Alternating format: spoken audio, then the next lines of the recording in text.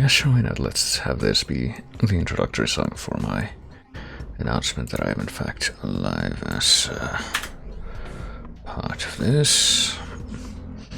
As I make that announcement kind of implicitly by beginning to do something such as speak. That implies that I am in fact present, but yes, here I am here. I am moving in a pace that hopefully allows me to do things in a way that I want to do them.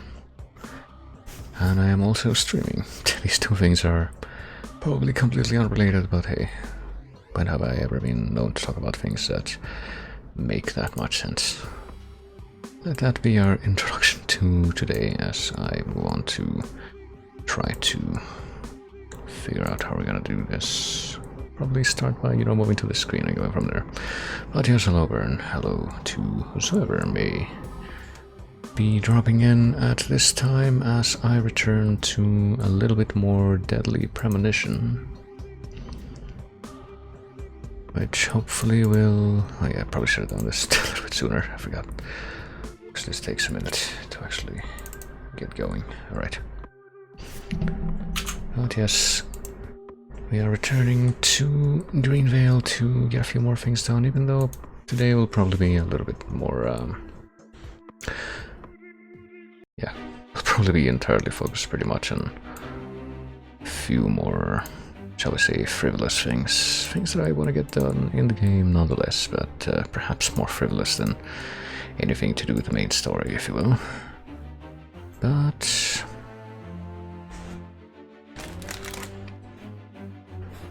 also having in mind that I'm probably gonna have a slightly more stringent time limitation to adhere to on this particular occasion. But with all that in mind, I think the moment when I am able to bring the game to your eyes, which should be in just a moment here, if not right now. Okay, hold on a moment. The autosave function is on, which I'm probably gonna have to turn it off in, briefly, but just a moment. What the fuck? Okay, hold on. Well, a few things are moving and I should be able to get this thing visible, but for some reason it's not cooperating right now. Give me just a moment, please. Okay, there he goes. Hopefully this actually decides to do what it's supposed to do, and I believe it has, maybe, possibly, apparently not, because I don't think that's updating on the stream, which it should be. Hold on. It has moved from one screen to the next, and I don't know why. It's not doing it anymore. It's just showing that one again. Hold on. This is a bit inconvenient. Maybe I should go a little bit farther, or maybe I'm just gonna have to do this like the sort of caveman kind of way, but the way that'll definitely work. I guess I'm gonna try that. It's a bit unfortunate that I would have to do this, but with any luck... yeah, I guess we're just gonna have to do this. I'm gonna have to capture things a different way right now, because for some reason the way that should work that we've been using before is not cooperating at this time, and I don't really feel like wrestling with it at this time. And you can see stuff like that. That shows you the next thing on the docket here, which we will be nonetheless interrupting in just a moment as the game audio hopefully starts being visible. I'm guessing that might have something to do with the weird crash/update that I had just a little while ago, where something that I was trying to run decided to, like, basically make the entire system hang, even though it never did that before. And then after I restarted everything, okay, let's just go ahead. Peace out of that for the time being, and go back into the game. But yeah, where my thought was that I interrupted when I stopped that? Well, there was a hang, and then I basically had to, like, do a hard reset, which just as well, considering that it's probably was probably considerably overdue for me to do that full system reset. But then right after I did that, I went to my NVIDIA control panel. Not the control panel even, it's the what's it called? The GeForce thing. It's not the actual control panel, but it's like the thing you look at to update the actual drivers and I did that, and then I apparently had to reset some of the sound settings to get it to work like how it's supposed to, so that's fun. When you have that working properly and then it decides not to do it anymore, but anyway. I think we've successfully recapped everything up to the present, so let's just go ahead and resume from there. See if this is any different. Puppies are making me go to another town in the boondocks again. I didn't think you'd keep me waiting in the rain for so long. Welcome to Greenville. I'm the sheriff, George Woodman. Call me George. There's definitely something in this town. Do you feel it, Zach? My coffee warned me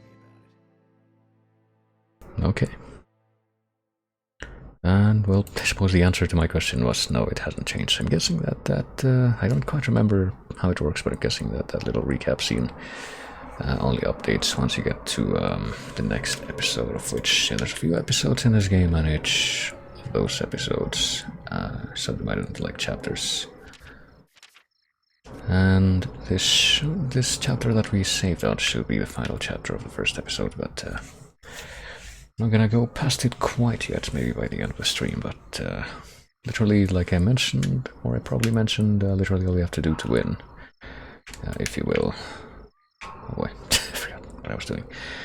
All you have to do to complete this chapter at this point is go back to the hotel, but we're not gonna do that because this is a prime opportunity for us to do a few other things as well.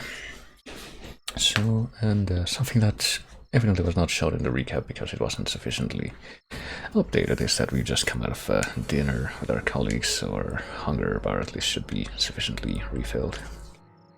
And sure enough it is, and we've only got a little bit of blank space on our fatigue bar, but that's okay. The next thing we are going to do... Actually, wait. Keep going in and out of the menu because I'm not sure what I'm doing because I'm not keeping up with my notes, but now I am, so... Gonna use our handy dandy teleporting radio to go someplace, namely... Is this thing up all the way at the bottom? Yes it is. Lysander's junkyard.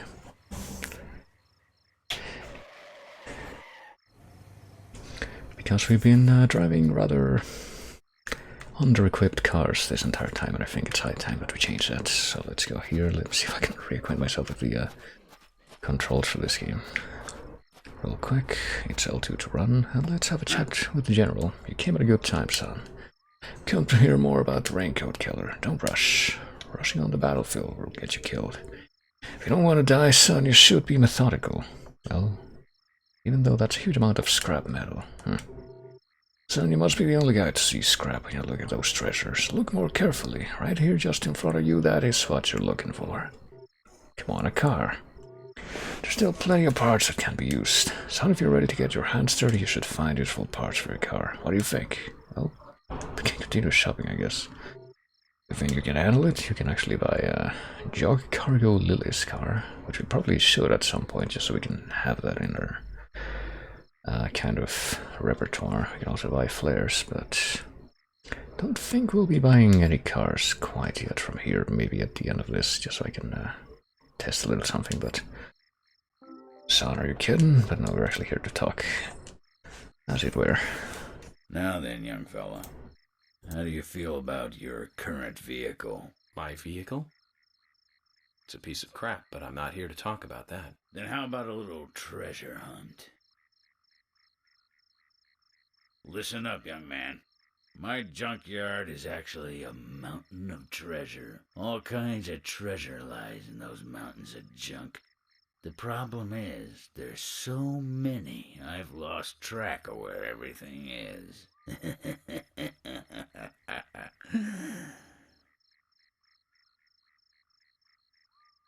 You've caught on already. I can see it in your eyes. I need you to head out in the yard and find certain things for me. If you help me out, I'll customize your car a little. What are you talking about? Didn't I tell you to shut up and listen to your superiors? Now will you do it or not? I don't see any reason to refuse.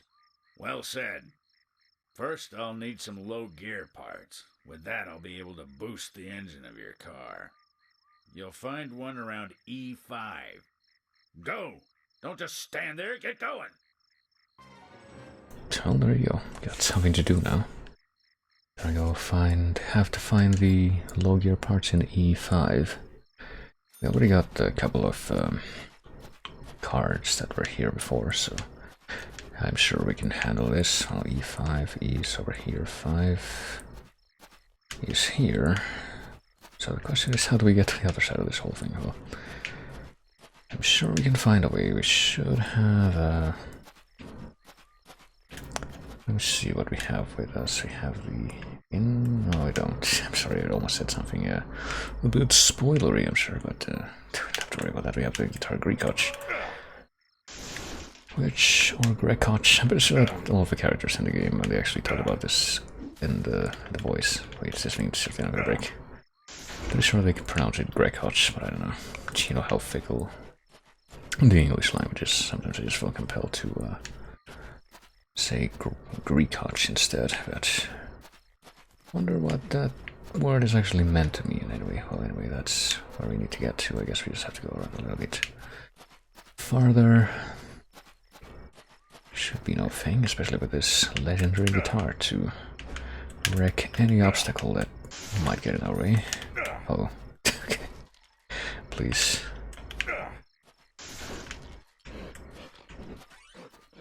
Also, some very loud sniffing sounds from maybe some dogs hanging out outside. And actually just in the game. External dog sounds coming from within the game and not from outside of it, which is usually what happens. It will increase the stroke of the pistons and optimize your car's transmission in the lower gears. Well, there we go. That's all we needed, clearly. Low gear parts acquired. Now let's just have a quick run back to where that dude is and deliver on this. Suit makes York look a bit like Yaxa's Kiryu from the back. I suppose it kinda does. Doesn't quite have the same look from the front, but I guess if we give it a little imagination, then maybe. I'm pretty sure that... actually, never mind, I was gonna say this is one of the bonus suits that gives you special effects, but I don't think it is. I think this is the suit that we unlocked from doing the first Emily cooking mission. And I said that because I thought that I'm pretty sure I did use one of those suits earlier, and I was noticing that one of the effects it has is to make your pulse meter go down a little slower, but I was just imagining that happening here. What do you want again? Well, as it happens, have you found what we need? Well, I found a lot of things, but yes.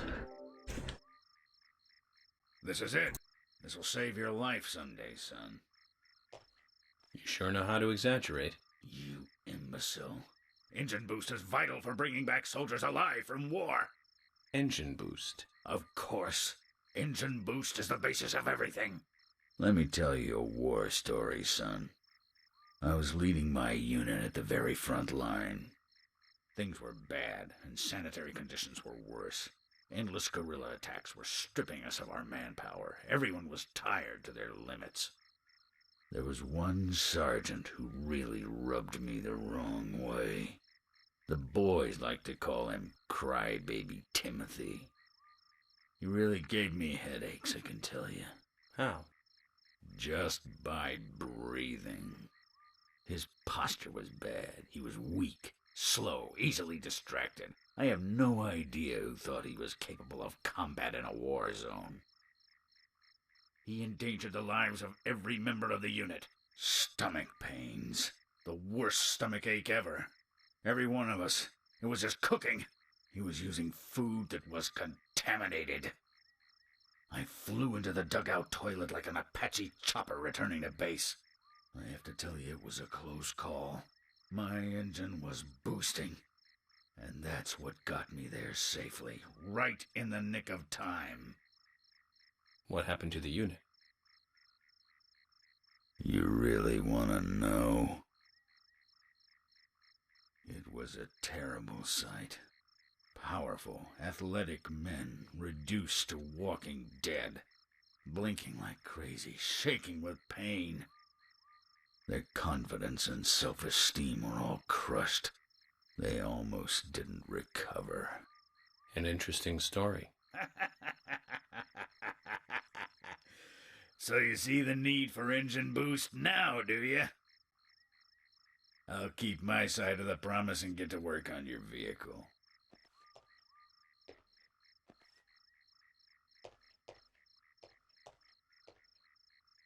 That badge on him is for a sergeant. Looks like it was sewn on something else before it was sewn onto his shirt. I wonder what that's all about.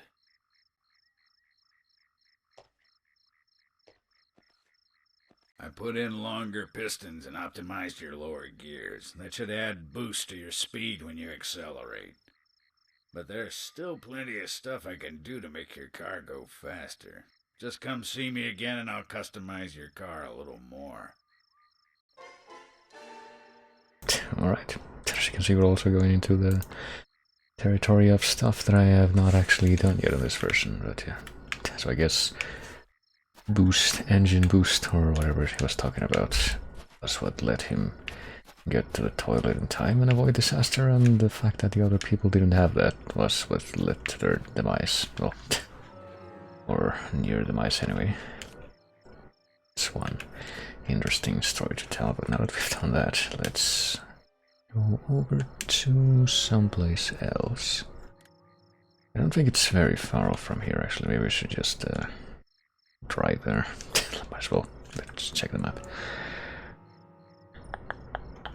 Because we should be in the general area. Yeah, it's right here. The milk barn is what I was thinking of. But we want to go there because there's one more place nearby here, Wesley the Gunsmith, that we haven't been to yet. And we would like to add that to the radio list as well, because, you know, why the heck not? So I guess we're gonna try out this new car engine capability that we apparently have. Engine boost, I don't know. Well, it's not, we don't have our car in super optimal condition as far as having the tank full, and you know how this thing just burns through the gas.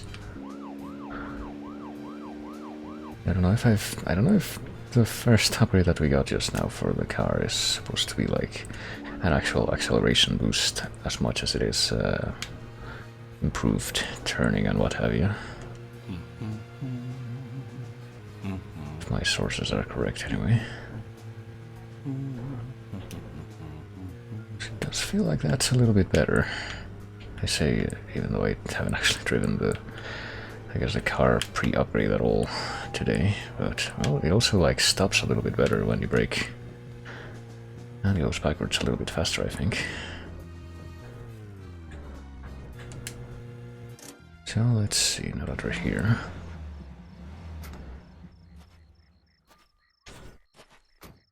Let's go ahead and grab this, and by grab this I mean move something on the other monitor that you can't quite see, so I can keep better track of what I'm supposed to be doing.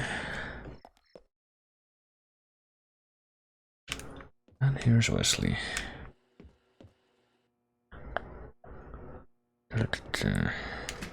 Could talk to the guy, but I don't think we want to do that quite yet. What we want to do instead is I don't think that's the correct or the full list of what we have in the, yeah, that is by no means the full list of what we had inside the thing, as you can tell.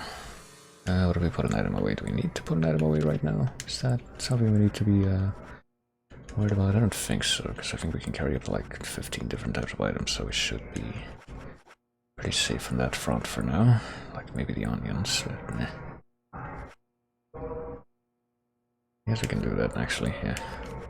Put away the onions. Keep the bait and the rest of the stuff, and I think there may also be like some items that technically don't even count as taking up space in the inventory, if you will. So let's grab the, actually never mind, we need the onion. That's a big oops on my part. And the egg, that's the other thing we need. I believe that should be everything we need. And like I said, I guess I can talk to him real quick, but I don't think we'll be doing like the talk for his side quest, which he evidently has. Is there anything you want? Come to see what you're selling. You have a really good reputation. Well, I mean, he's got plenty of identical shotguns, rifles, and more shotguns and more rifles, apparently. Don't trust what you hear out there. I only got garbage. Information can be totally controlled in this day and age. I'm aware of that, but I can smell the difference. It's important in my line of work. Information smells bad when it's fake. My shop smells okay, doesn't it? Something like that. Wesley, do you take pride in your work? Guns are tools for killing. It isn't a job to brag about. But any job needs pride in it for it to be done well. That's what I think. Mixture of humility and pride. That's the way to be, alright. Looks like my nose was right, Zach. Well, let's see. I guess we can take a look at least at what he's selling, even though we're not gonna do the talk thing. We can buy another submachine gun from him, I guess, if we were to lose our one that we found in one of the other world levels. And also buy lollipops and ammo for the submachine gun and more flares, so not a terribly well furnished selection right now, but worth a look at least, I suppose. Let's see.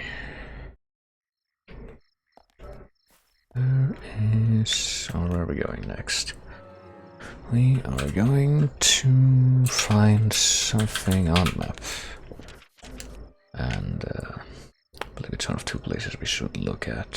Where's Emily's house? There's Emily's house, and she is inside of it, but there's someone else that we're looking for right now. I guess if we don't find that person at Emily's house, what's the other place we're supposed to look? A little bit closer to the lake, I think, yeah. Here, hey, what do you know? Roaming Sigourney is here at the rest stop. So I guess we're gonna have to figure out where we have to go. We could go to the hotel, but no, I think that would put us too much risk of just going there. I guess we just drive from here, but can we warp to Keith's house? That might be the most straightforward way to get to this spot right now. I guess I'm gonna try it. Item, my radio. We should be able to do that, I'm pretty sure. Keith's house.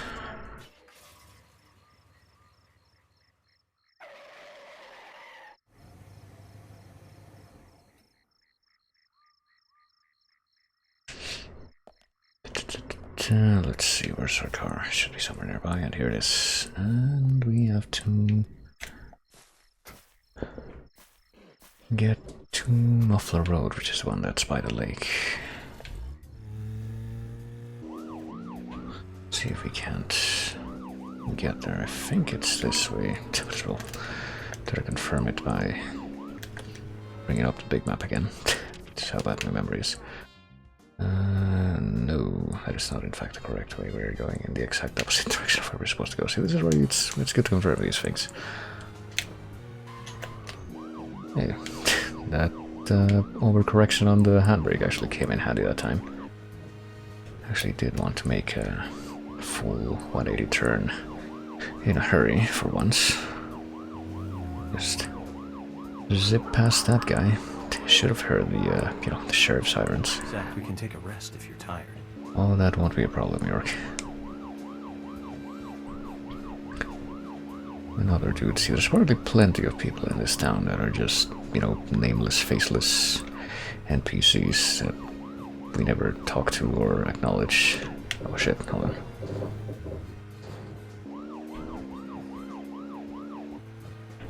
I'm hearing like a weird rhythmic knocking noise, like someone... Oh god, I don't know. How do I even describe that? Is this the place that I was trying to find?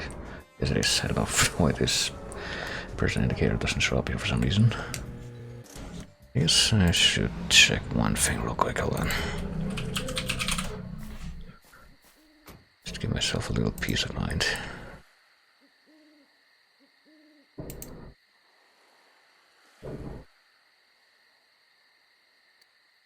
Okay, there we go. And here is Sigourney. Seems to be an intelligent, refined person, but why the pan? Pan, that's what we're calling it. Wonder what's in it. Hey, Sigourney. I'm glad you're here. My pot. It's getting cold. Please, let's get going. Could you explain what you're talking about? What are you rambling on about? My pot's getting cold as we speak. Hurry! Hurry! Zach, I guess we're going to have to drive her home. But I wonder what happens when her pot gets cold. Yeah, I wonder that too, but I don't know if we're ever really going to get a straightforward answer for that, but... Now, get the car going! Oh, we're My going house to. is over by the lake. I know it's gonna be... 2, 1, go! gonna be a good thing to, you know, acquaint ourselves with where our house is, because of reasons you'll soon see, but... As you can also kind of tell, the, well, there's supposed to be a time limit for this, as you might have gleaned, but it's not a visible one. But I also noticed that we'd have unlimited fuel and limited car health for this. It's not good. It's losing more and more of its warmth. At this rate, my pot is going to get cold. Hurry! Hurry! Step on it! Why do you have to drive so safely? Can't you see my pot is getting cold? This is not good. It's losing more and more of its warmth. At this rate, my pot is going to get cold. Hurry! Hurry! Step on it! Why do you have to drive so safely? Well, Can't you see my pot is getting cold? when I drive Why aren't you unsafely... there yet? Could you step on it? If we go this slow, my pot is going to get cold. Well, if we drive unsafely, I go even slower. It's a bit of a... Oh my god. Okay, of course you have to do that. Thank you, Mr. Minivan. Oh shit.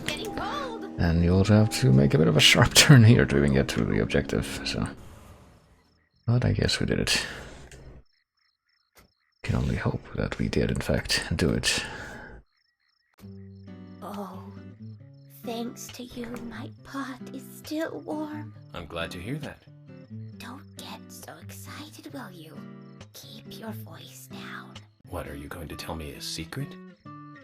The pot knows everything. Hears all. Hmm? If you can't find the person you are looking for, you need to look at things from a different angle. There is only one truth, but more than one is always visible. Like cooking a stew. Mix things in and wait for it to boil together. Just make sure it doesn't get burnt. And keep an eye on it. You have to gently mix it sometimes and wait until it's ready. Listen carefully. The best stew is a stew that is boiled slowly. I'll thank you for the wisdom. Oh my! My pot is getting cold again! Did you have to talk so long? Oh!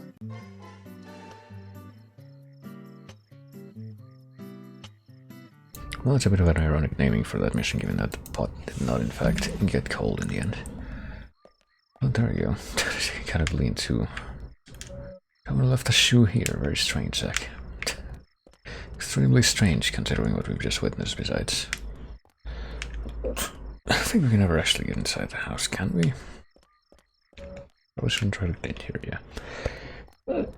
That is not something that we need to, get more knowledge of, I guess. But now that we've accomplished that, let's go someplace else. Let's go to one of our prodigal time manipulation rest spots here. Let's go to Triovana. Just for some reason, Triovana, the gas station, and the junkyard are like that little cluster of spots that are just after everything else. And that's an interesting spot for the camera to show up. Once we are done with the loading, but let's see. What are we going to do? Or what we are going to do, rather, is have a bit of a rest. Next we're going to open up the path to the... Oh, we're going to try to open up the path to the infinite food source here.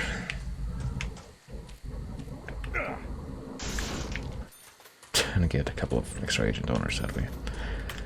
Let's pop this explosive barrel here to clear a little bit of extra space, and let me check my inventory real quick to see. Well, I didn't even need to do this technically, did I? Because I could just try the try to interact with this thing, and it just tells you if you can't carry any more in your pockets. So I do have the infinite pickle kind of stack here, so that you're nice and nourished once you actually wake up from your slumber, which we will do. It's let's see, it's almost 11 p.m. So let's get some sleep for, I don't know, I guess 9 hours, 8 hours, around 10 o'clock, 12 hours. Hold on, I guess we're gonna do deep sleep for 9 hours, and hopefully it won't be raining when we wake up. I'm pretty sure that's what we're going for, and indeed, oh goodness. Okay, that's a bit unfortunate. Hold on. I guess we can smoke to move time forward a little bit, but if we give it a chance and sleep for 3 hours instead, it'll be almost 1 hour off from the time that I am aiming for, but hopefully it'll be fine.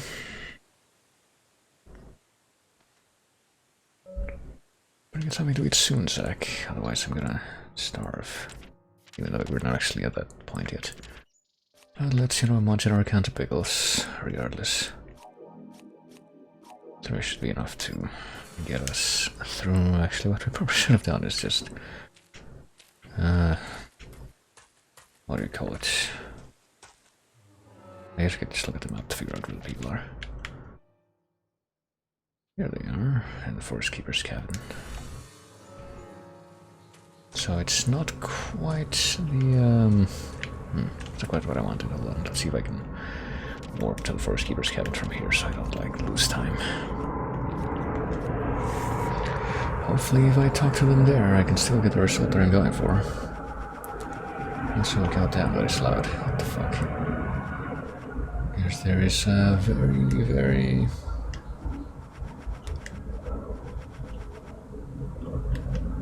very loud thing of aircraft just passing by in the relative distance. It just makes a noise. Forest Park. I guess Forest Park would be the one that puts you next to the Keeper's cabin, hopefully.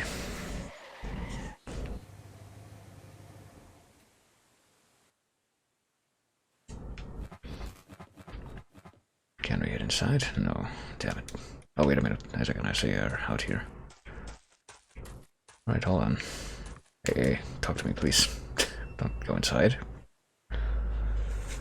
We saw someone. We really did. Isaac? Isaiah? What exactly did you see? Someone in the forest. Standing under Anna's tree. Not a goddess. A little different. A ghost? Yeah, maybe it was a ghost. Ghost? What makes you think that? We found this on the ground there. Would a ghost drop this? Well, I mean, ghosts and bad pictures are known to be associated with one another. Let me see. It's blurry and out of focus.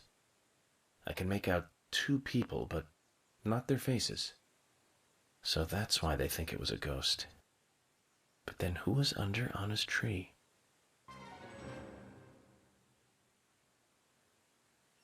How interesting. Well,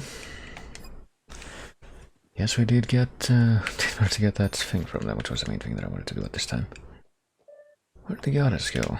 Well, I think at this point we know. I mean, we found the goddess at the beginning of the story, and then it's not like she's left her custody since then, pretty much. But now that we've gone ahead and gotten that, quite timely my appearance here to catch the twins before, I suppose, the end of the hour. Let's actually warp to the milk barns, now that we're actually not right next to the milk barn. Let's actually warp there. And this is where we would buy a couple of things from them if we couldn't before, but that is not the case. The country ham and hollandaise sauce that we put in the the item box before, namely, but oh yeah, we're technically doing the first run through of the thing right now. So we can't save whatever we want. Should keep that in mind. How's the investigation going? We're counting out new FBI. Well, we could talk to him about what's on his mind, but we don't want to do that quite yet. We are, however, going to actually buy the spiritual map A this time. Hey man, the spot on the map is called Cope's Tunnel. It's one of a couple of places in town where, like, spooky stuff happens. I'll tell you a story, okay, man? But, don't go spreading it around. The spirits, they don't like publicity. Okay, let's dim the lights. Back when this place was a lumber kingdom, you know, the rockin' 80s, that tunnel was the main connection from the lumber yard to this town. Every day, huge trailers would, like, come in and out. Lots of traffic, dude. Of course, some people were, like, all up in arms. Save our nature, stop pollution, you know. Big business was pushing in here from all over the US of A. Everyone was bickering over the forest. So some of the town people got even more worked up, you know? They started a protest inside the tunnel itself. I guess maybe that was the start of all the bad times. Bad times. Oh yeah, man. Rough stuff and heavy times, man. The conservationists and the lumber workers faced off with each other. Neither side was backing down, and that made things worse. Amid all this chaos, there was a man and a woman who got engaged. Problem was that the man was a lumberjack, and the woman, she was a tree hugger. They rarely ever fought, but then, one morning, they had a lover's quarrel. People think that her love of nature clashed with his profession. But we'll never know what they really were fighting about that morning. The man shouted, he called her an idiot, and then he stormed out and went to work. If only he had known, that would be the last word he would ever say to her. When he finished his work for the day, he got in his car and drove home. When he got to the tunnel, he saw lantern lights glowing faintly. Those fools, not again. He just thought they were protesting in the tunnel again. And to scare them a little, he decided to speed up. He probably thought they'd all scatter so he wouldn't hit them. But the lights didn't move. In fact, one came toward him. A second later, there was a thud, and the lantern flew up into the air. He slammed on his brakes, too late, of course. Then, totally freaked, climbed out to see what had happened. I don't need to tell you who he hit, do I? What's more, in her mangled hand, there was a letter to the head of the lumber mill. A peaceful settlement offer. The woman had no other relatives other than the man. And the lumber mill took no responsibility for the accident. It was going out of business anyways. What happened to the man then? No one saw him again. Some say he killed himself, or simply just vanished. You know, he might still be in the tunnel, weeping over his lost love. So now, some folks say there's a ghost of a young man that haunts the tunnel. I told you it was called Cope's Tunnel, right? Well, check this out. Some people call it Corpse Tunnel now.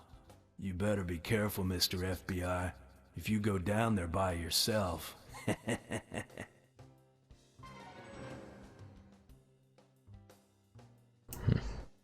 guess Cope's Tunnel had its name before that incident. And whatever the name Cope is to do with is not actually related to the guy in the story right then, but yeah. How appropriate that I should be hearing about this, at least for me today, because I'm actually going through at least the YouTube versions of the old Twilight Syndrome games, or at least the one Twilight Syndrome game that's pretty much the same game but in 2 parts. That's a thing that I decided I have to do before I do another thing. Oh, wait a minute, I just want to, interact with the phone. But yeah, Twilight Syndrome is pretty much one of those human entertainment games, as it happens, that that's sort of kind of in the style of Clock Tower, except not really. It's a lot more just kind of VN-like, where there's not really that much gameplay at all. About the whole thing, it's all about the... like looking at ghosty rumors from all around the nondescript Japantown and following up on them. So now that we've heard about that, that only seems appropriate with that kind of thematic. But anyway, now that we've gotten the map, we're gonna have to figure out where the tunnel is, which might be the place. Yeah, here we go, indicated in this yellow arrow thing. I guess we're just gonna drive there, given that. Yeah, don't think there's like a place we can warp to that's gonna be faster to get there from, like, except maybe the graveyard, but I don't know if we can warp to the graveyard. Whatever, we'll just go there. Anyway, it's gonna be a matter of turning right here, which hopefully we can, and indeed we can. And with, you know, maybe it's just the wishful thinking, but it does feel like the car upgrade we got just a little while ago has made a significant uptick in performance. Even as far as, Zach, if you notice anything, just stop me. like mileage, efficacy, efficiency. Is there a significant difference in meaning between the words efficacy and efficiency? I get the feeling that there isn't. I guess one of them is a lot more focused on quantification side of things, which is efficiency, which is pretty much the one that I was trying to go for, but I would say that efficacy, which is more like effectiveness, I guess, kind of is more abstract, but you could say it carries that same feeling within it. That same kind of implication that if something is done properly, then of course it's gonna be resource efficient, resource effective. These freaking circular meanings that you end up realizing come up if you try to use these different words. But yes, we are going to... I guess it's a good thing that we saved right after or right before doing this, actually, because I don't think I've ever actually done this challenge before, but I'm gonna go figure out what happens now. We did drive through this tunnel before. For some reason there's always like some rubble in the road that they just never get around to clearing out.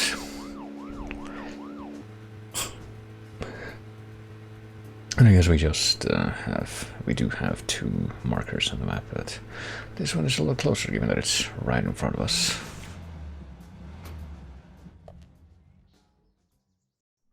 Oh, we're here. That's a famous paranormal place they talked about. Maybe I should give it a shot. Yes, I will give this a shot. Thanks very much. I'll spin around a bit. My emerging beard will be my guide. And yes, you can kind of tell. Oh goodness. I actually didn't even know that whether or not this song was going to, you know, show up at any point other than very specific, you know, like timed challenges with the red trees during the like plot-mandated Otherworld sections. I didn't realize it would show up here as well. A song which is called Red Hot Pressure, I'm pretty sure.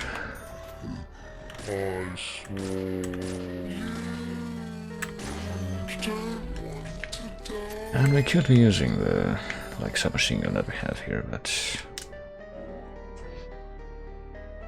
I think I'll, you know, speaking of efficiency, I guess I'll try my luck with just using the regular infinite 9mm gun. Alright, I can't keep this anymore on the toolbox, or I could use this, if only because I forgot about that. We actually can't put any more of these fucking submachine gun bullets in the thing. In the toolbox. That's probably a sign that we've just hoarded too many of them. Yeah, most people would probably say they don't want to die. And, well, here's another. I think the blue circle, if I'm not mistaken, is actually for, you know, noping out of the challenge. It's not your objective. It's basically the thing. What do we got here? We got a stabilizer. We'll be sending that to the toolbox again. So I'm pretty sure there will come a time in the game, not even that far off, I don't think. When... And I say not even that far off, it might even be during this particular chapter thing, but maybe not. Yeah, maybe not. Okay, well anyway. Where are we going? The door wasn't locked. Yeah, pretty sure we want to go through the door rather than into the circle. Because that's how we go deeper into this challenge. And you know, don't forget to use these exploded barrels as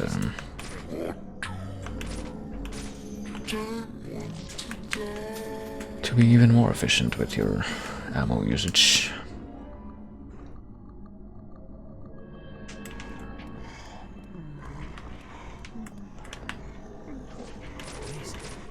Amazing. Is this more auto bullets? No, we got first aid kits. Just hoarding these first aid kits.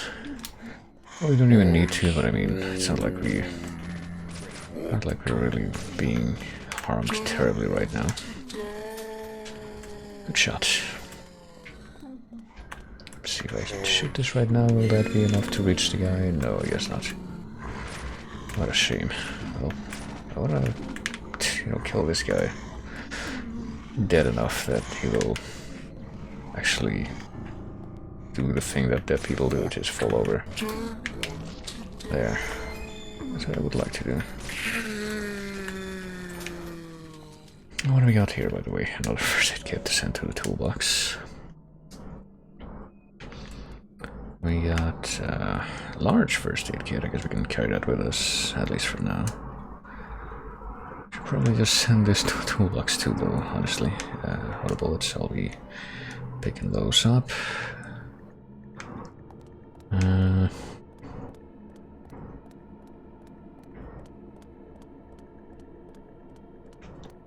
this is like a... Oh, that's like an October traffic code. I thought that might be a weird shaped box that we were seeing here.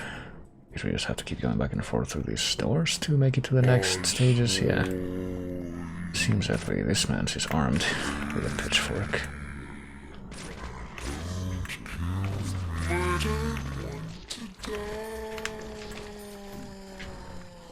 Okay, with any luck this guy should be close enough that, yeah, we can just insta-kill him, one-shot him with that. I guess we can, if we keep getting headshots on the enemies, we can disarm them, even though that shot is not a shot that ends up killing them.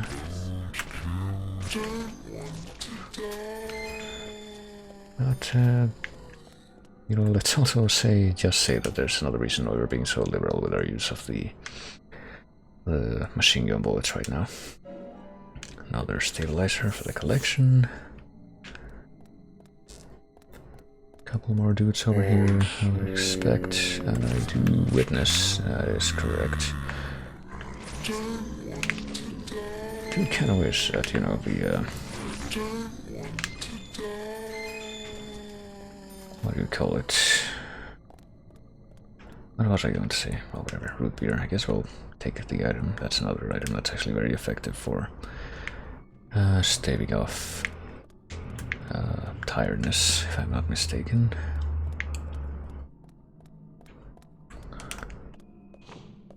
Pretty sure what I was going to say before was I wish you could move around while aiming the guns, but now you can only do that when you have brandished the melee weapons. And we get a rather large collection of dudes to greet us to the oh shit, that guy.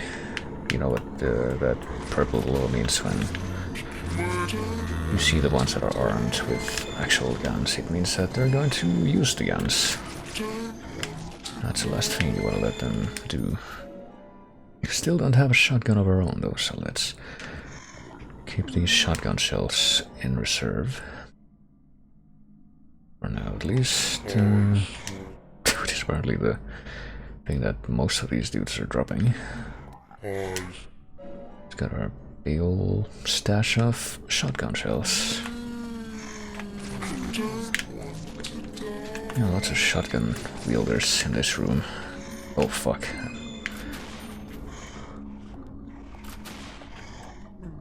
all of them.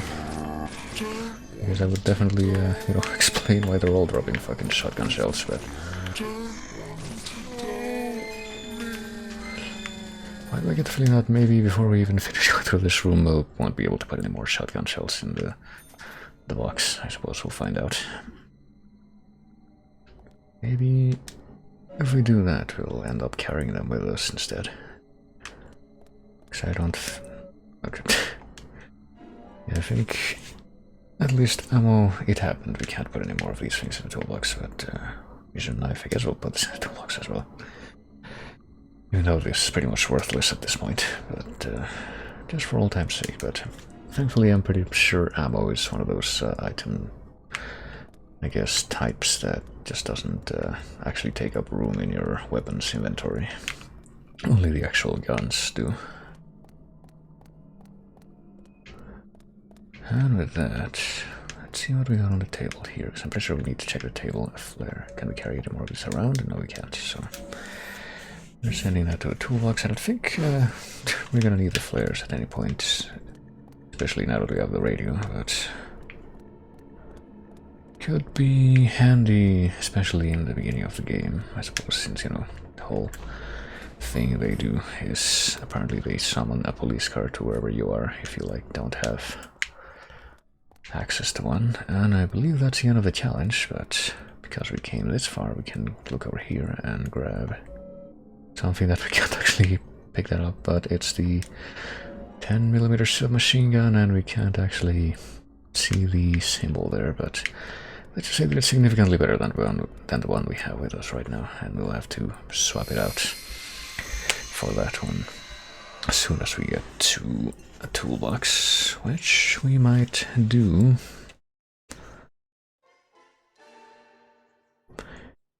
But hey, we did it. We completed the psychic spot spooky submap thing. Hey, pure steaky, thank you very much. I can't believe you're offering me this. What an incredible offer. Of course we have to fucking have this. And it's even a Russian site. How did you know? But anyway, now that we've done that, what that specifically refers to in that last statement, I leave up to your interpretation, but let's head over to the hospital, if I can figure out, okay, where, like, each and every one of the spots we can actually teleport to is on that list. Probably gonna have to.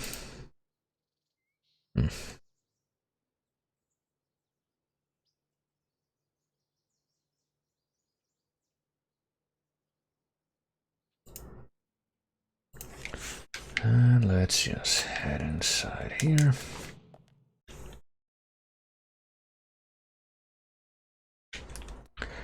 And have a chat with Fiona, who should be able to tell us something new. How's the investigation coming along? We're making progress slowly but surely, thank you for asking. You know, we don't usually do this, but just let me know if you need any vials of sedatives or tranquilizers. Help with the investigation, you know. Don't you need a prescription? Oh boy. Permission to give you access to the ones that don't need prescriptions, if it'll help with the case, that is.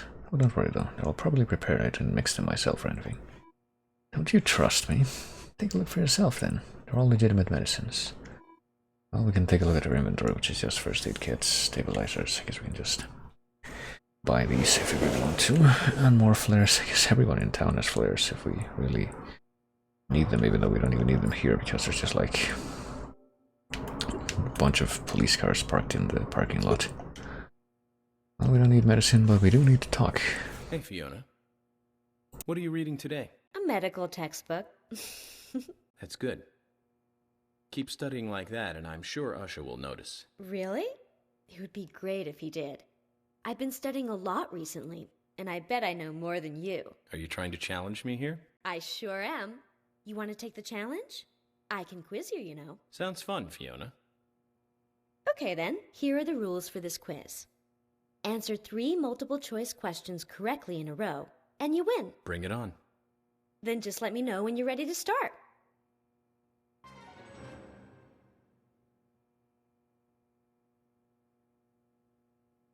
Alright. Guess it's time for us to put our knowledge to the test. You want some medicine? Well, medicine of a different sort, maybe. You want me to start the quiz? Get ready then. Question 1. Why does DNA exist within the cell? And yeah, this is all real trivia, I suppose. Nucleus, the Golgi body, or the ribosome? I actually don't know most of these, but let's see. I don't know.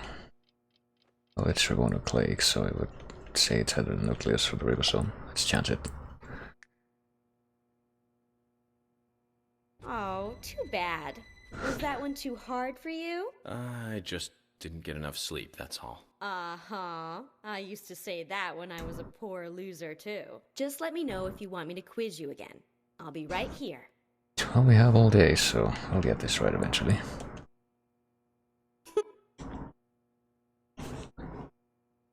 You want me to start the quiz? Yeah, let's do it. Get ready then. Question 1. Pump on the head. What is inside of it? I don't know. Fluid, pus, blood and lymph fluid. I mean, probably not muscle or fat. I imagine blood and lymph fluid, whatever that is. Correct! But that was only the warm-up. Here comes question 2. What's the difference between encephalitis and encephalopathy? Oh boy. One is caused by an external wound, inflammation and pathogens in the brain. One is a virus, the other a bacteria. Well, I think the suffix itis implies an infection. Opathy, I'm not quite sure about. It could be inflammation or just like organ failure. I'm sure it has a specific meaning, but I'm not sure what it is. So, pretty sure itis. I'm reasonably sure, I should say, itis could be from bacteria or viruses. So I'm guessing it's not this one. I'm guessing this one, inflammation and pathogens in the brain. Correct again! Alright. But now, time to bring out the big guns. Question 3. Where does the O blood type take its name from? I think... see, the O antigen that it contains. O means yes to having A and B antigens. I'm pretty sure it's this one. O means that it has 0 A and B antigens. I don't know why O would mean yes to having those. That can't be. Why? How? I thought those questions were pretty tough. I'm sorry, Fiona. Was it childish of me to answer them all correctly? No, but it's childish of you to stand there smiling like a winner. I hate to admit it, but you win, Agent. Alright. Here, take this as a prize. The O'Shea Johnson trading card, of course he has that. Aw, man. I don't feel like studying anymore right now. Medical studies. There you go. And let me actually figure out if there's like any, if we can find our toolbox anywhere around here, because it might be... Oh. And from the evening until the morning, we should just go back into the hotel. We should actually buy a few more stabilizers from here just so we can have them as backup, but we can't put them away. Might not be...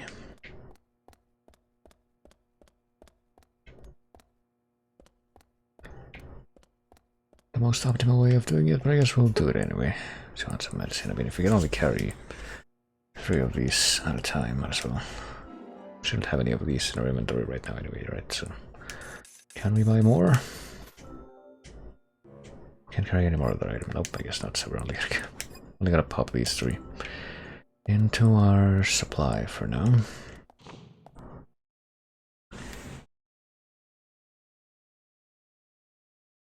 We really should go find a place with a, what's it called, with a toolbox right now.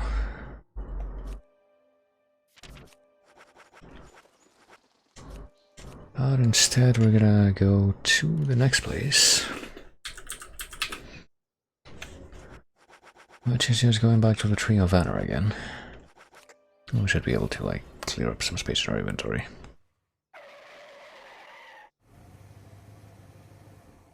What time is it now? It shouldn't be that that late. Oh boy.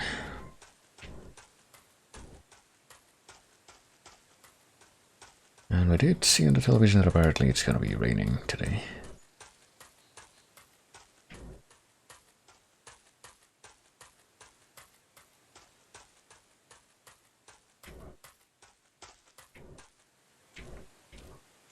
I don't know if it's gonna be raining at the time that I'm gonna be aiming for right now, but it would be nice if it wasn't.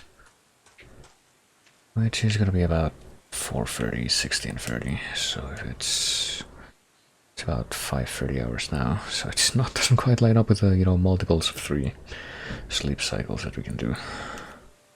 So I'll just do the light sleep for now.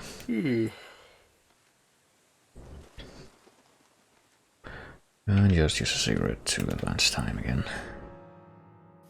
Should have plenty of those anyway, right? Where are they? Stabilizer. Here we go. Yeah, we have 17 of them just right now, and we can have more. I sure hope that we get the weather that we're going for. It's almost 16:30 and it is not raining, I don't think.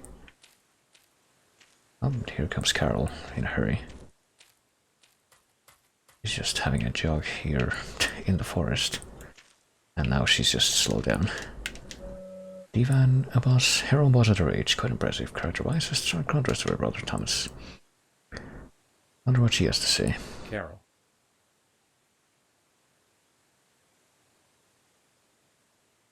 I guess nothing.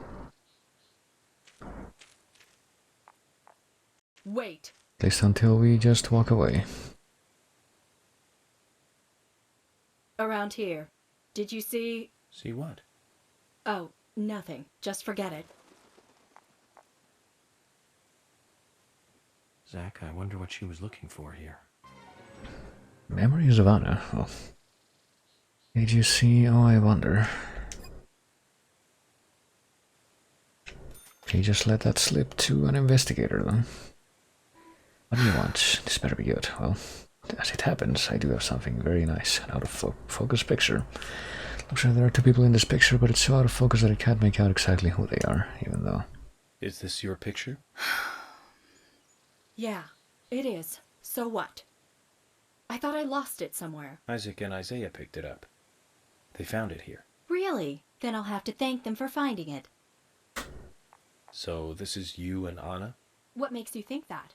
You've come all the way out here almost every day when it's not raining. You wouldn't do that just to look for a photo of someone else. Impressive. Is that what you want me to say? And you're right. That's me and Anna in the picture. Silly, isn't it? It's so blurry you can't really tell who's in it. So who took the picture?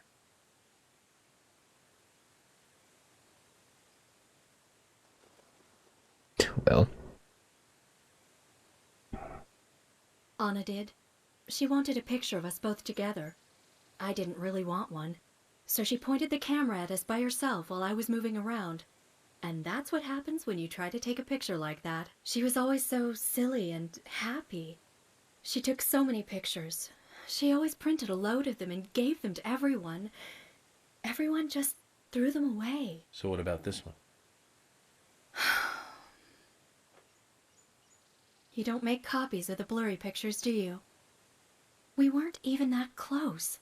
But I couldn't throw this one away. I see. One last thing, then. Where was this picture taken? Where? Nowhere special. Anna's room.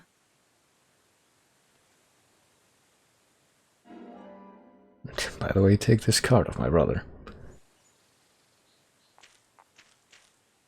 Anna's room. Okay. Nowhere special. Thank you, Carol. Try not to lose your stuff anymore. I'll give you this as a thank you gift for getting my picture back. I don't want you thinking I owe you anything. Zach, did you hear that? Why would she say nowhere special? She's trying to hide the fact that it was indeed a very special place. I'm not even nowhere special, but nowhere special.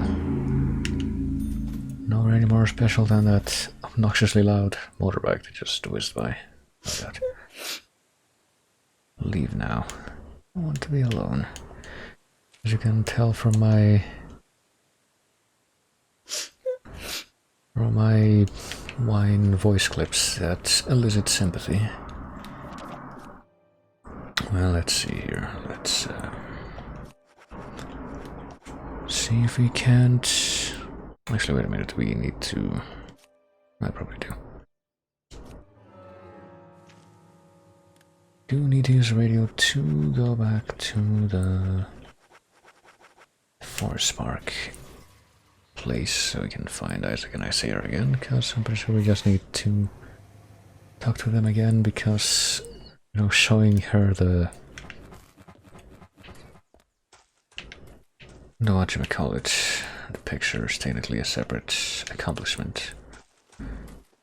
Separate quest tracking. Where the fuck are Isaac and Isaiah though? I thought they were gonna be here. Are they like further on in the forest? Triovana, Carl should show up here, yeah. Are they here? Yeah, never mind. I guess they're in the fishing river area. That's behind the cabin. I did not realize.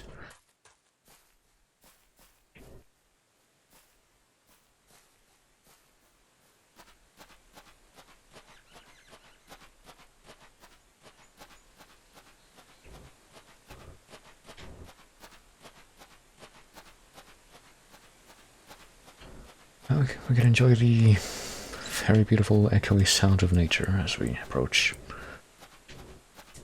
As I try to figure out, oh, here they come.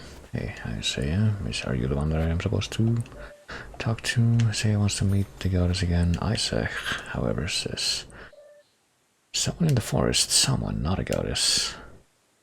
Well, as it happens. A ghost? Yeah, maybe it was a ghost. I'm sorry to tell you that she wasn't a ghost. You met her? Who was it? Do you want to know? I want to know. I want to know too. It was Carol in the forest.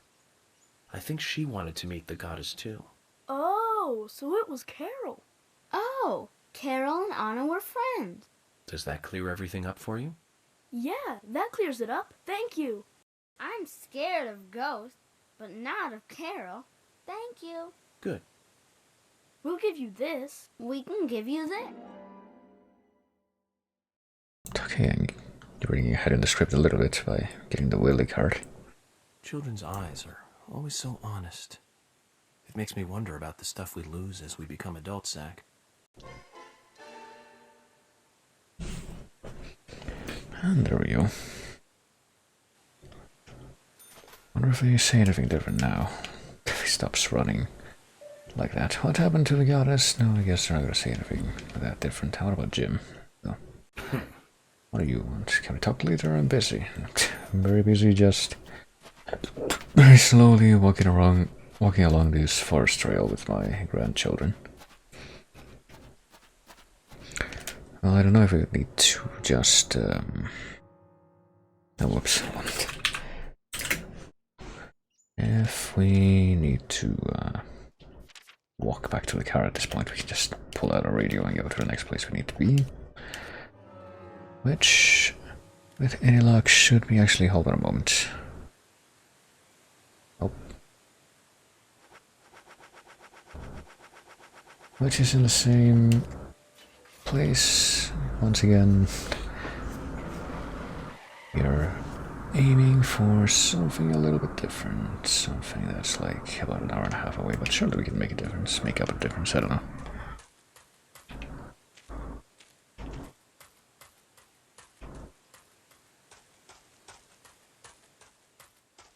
See, we were told that it was going to rain in the evening today, but not sure how true that actually is. I guess we can just use another cigarette. I guess we're going to be doing that from now on. I don't think we're going to need to be using cigarettes like that extensively after this, I hope.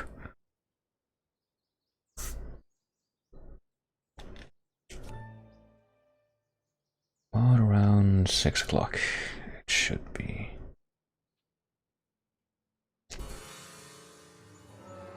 Should be plain to see whether or not it's actually going to rain. But better get something to eat soon, Zach. I guess you also lose your hunger at that time, but well, we're gonna head over here.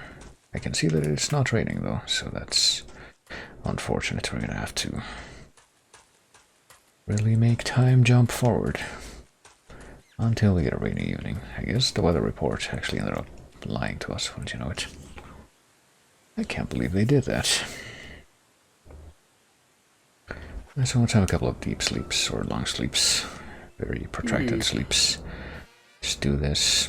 We got the stinky agent penalty, but that's bound to happen when you...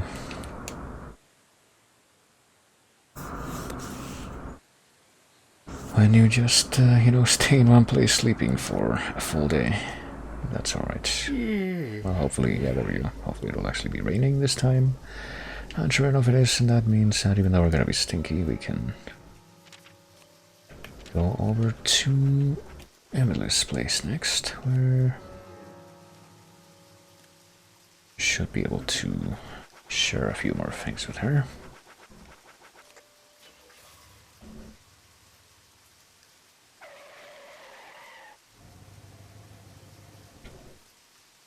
And I think we have like 0 hunger right now, so we're losing health, but, well, basically 0 hunger. So what we're gonna be doing is, I guess we're gonna try the moderate amount of hunger. Let's eat the turkey sandwich, which, doesn't completely fill up the hunger bar like I thought it might, but might as well.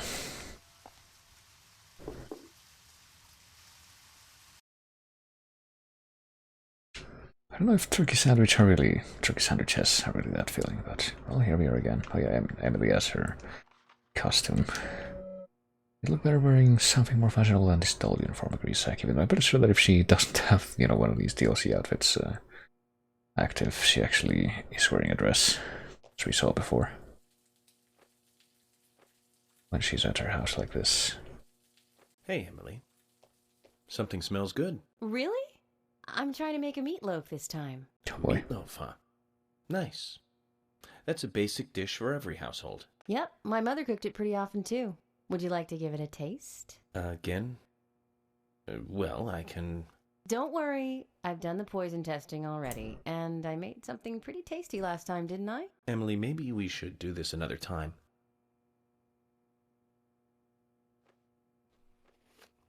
Nope, gonna have to. So, how's it taste?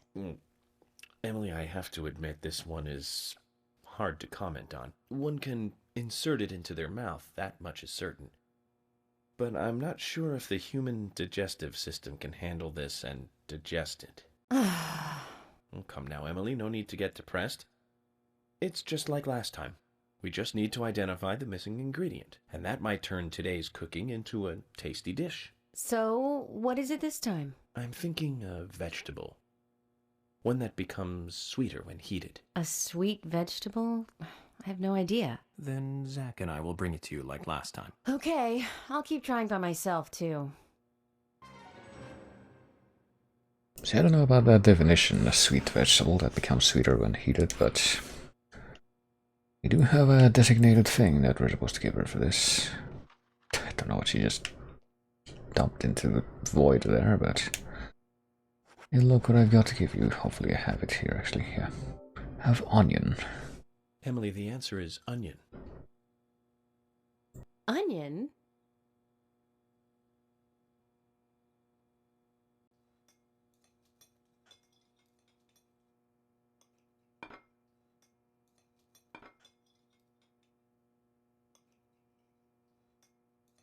The meatloaf is finished.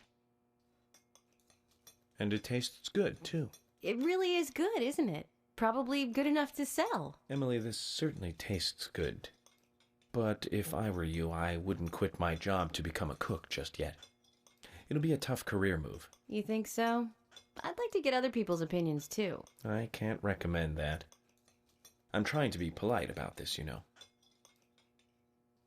Then you should stick to being polite until we finish eating. I can't believe you're the only person I have to eat this fine meal with. Zach, we search for ingredients for her, and we help her with her cooking. We even went as far as to praise the taste. And yet she still gets angry. Are all women this way? Do they all just snap like this? Either way, I can't figure her out.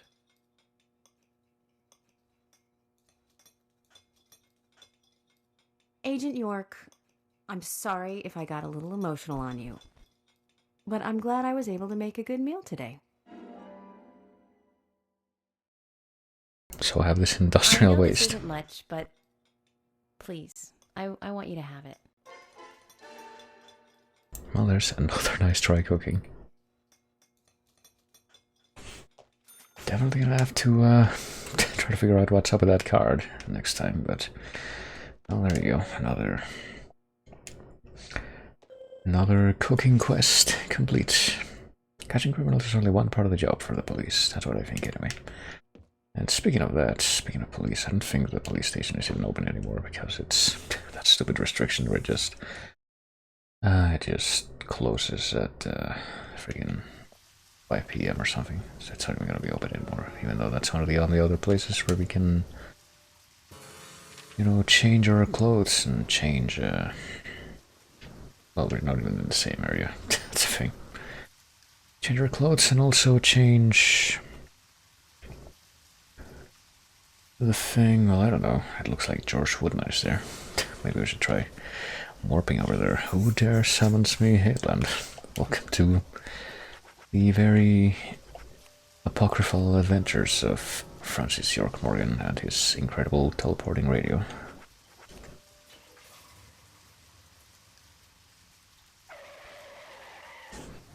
And also adventures in bad cooking.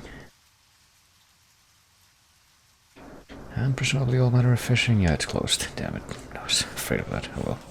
Someplace else we have to go. I guess we're just gonna have to be stinky for a little while longer.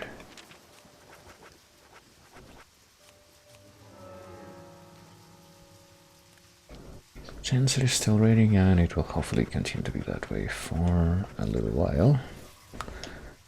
Let's go to Greenvale Forest Park, which is the place near the cabin.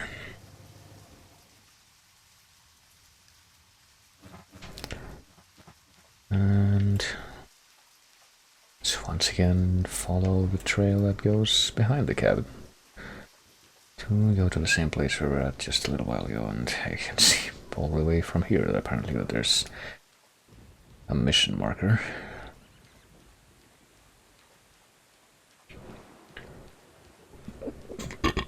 Goodness.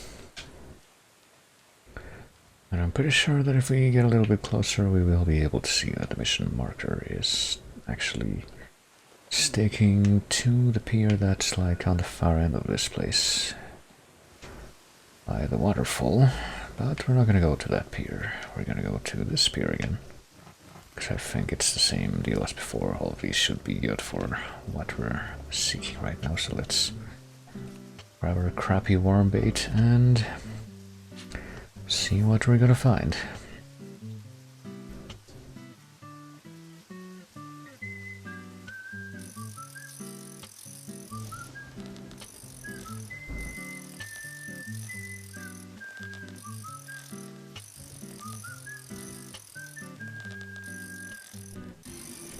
Oh boy, yep, this time we got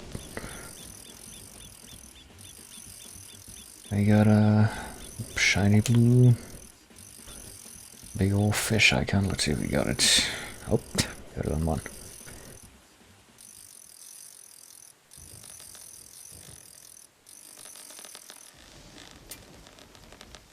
Except, what do you know?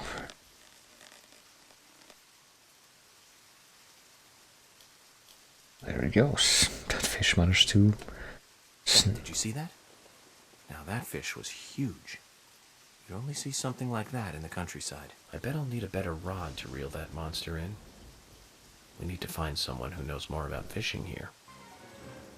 Legendary Tabitha. Well, I don't know if necessarily you would need a better rod, but a better line for sure, since that seemed to be the problem there. So it would be rather ineffectual to continue to go after that fish at this precise moment. So why don't we go ahead and take a quick step back into this cabin that we just came from.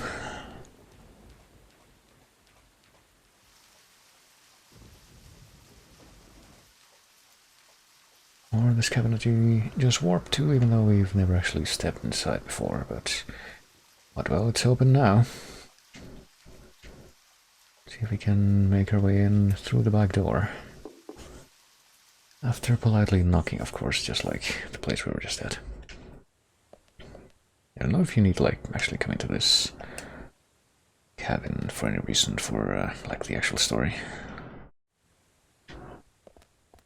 But hey, this is where Jim is hanging out. Calm, kindly expression on his face. I wonder how long he's been watching over the forest.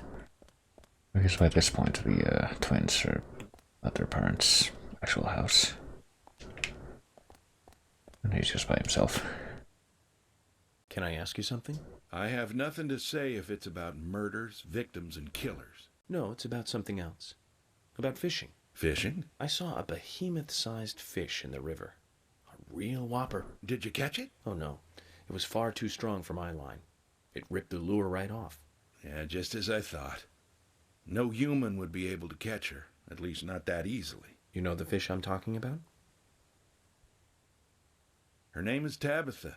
She's been protecting the peace of the river for many years now. Tabitha? She's a special one. Probably some kind of king salmon. A variant or a mix of something. She's been seen in these parts for over a decade now. A normal king salmon would only live about 7 years, of course. There's no real explanation for it. I think there's a special reason for her existence. You know, like nature trying to warn us about something. You said that she's kind of like the keeper of the river. Catching the keeper is every fisherman's dream. You gonna try and catch her? If I get the chance. Just hold on a minute, then. I'll lend you this. It's the rod I used when I was younger. Real sturdy piece of work. Are you sure? Yeah, if you fight Tabitha with a weak rod, you might end up just getting hurt. If you do manage to haul her out, though, I want to see her, you know. Could you bring her to me? Of course. Boy. Well, we've made a promise now. Or do we have something else to say? More info gathering. I don't like being questioned while I eat. Well, I mean, he's not eating right now. He's doing like Sims food preparing. So it would seem. And there we go. I guess we all we needed to do was come here, and now we've got exactly what we needed to have a better chance at catching that legendary fish. So let's act on this opportunity immediately. For what reason could we possibly have to not do that?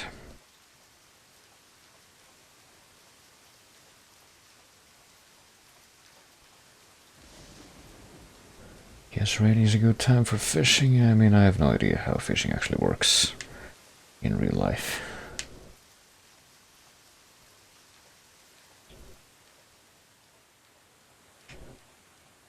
I feel like I can only imagine that as potentially bringing complications, but well, this time we're using the Rod of Legends. Many fishermen dream of fishing with this rod. Many fishermen. Still using the crappy normal worm bait though, because I guess we just don't need anything better for the purposes of this. I don't think there's that much of a reason to use different bait unless you like want to get different. I don't think you even get different types of fish. You just get different types of items that you can get from some of those squares. Oh, there we go. Oh boy, let's see if we can get it. Yep, we got it. Just gotta get the timing right.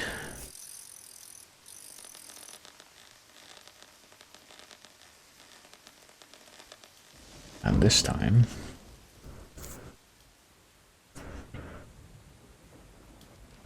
Look at all these scars. You've been protecting this river for a long time, haven't you? I knew this day would come. Now we've yanked you out of it. I think she'd be lovely smoked. Yep. Smoking your own catch sounds like the makings of a very tasty appetizer. But even the pair of us could never eat this much smoked salmon, right? I'm just gonna toss her back in. Or just gently lay her down on the ground. It's not very clear what happened there. Nope, I guess she just And back in the river, we just have the You might satisfaction. regret that later. You're not gonna see a fish that big again anytime soon. Oh, I have no regrets. I capture criminals, not fish. I bet she was glad, you know. Glad that you're the one who caught her. Just keep the rod. Think of it as your trophy for catching Tabitha.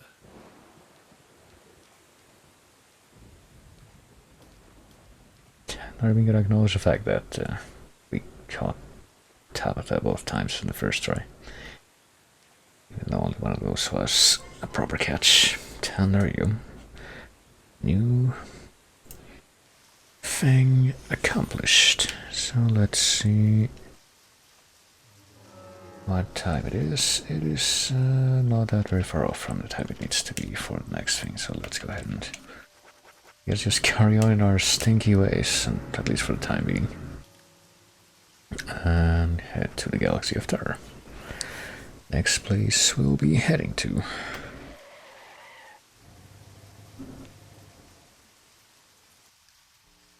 We're actually almost done with the initial run through the chapter, I think. Here we are at the Galaxy of Terror, and it is still raiding. Does it need to be raiding for this next thing? Let me see. I think it does need to be raiding for this next thing, so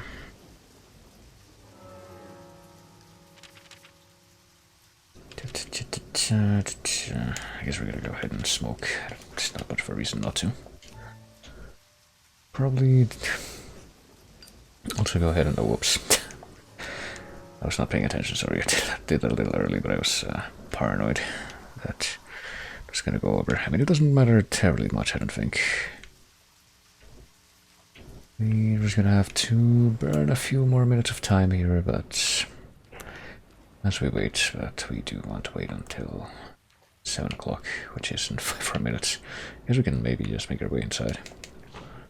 In the meantime, just to see what we're gonna see, and maybe even see while Carol's here. She's decked out differently. Actually, maybe we can just didn't even need to wait until 7 o'clock after all, if Thomas is there. So she's got like the boa going on now. Wondering if there's like anything like a box, suitcase, anything like that here. I would at least like to find a... Oh, there's a suitcase back there apparently. So the anteroom doesn't seem like anyone's inside now. Probably shouldn't try to get in here. So a storage room. If we're gonna have a drink, I prefer the counter. Can we actually head inside here? Yeah, we can. Okay, so we can actually change here. How nice. Might as well go for it. Also get the espresso suit, which gives us more tolerance to hunger and tiredness. I guess we're gonna go ahead and change into that, why not? And also send this off for cleaning for $10. Which will take 24 hours, but hey, there we go, we got trendy clothes. And also a stabilizer, which will send to a toolbox again.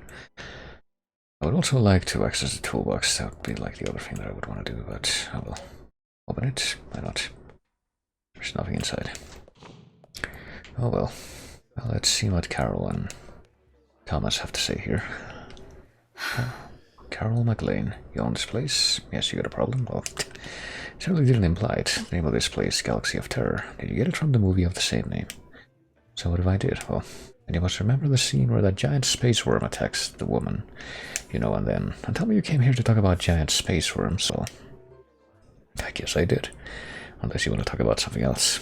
But I think that's a great topic to break the ice, you know. I mean, it does seem like it would be very easy to associate with the name of this place.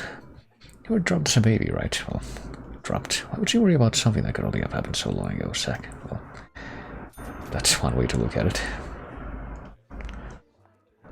I mean, yeah, I don't need to hear anything more about alien worms. If you're gonna name your place after a movie with alien worms, then surely you need to be prepared for something like this. I think he looks more comfortable in this job as a sheriff's deputy, even though he's still wearing his police uniform here. Thomas, you work as a bartender at night? Yes, well, it's my sister's bar, my bar of sisters, not sister apostrophe as bar. But she can't do everything by herself. That's business. But, well, not great after a while, you know, but people are bouncing back. They're carrying on with their lives slowly but surely. But I'm still finding it hard to work at the sheriff's. I felt so sad. Everyone deals with grief differently, that's all. Don't worry about it too much. Well, since I'm here now anyway, how about making a cocktail for me? Well, of course, make something extra special for you, Agent York. And I guess we can actually, yeah, buy more of these things here, which we don't particularly need. I guess we can actually, we can get pancakes and pizza. We can have pancakes at 7 p.m. We can have oyster stew, pumpkin muffin, mashed potatoes. I guess we don't need to eat too much. Well, let's try the pizza, why not? With extra sauce and extra cheese. You'll eat a lot. Now you're pretty much filled up, so there you go. Worthwhile, clearly. But it looks like he's got something else on mind. What could that be?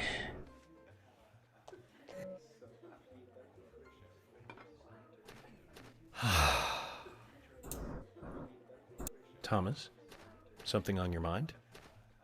Actually, Agent York, something has been bothering me recently. Bothering you? How? Well, there's this customer who always gives Carol trouble. Is it affecting business? He probably doesn't mean to, but, well, yes, to answer your question. You're an officer of the law. Why don't you just arrest him? Well, you see, he's not exactly breaking the law. No violence. He hasn't physically attacked her or anything. I understand, Thomas. If it's bothering you, then I'll take care of it. What? Aren't you busy with the investigation, Agent York? That won't be a problem. So tell me about this unwanted customer. Well, he isn't here right now. He usually comes in after 2100. I'll take a look in from time to time.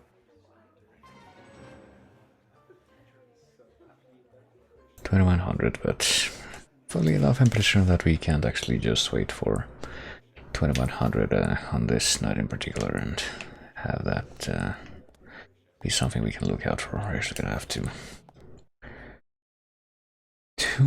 do things a little bit differently.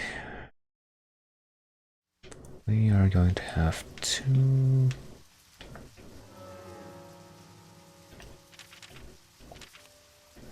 wait until the next day, basically.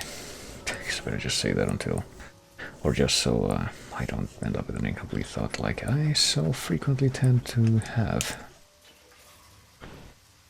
But now you know what time it is. It's time to warp to the Tree of Honor again so he can sleep. I wonder if we can actually sleep at the graveyard too. Or warp to the graveyard. I mean, you can sleep at the graveyard, but can you warp to the graveyard? I actually don't think I've looked out for that on the list here. Because if we can, I think that might be a little bit easier. It's like the graveyard, the gallery, and the...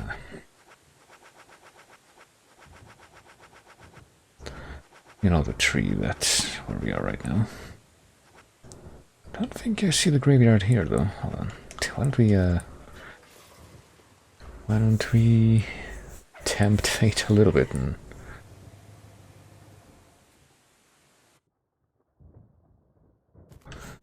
go to the gallery and go to sleep there. I'm gonna try a couple of different things anyway. I want to sleep for enough time that the police station will be open. So I guess we're gonna sleep for 12 hours and then for another 9 hours maybe. Or like 6 hours actually, just to be safe. 12 hours, our hunger is like half consumed, not quite actually. 7 plus 9 equals 16, so...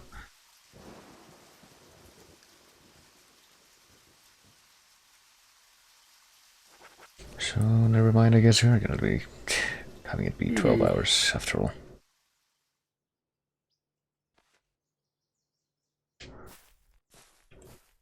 And we're gonna be warping to the police station now. If we don't want to, I guess we can just eat the smoked salmon now, so we can get it off our inventory. And there you go. And what am I doing? I don't want to back out of this. I want to bring this up so I can use it to warp to the police station, and just because that's like the only place I can think of where you can easily... I guess it doesn't have to be the police station actually, hold on. Let us go to the... God, what's the place called? Panda Bear. The gun shop that we were at just a little while ago. There should be... here we go. Should should be a thing in there as well.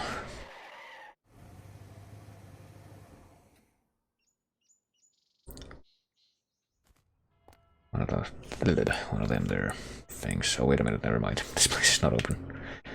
For some reason I did not anticipate this, so never mind, I guess we are gonna have to go to the police station after all. I'm actually not sure when Panda Bear is supposed to be open and closed. Oh well.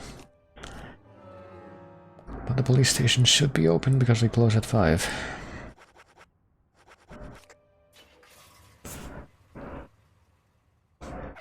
What a quaint small town, Zach, where the police station closes at night. But it's open now. We can just force our way in like that. Barge in. And in the locker room we should have the toolbox. There we go. Okay, let's put some stuff away and let's make some substitutions that have been kind of overdue. So, well, these are some of the things that we have in the toolbox. We're gonna have to put away our regular machine gun and probably the wrench as well. We don't need this really, especially with the Grekotch in hand. I guess we're not gonna need this either, honestly. Oh, wait a minute, never mind. We can't get rid of that one. We must carry that gun no matter what. What else do we need to get rid of?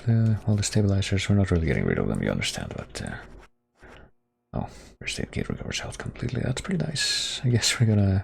Oh, I thought we were full of these two. First aid kit medium. But I guess we can carry one more. Coffee black root beer. Gotta be for covering our stuff, the worm bait. Yeah, let's just keep the rest of the stuff with us for now, I guess.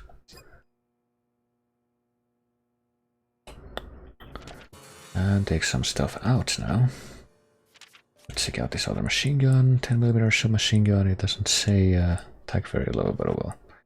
Can hold 160 rounds. It's not very clear for some reason. It's not rendering correctly, but we'll see exactly what kind of gun it is in just a moment.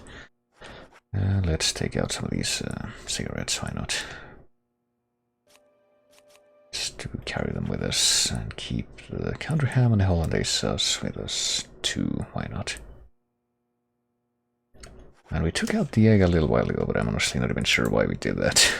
I haven't really used it.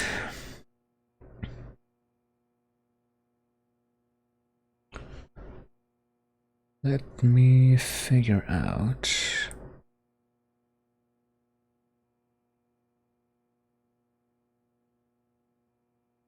if we should be, I guess... No, yeah, we should be carrying some extra stuff around, actually. Let's take out the hollandaise sauce and the ham. We're not going to be consuming these things, but we do need to be carrying them. And that should be what we need for now, I think. We have 538. If we put them away, we have weapons 3 of 4 and items 13 of 15, so we're a little bit full on the items, but that's okay.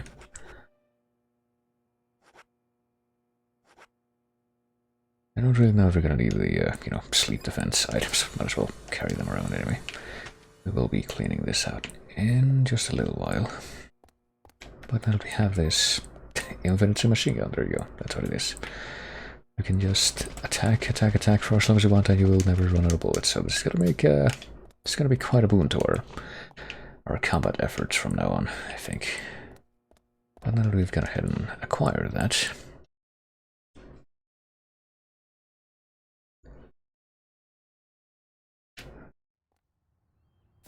And we're gonna be carrying that around. Let's actually head back to the tree, I guess. We could go to any one of the other locations, but we might as well go to the tree.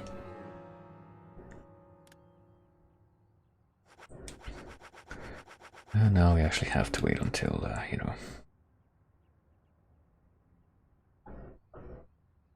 until 2100, so I guess the only thing we're really gonna be able to do is sleep for 3 hours and then advance the rest of the time with some cigarettes, but like I said, I don't think we're going to be needing to use that many in the grand scheme of the game, so it should be fine. Also, hey, default. I know, that's a very concise way of putting things, expressing the current state of the situation.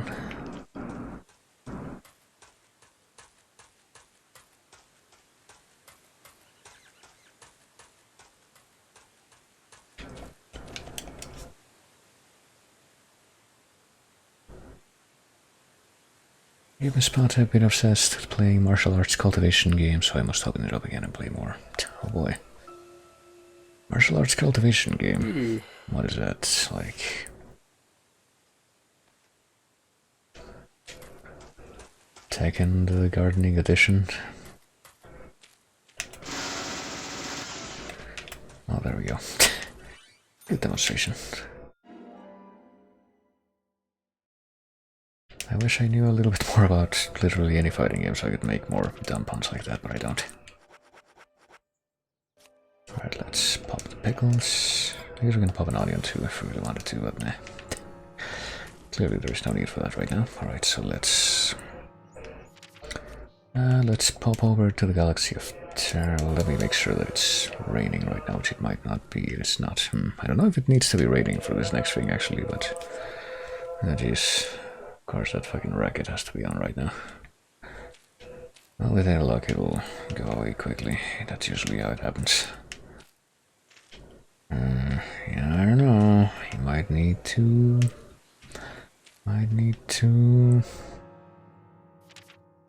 advance time a little bit more, but I guess we'll try it anyway. I mean, just try to head over to the bar.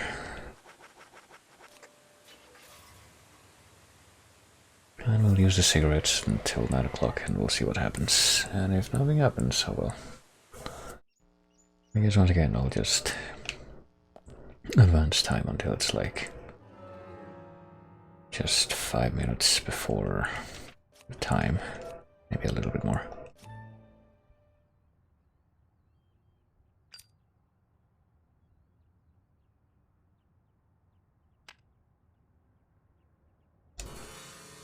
Three minutes before. Should be a pretty good baseline for what we're trying to catch sight of here. Well, there she is. She's on stage now. Thomas is not here though. I think that's well, at least there's at least a factor. Well, I guess we can't brutally get on stage and interrupt her. Should probably try to figure out what music this is actually.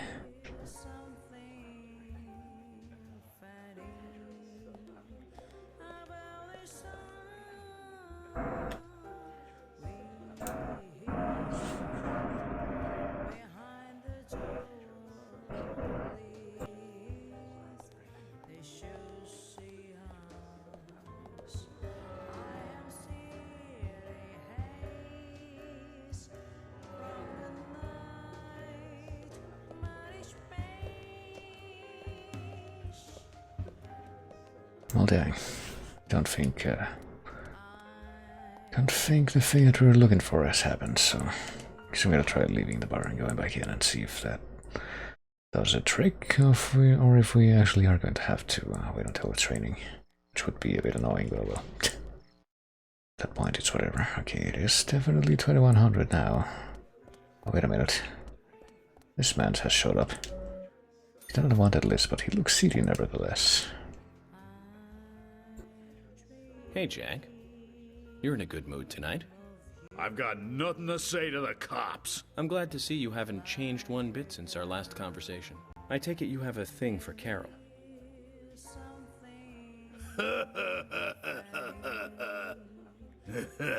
Now that's no business of yours, is it? It is if you're disturbing the peace here and obstructing business. So what are you gonna do about it? Tell me, Jack. What makes you so hot for Carol? Huh? Ah, she's hot. A total babe. She's hotter than anyone I know. More than anyone you know? Oh yeah, baby. She's #1. That's why I'm not going anywhere. Oh, Jack. She don't know what I do outside the house. It's none of her business. I see. So you wouldn't mind if I play the tape of this conversation back to her? Huh? My job requires me to record every conversation that I have. But your wife won't mind, will she? Even though she isn't #1? You dirty... You want to make a deal? I'll give you a deal if you come by the stand.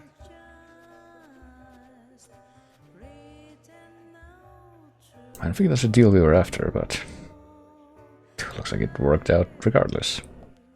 Oh, and Thomas is here now. I almost had a heart attack. What were you gonna do if things turned ugly? The odds were against him, Thomas. We wouldn't lose in a 2-versus-1 fight in a bar. 2 against 1? You mean you were counting me? You must be kidding. I'm joking, Thomas. I've never seen a situation like that actually turn into a barroom brawl. I find that hard to believe.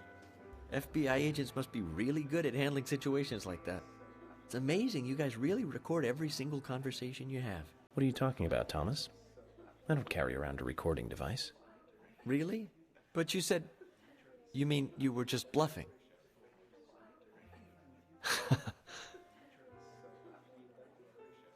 Well, I'm still impressed by your FBI tactics. You've done us a big favor. It isn't much of a thank you gift, but please, take this.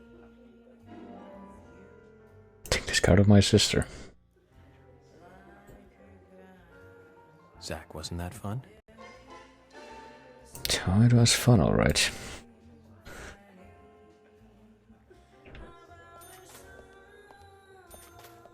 Well, there we are. We're gonna go ahead and save in this phone right here, too.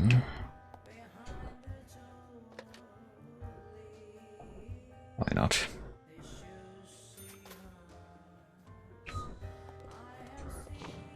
And it's actually time to bring our conclusion of the initial run of this chapter to a close. But yeah, I guess we're gonna... I guess you pretty much summed up the entirety of my thoughts about things in that last cutscene, that last dialogue exchange. Like, it's like, oh yeah, there's number 1. I totally don't know anyone else who's like that, even though... Have you seen my wife? But anyway, let's go back to the hotel. I was trying to figure out which of these was it, and you know, coming to the hotel will finally help us end the chapter.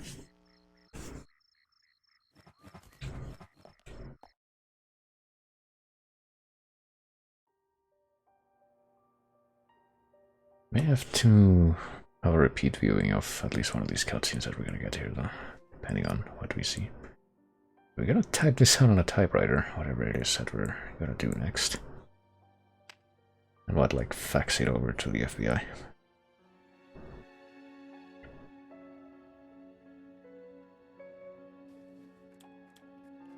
Well, we're definitely using the typewriter. Okay, Zach. Let's go back over our progress. First, the victim, Anna's death. She was found hanging from a tree in the forest. She was cut open with a knife from her chest down to her stomach. That was the direct cause of death.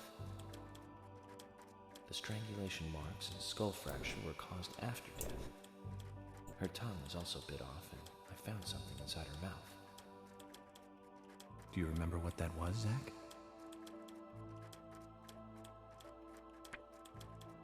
Well, we found the same stuff as before. It wasn't a red chip of, like, what? Red candy. Well, it wasn't a red candy either. Or red chip from, like, the stuff. Right. We found the same red seed in her mouth. The debris from the sawmill that we found somewhere else. Anna was killed, but traces of tears were still evident on her face. Which means the perpetrator killed Anna under a roof in the lumber mill, and then carried her body into the woods after it stopped raining. We found numerous important pieces of evidence at the site of the crime. A total of 4 things. Knee prints in the grass, a wood chip with metal dust, a photo of a man with a tattoo on his back, and one other thing. Do you remember what that was, Zach? Oh, it was the broken tip of the stiletto heel. Bright red raincoat, no such luck. Bondage, fetish restraints, no such luck. And the broken stiletto heel. That's right, a broken stiletto heel. Aligning this with the other evidence suggests that 2 people came into contact with Anna's body prior to it being discovered by us. Those being the perpetrator who killed Anna and Miss Stiletto Heel. There is also the possibility that a third party carried Anna to the woods. That means we could be dealing with 3 people. 2 or 3 people. In any case, Miss Stiletto Heel may have vital information. We need to find her next. We didn't use forensic methods, but we're still closing in on the criminal.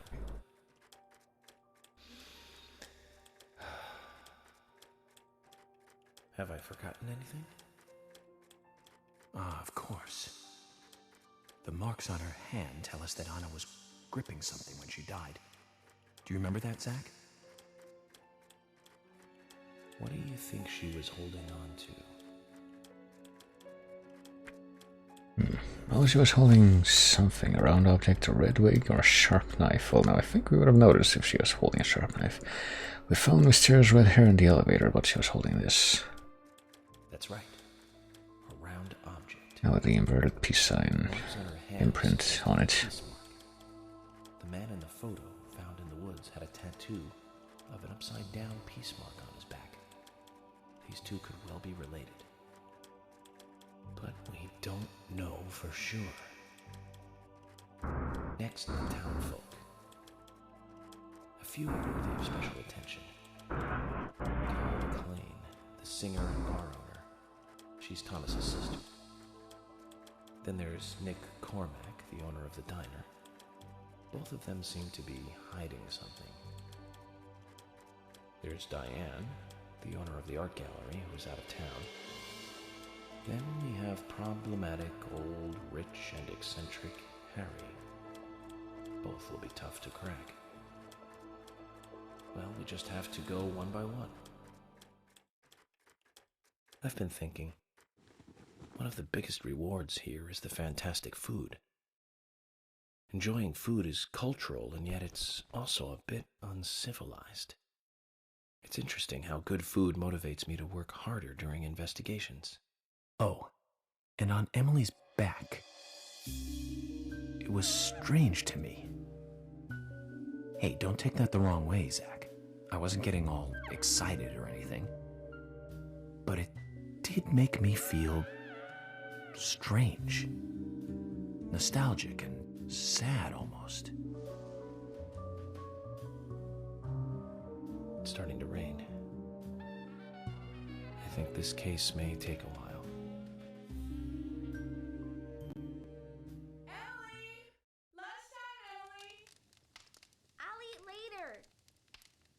You'll eat right now, young lady. You need to listen to your mother. I want to hear the rest of the story. Eat your lunch, and then take a nap. Then I'll tell you the rest. But I want to hear it now. There's no need to rush things. You must live your life at the pace that is right for you.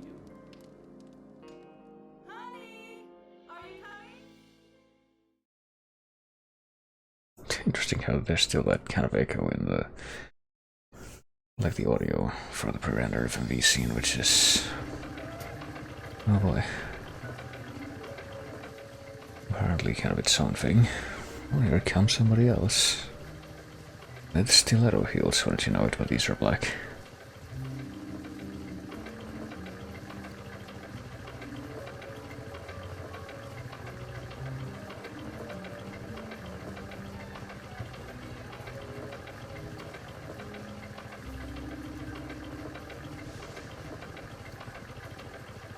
And being dropped off by someone else that I'm sure won't be of any particular significance in the near future, or at any time for that matter. And that does bring us to the end of episode 1, but not actually to what lies beyond episode 1 quite yet. Because, as I mentioned, we will have to do a few extra runs of this chapter. Also episode 1 clear trophy, but just a few more extra runs of this chapter just so I can get some of the extra content that's accessible therein. Just as soon as we get past this scene, I suppose. You must be very thirsty. You only take milk with your coffee? Coffee with milk. That's all.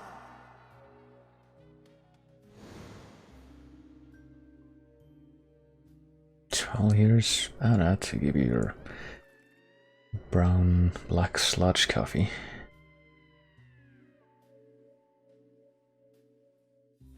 I really animate that little trickle. Also Becky, I think. My name is Becky. What are you doing here? My name is Becky. Do you know where the exit is? My name is Becky. After your throat is quenched, you must do what you must do. Take a sip of coffee and go.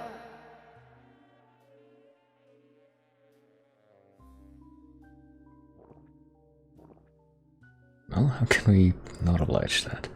Huh? And now the door's ajar. Don't know if we'll be finding out what mail I be on right now, though, like I said. Oh, now they're gone. We actually gain control at this point. And we do. Chocolate chip cookie and lollipop. Well, let that be let that be a bit of a preview for what's to come, you might say. But like I said, right now we must actually, I don't know what it I must actually go back to the title so that we can go back in time. I guess we're gonna go into the add-on setup and, at least for Emily, change her back to the regular thing right now, so I can test whether or not this next thing we're gonna be doing is affected by that. We're gonna be selecting the same chapter that we just completed, which is chapter 7. Previously during the investigation. And yeah, but I'm going to assume that recap, if we load back into any chapter in episode 1, it's gonna be the same. So we're gonna be skipping this scene. Let's go have dinner with our go directly back colleagues, to the hotel. You decide, Zach. as we did before.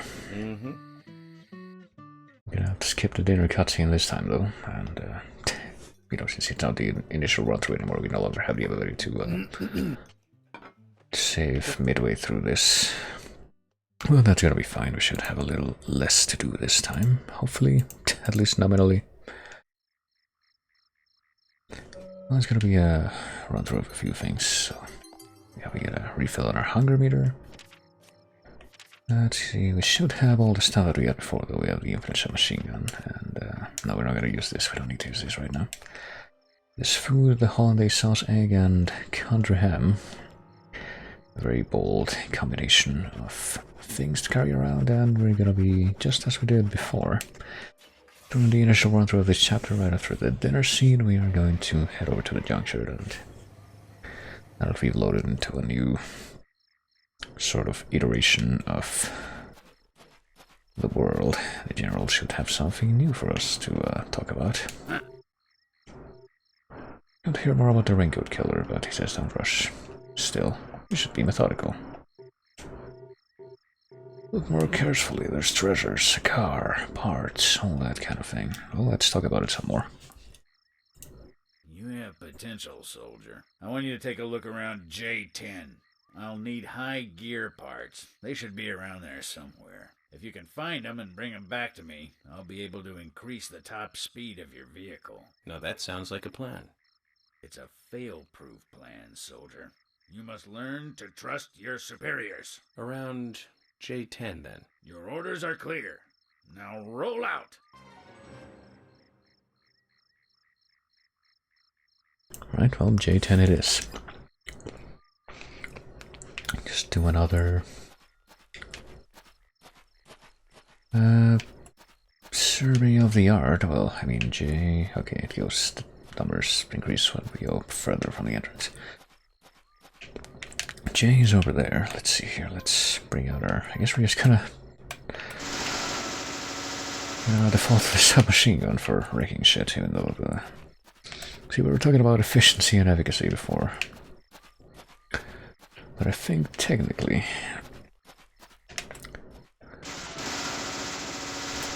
given the range and the fact that you don't need to like kind of have a crapshoot every time that you angle your swing, this is probably more efficient than that of the guitar. This will increase your exhaust and optimize your car's transmission in the higher gears. And he did say that apparently we're gonna have a higher top speed with every car now. Or at least the police cars. After we grab these parts and bring them back to him, so let's go ahead and do that. If we go around, will we actually be able to get him again, or do we have to go the other way? No, we can. Gotta get him this way, that's nice. Wonder what other stories he'll have for us now. We found what we need well as it happens. Yeah, let's have this map just kind of in our inventory now. At least it's like key stuff, so it's not gonna clutter up things. Well, it is gonna clutter up things, but it's not gonna like take up space of the actual limited space stuff that we have. This is it. This will save your life someday, son. What's the story this time? Speed determines everything on the battlefield, life or death. You're not going to tell me another story about stomach pains, are you? Son, I told you already. Don't mock your superiors. It's a very serious story this time. It starts with a question. Why did we lose the battle? We had firepower and the air support in the beginning. But looking at the results of a war of attrition, we learned a lesson. We lacked speed when speed was needed. It was our superiors' fault. We should have carried out a swifter attack. That would have saved more of our soldiers. Although crybaby Timothy was doomed either way. You really hated that sergeant, didn't you? Don't talk to me with that tone, boy. Words cannot describe how much I hated him. I was at war with a crybaby. No one has enough lives to survive that.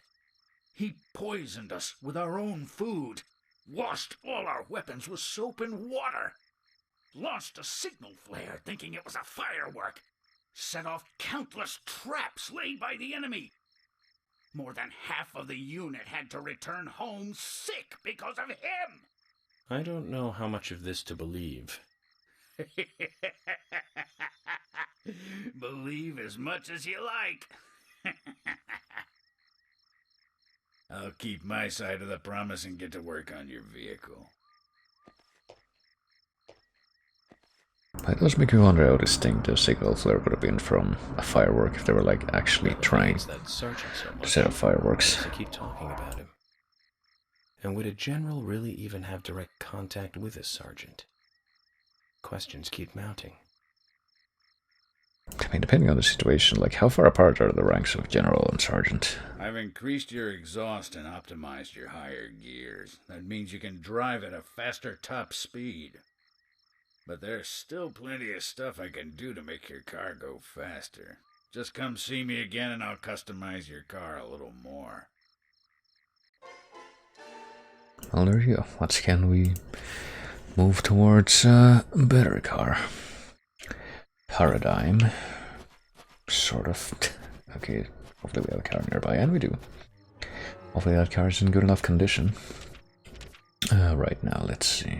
The next thing we need to do is find Sigourney again, who, oh, fortunately enough, is right there. She can either show up for the second mission at well, this place where we are now, or at the hotel. Seems to be an intelligent and refined person, but why the pen? Oh, I don't know if we're really gonna get a straight answer to that. Hey, Sigourney. I'm glad you're here. My pot, it's getting cold. Please, let's get going. Okay, no problem. By the way, what's in the pot? Does that really matter? Now let's get going. Hurry! Once we get her home, Zach, let's ask her again. Well, I suppose whatever's in there must resonate with the notion that it must not get cold. Get the car going! My house is over by the lake. 3, 2, 1, go! By the way, the license plate says spy fiction. I'm pretty sure there's at least one police car where I think the one that you drive at the very start of the game that you get from the hotel. Yes, the license plate is video games pretty much without the vowels, but then apparently this one is spy fiction without the vowels. So let's see, how are we gonna get, we're gonna have to plan out a route. So our house is there, so technically it would have been easier if the car was turned around. We have to go through the tunnel. So we're gonna have to turn the car around, I think, to start, and then turn right on the proper street, which is like where the fork is, and then keep going straight until we get there. So it's probably won't be getting lost on this route. Alright. Here we go. Let's see if we can really drive that much faster. Yeah, I don't think we can get much higher than like There yet? Could you step on it? If we go this slow, 50, I guess, miles per hour, even with the boost. It should be easier to do this, you know, with the car upgrades we're getting. It's losing more and more of its warmth. At this rate, my pot is going to get cold. Now it's 75 miles per hour, I guess. Step on it. Why do you have to drive so safely? I mean, would you rather me crash into a few light posts on the road? It's losing more and more of its warmth. Don't think that would be conducive to going fast. Going to get cold. Hurry, hurry! Step on it. Why do you have to drive so safely? Well, also our pulse meter is about to, you know, Why aren't we there yet? Could you step on it? about to fill out, so that's... My pot is going to get cold. Okay, there, we're here, pretty much. Just need to, like, make the turn to actually get in the... Oh my god. I can actually, you know, figure out which of the driveways here that is. There we go.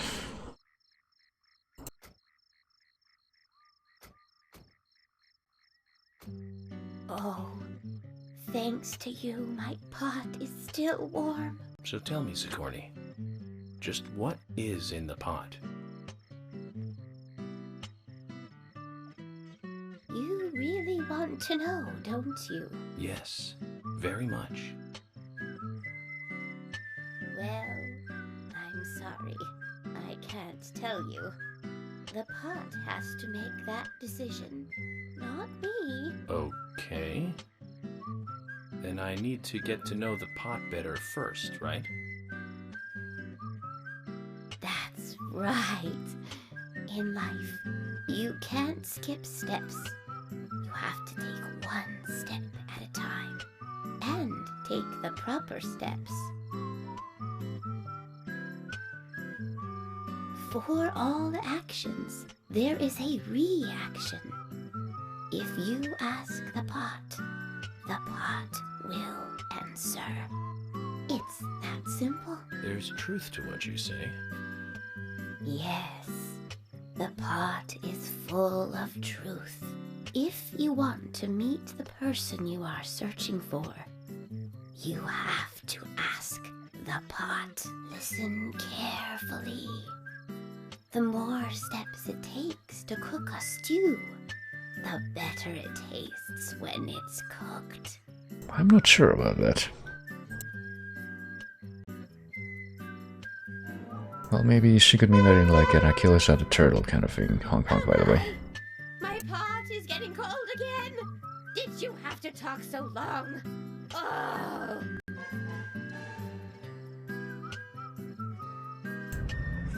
Yeah, maybe she could have meant that in like an Achilles and a turtle kind of way, where you could say that in order to perform an action, you first have to perform like part of that action, and you can just like continue to just make abstractions with that to a ridiculous degree. To the point where it pretty much stretches on to infinity. In order to complete a series of steps, you first need to, you know, break down each of those steps into like a potentially infinite number of sub-steps. Also, the pot is full of truth reminds me of a certain old webcam word video from Something Awful that they riffed on that was like... It involved a guy pouring like... I think it was a thing of custard into a colander, and then there was a glass below it, and then there was a certain phrase that was said that it's probably as much of a sensible metaphor as the one that we just heard. So let's see here. Sorry, this is my fault. Audrey's Forbidden Game. Kinda wish I knew what the Forbidden Game was. Honestly, I'm not even sure what I can make of martial arts cultivation game at this time. I wonder if it could be one of those meme games that, like that one meme game that sort of kept coming up on here for a while. So I ended up getting it, and then I pretty much have yet to actually do anything with it, i.e. Tower Unite. Wandering Sword, oh goodness. Could be, well I hope it's at least not a forbidden game in the more conventional or generalized sense of the word forbidden. Oh boy, Wandering Sword, what could this be? Because I can take a quick look at this. Wandering Sword is a Chinese martial arts RPG where you play a young swordsman caught up in a feud and nearly dies.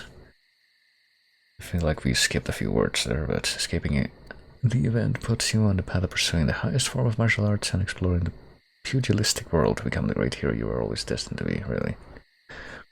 So, you're a Chinese swordsman who then stops being a swordsman and just fights with his fists, I guess. Interesting. I wonder. It's, oh god, Reese has no free time now, this game. Well, that pretty much was me with Neo for like the past month. I ended up going back to beat that game, even though I played it for the first time like in 2019, I think, and then I never beat it. And then I came back to it about a month ago, and then I decided, you know what, I'm gonna beat it this time, and I did. But it took like a stupid amount of what amounted to grinding, especially at the end.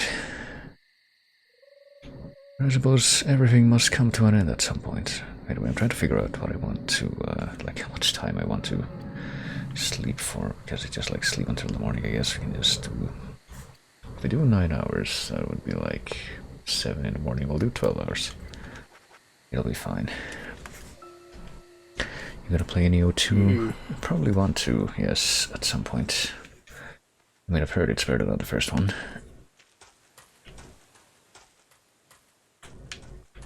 Let's see, how's our hunger looking? It's not looking too bad. It probably has to do with the...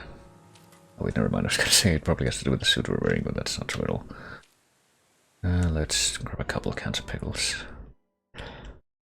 But yeah, ironically enough, like I may have mentioned, I'm pretty sure I did mention in a certain space recently, the reason I ended up going back to Neo 1 was because I played the funny Killing Chaos meme game.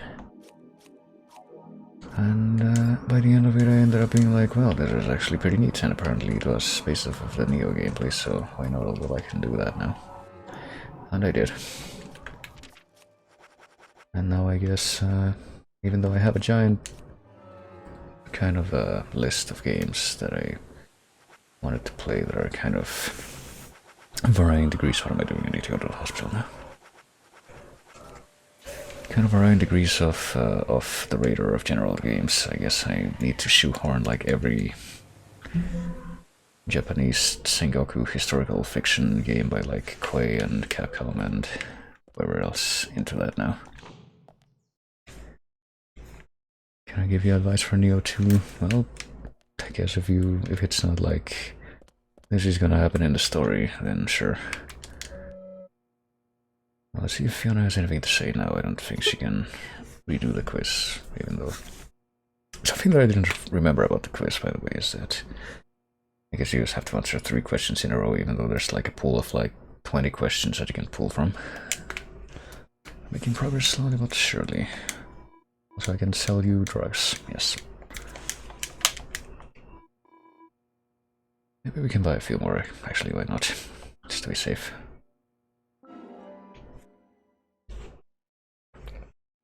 One of your summons you can get godlike 4x in a patch note, still OP. You can get godlike 4x in a patch note, still OP. 4x.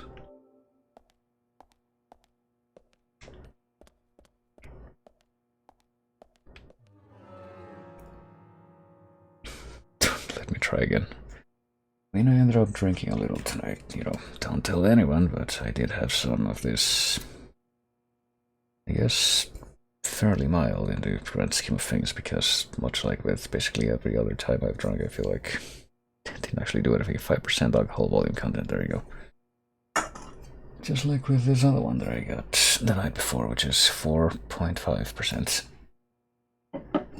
This, like, mixture of tequila with, I don't know, it says like a bunch of citrus stuff, and apparently it says like spicy sauce straight up. It's apparently a mix of salt, citric acid, orange, and I guess that's pretty much it. Orange flavoring. One summon got 4x nerfed, but it's still broken. Oh, okay, that makes more sense. Does seem interesting. I mean, when I was going through Neo 1, I did pretty much try to figure out the same thing that I tried to figure out the first time I attempted to play the game, which was what's the most efficient way that I can make this OP, and in the long term, well, there was like a bit of a two-tiered answer in the long term. For the vanilla game, it was use,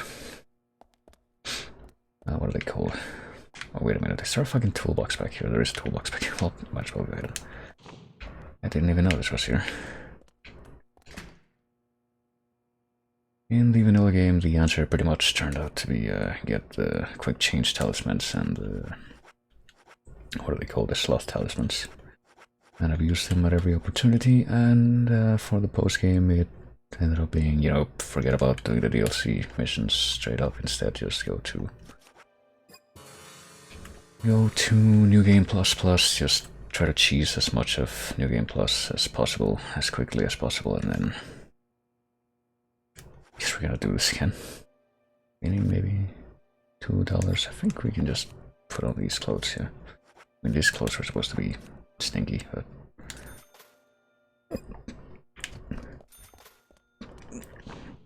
I guess we don't need to have the clothes cleaned if we change into doing a replay. But yeah, I don't know if I even finished that up, but basically go to New Game Plus Plus and get the weapon drops that you can find there, which are like way higher level than anything from any earlier part of the game. Also, a dedicated magic scaling weapon in 2 as well, the glaive scythe one. Well, one thing that I never really figured out if I was able to do it properly in Neo 1 was like trying to dedicate points to a specific skill, like pretty much once I got to where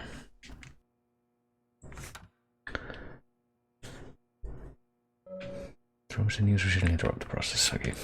See, I'm looking for Osha right now. I don't even know where he is. I guess we'll just look at the map. But basically something that I never did in Neo 1 was be like, hey, maybe I should, okay, there he is. Where's the exit? Okay, behind the exit.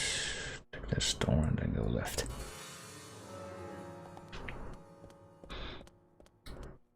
I never figured out if I should focus on one skill in particular and, you know, actually commit to that and have that make a difference, because I don't know, it seems to me like really specific build stuff like that wasn't really gonna end up mattering unless I went to like the absolute end game, like whatever the last New Game Plus cycle here. Yep, he's right here. I was right in front of him and I didn't see him. In relation to the case, I figure, but this guy does have it. I think I pretty much stopped focusing on that after I got enough stamina or whatever it was to like be able to wear heavy armor without getting over-encumbered. But anyway, is everything okay? You look pale. Wish I teach that in med school. Lines like, you look pale and what's wrong with your voice? Well, I didn't mean, well, we're not allowed to see this conversation in its full swing, but I'll ask you again, just answer based on what you see. Does my face look that pale to you? Looks fine, I'm sorry. There you go. Still, you could use one of my special IVs. Didn't want to push it on you, and I'm sorry for stepping out of line. Special IV. Can give it to you for free, but it is an effective mixture. A little strong maybe, and it has a few side effects. Do you want to take a look? And I'm pretty sure what he means is that we can get a special stabilizer that only he can give us. But I don't think it's going to be particularly useful, so I don't think we'll be getting that. Also very expensive. Medium first aid kit. Let's try this again, though. We need to actually talk to him. Make a build with the passives on your armor and weapon and skills. Due to a setup where your element magic that charges your ultimate summon attack under 2 ones that do elemental damage and elemental damage passive makes it where you restore your spell slots. That was my game build. Yeah, I don't know. I don't really have any particular insight on like the specific mechanics of 2 yet, but yeah, probably will at some point. We're still not gonna see what's going on here. Something on your mind? Oh, Agent. Just the person I wanted to see. Yeah, me too, but... This isn't a chess problem. Is it something a little more serious? Oh yeah, it's serious. I just can't figure it out. Now you've snagged my interest. Tell me more then. It's a question, well, it's more like a riddle that Fiona gave me. Now, you might want to write this down. It's a little long. Ag silver, Na sodium, Ge germanium, Er erbium, Li lithium, Kr krypton, Ir iridium, Sb antimony, Se selenium, Eu europium, and Sr strontium. The elements love you, Doctor. What are these? Elements from the periodic table? Oh, that's right. I thought it was some chemistry problem, but that doesn't seem to be it at all. Please, if you can figure it out, you let me know, okay? Okay, Usha. I'll give it a shot. You let me know as soon as you figure it out.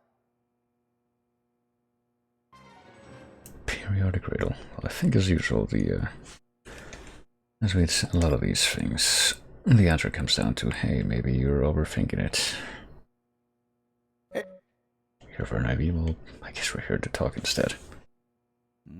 It's a question, well, it's more like a riddle that Fiona gave me.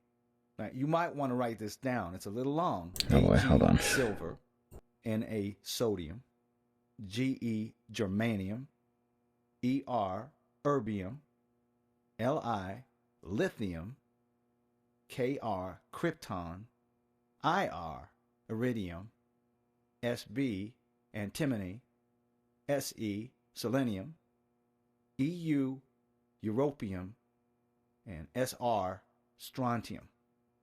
The elements love you, Doctor. Okay, so we do have to get to the end of this so we can select this. It's an anagram. Well, it's not an anagram. How much would be in the anagram? Like the symbol for each one? Line them up and read it horizontally.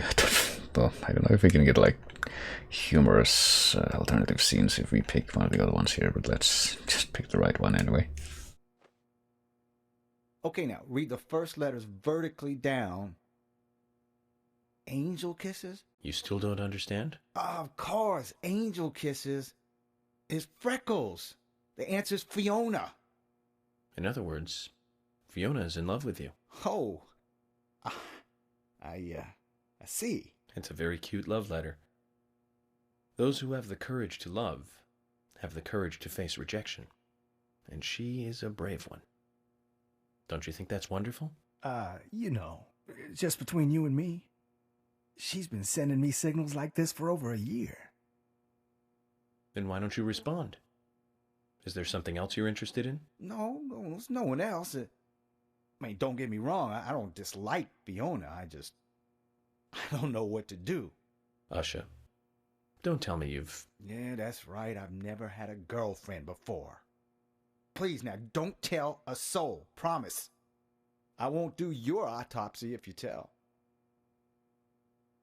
Usha, that's a fresh new way of saying something horrible. Anyway, thank you for figuring this one out for me. Now, I'll handle the rest. Let me give you this to thank you. have my potato chips card. Thanks, Usha. This'll help me keep it zipped, all right? Agent? Nah, don't. Just kidding, Usha. Your secret dies with me. Hopefully in many years' time.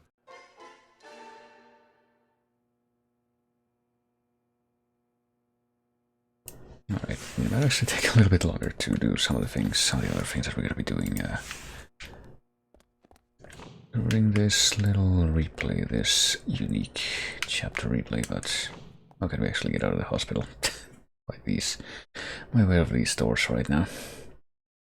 Actually would be, yeah, quite convenient because we do need to go somewhere else right now. We'll go back to the tree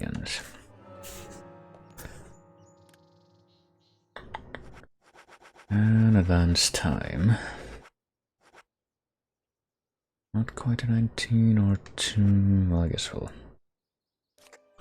do this out. It needs to be about 6 o'clock again. It needs to be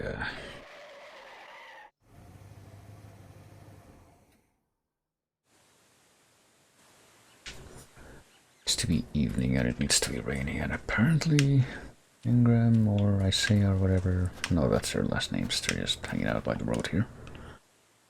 So we can get a little extra bonus if we talk to them. We'll find a new one, someone else to do this one, someone like me.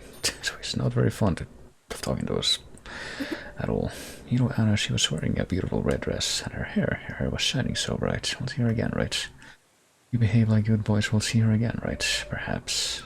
We'll meet her again too then, right? You've been a good boy too. Well, you'll meet the goddess of the forest too. Oh, of course we will. How could we say no to that?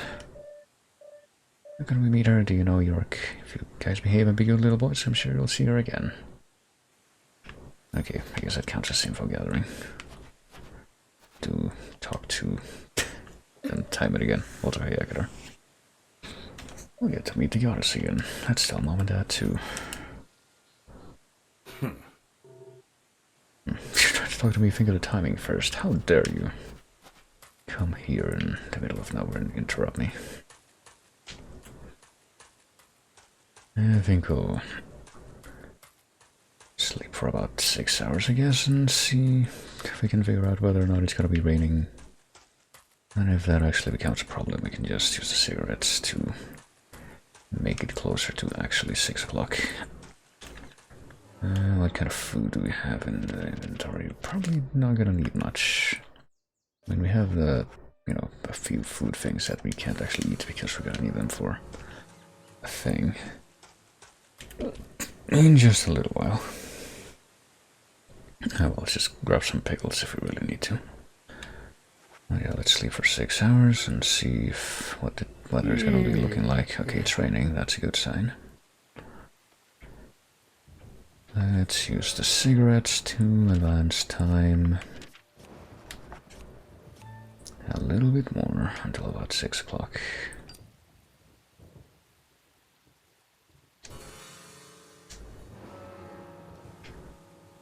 And let's take a look at our hunger right now. Actually doing pretty well, but I guess we might as well grab 1 can of pickles to top off.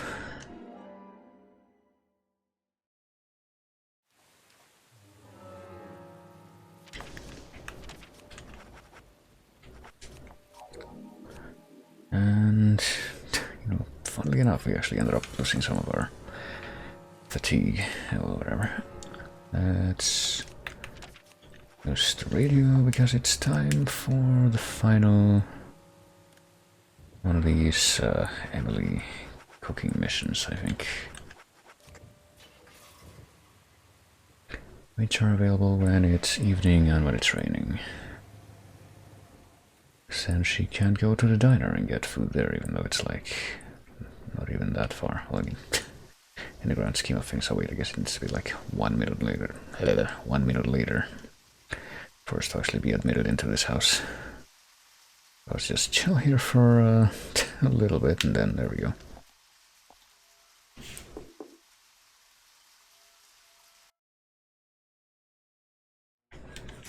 And there she is. Okay, never mind, I guess this time she actually is wearing the police uniform.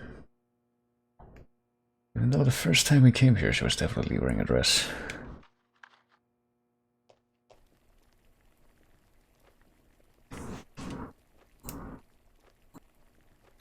It's still not right. You've certainly gone to town this time, haven't you? There's something I really want to cook, but I can't remember what it is. You can't remember? It's something you want to cook, right? Well, that's the thing.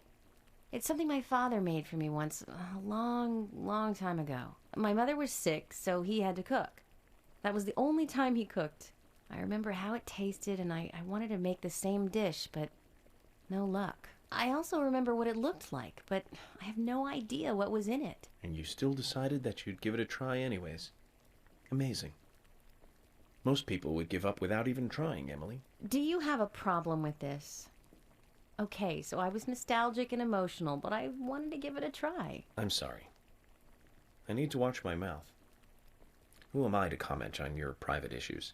I'll make up for it by helping you look for the right ingredients. You will? Yes, of course. This will make a nice break from the investigation for me. Now then, what kind of dish was it? Various different ingredients placed on top of an English muffin with some kind of sauce on top, a yellow sauce. He learned it from a diner close to where he worked in New York. So a New York-style yellow sauce. Do you remember anything else? Well, there were two things on the muffins. Something chewy and salty and something soft with two colors. Okay then, Emily, I think I know what you're talking about. I'll go and look for the ingredients. You try to remember some more. Sounds like a plan. Well then, let's try to recreate this taste from her past. What do you say, Zach? Okay, this seems like more of an invitation to disaster than literally any of the other attempts we've seen her do, and I don't really see how we're gonna, figure out the precise stuff she's looking for just based on that, but as it happens, we have everything on hand right now. We have the hollandaise sauce. Emily, here's one.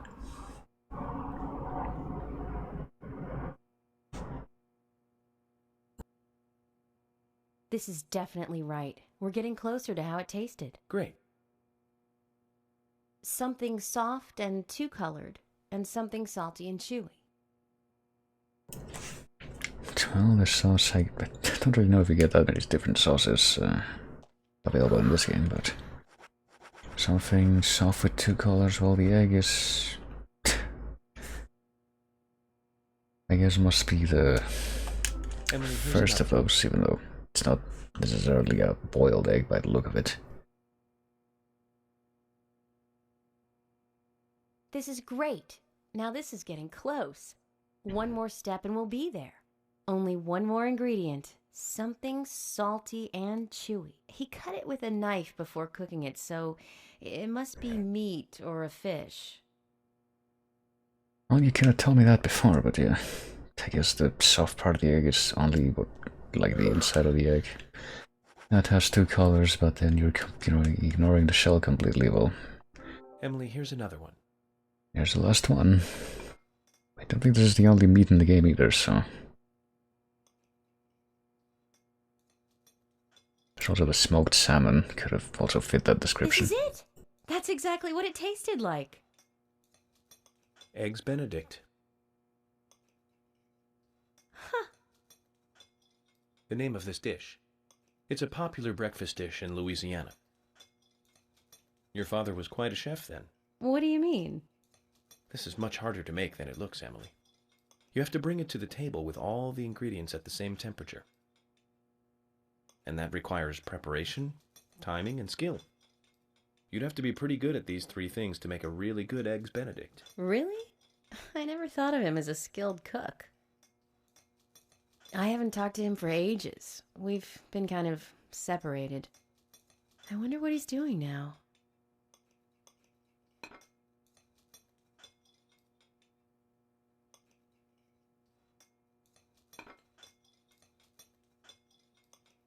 Do you have his number?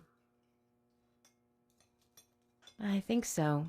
Probably stuck in the old picture album. Emily, just interrupt me if I'm out of line here, but I'd like to tell you how I like to think about these things. People develop their own personality through interaction with other people. Whether they like it or not, that's how it happens.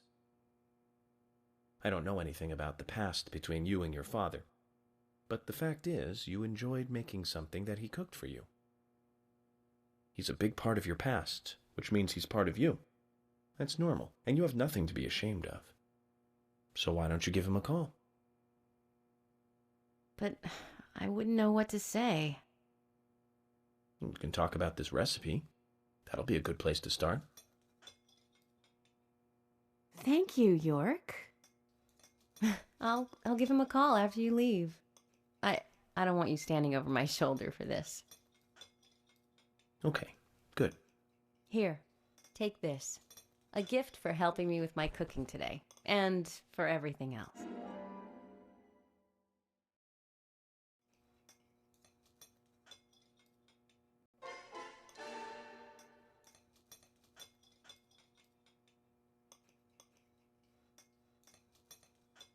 Well, there we go, I guess all of the cooking escapades worked out in the end.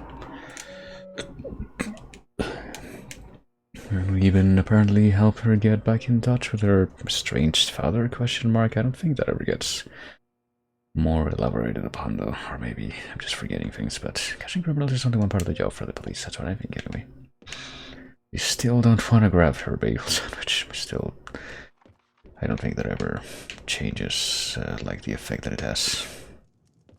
So it's not particularly advisable, but oh yeah, we can't save because it's a replay. So we're going to be carrying on with a few more things, but now that we have the weather doll, I believe that should also be an item that's hopefully not something that's going to take up space, but maybe it will. Door that expresses rain by turning around. All suggests rain.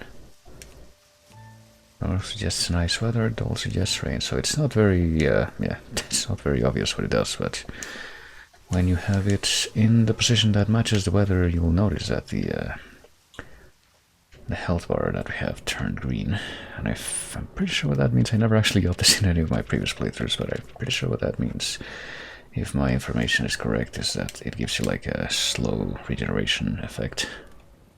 It can be pretty handy for the action stages, and speaking of that, it's time for us to get back to the junkyard, not because we're going to the junkyard, but because it is the place that lies closest to where we're going next. Let's see what kind of a state our car is in right now. I mean, it's gotten 2 upgrades so far. It's probably not too bad, all things considered. It's got 92% gas, so that seems pretty good. Let's go speeding in the rain, especially now that we have the speed upgrade that we got at the beginning of this replay. Supposedly we got like a generalized speed upgrade and also the like an acceleration upgrade and also the top speed upgrade that we got this time. So, where shall we go next? Doesn't quite cover all of the bases with efficiency, but it certainly does help us zip by quite a bit faster. But this will hardly be the, upgrading the police car will hardly be the limit of what we can do with getting better stuff with our cars. As we will soon come to find out, but before we do, we must find something different. Or do a couple of different things, I guess. A couple of different things that will also help us get more money and resources as we continue to go through these replays. And well, as you will come to find out in just a little bit, replay is indeed the name of the game for the time being. Because there are certain few parts of the game that are also replayable, even outside of their designated initial chapters that you experience them in, and there is a reason why you would want to do that, as we'll soon find out. As soon as I get to this place, which is, quite a bit farther off than I thought. And, you know, there's also the option of waiting until you get these car upgrades to do the checkpoint races, but I think it's generally recommended to not actually do that and to just do that at the earliest opportunity, because you know, having a higher overall speed can make it harder to like do the turns and whatnot, and that's definitely something that particularly the last one that takes place in the downtown kind of area has a lot of. Let's see, somewhere around here. Now that we've made it back to the lumber mill. I was actually kind of wondering if we could manipulate the camera, but yes we can. Oh, I would like that, thanks very much.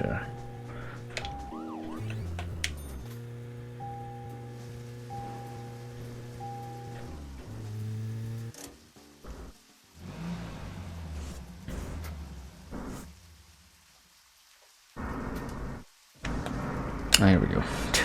Okay, so this only shows up after you get out of the car, but yeah, here it is.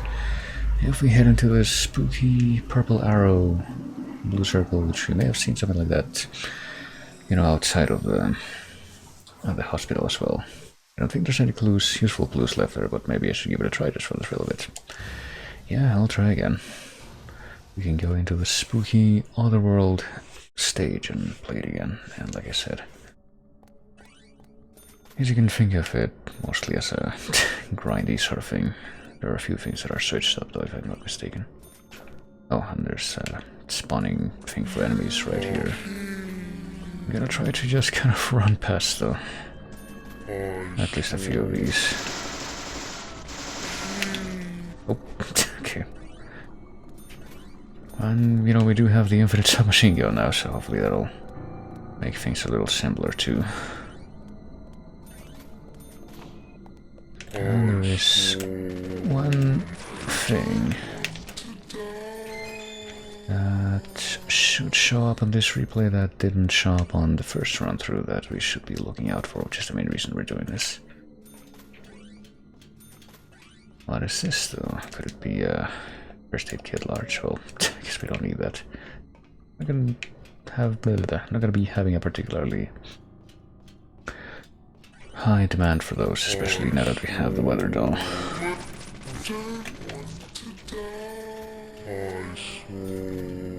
Unfortunately, York is out for blood. Oh yeah, we never actually used this ladder in the old run through, did we? So now we get to see what it looks like. Right, yeah, please be patient. I don't want you all to swarmy as soon as I make it down to, you know, this level. I say all, even though I don't even know how many dudes are actually here.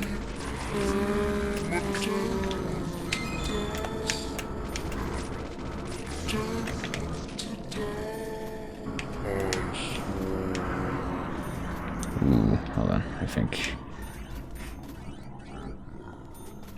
this might have the same kind of thing as, you know, the bonus stage that we did earlier to, you know, get the infinite SMG, which is, if we go into one of these blue circles, we don't actually continue on with the stage, but we do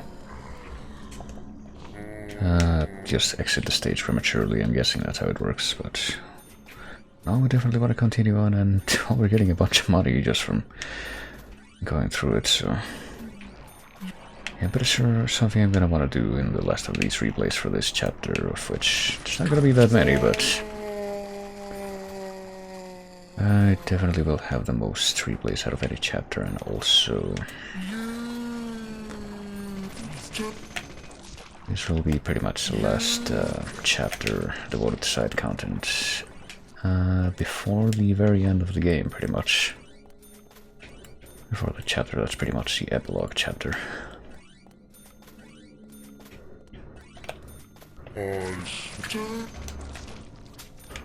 Now it's a little late to say don't, I would say.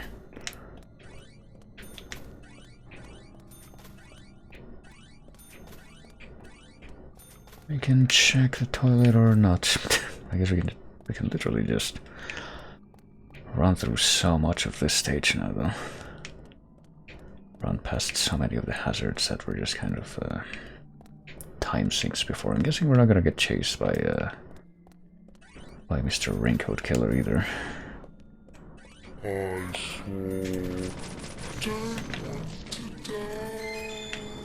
10mm auto bullets. I guess we can grab them just, you know, for old time's sake, even though we literally have zero need of them now that we have this.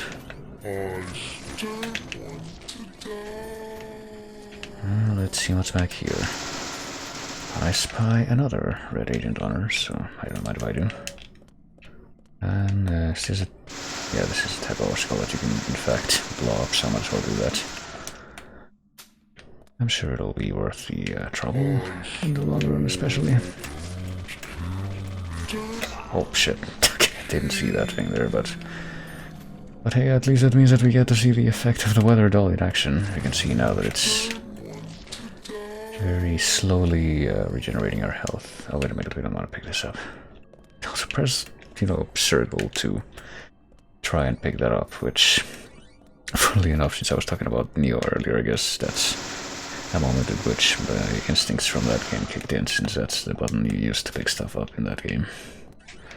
Well, circle or B, I suppose, since, you know, I was playing the Steam version, which is hardwired to think that you are using an Xbox controller. So it gives you Xbox prompts for everything, but hey, that's pretty much something that I've gotten used to because there's so many games where the PC versions are just some kind of console port that assumes that you're going to be using an Xbox controller, because that's what it's built for.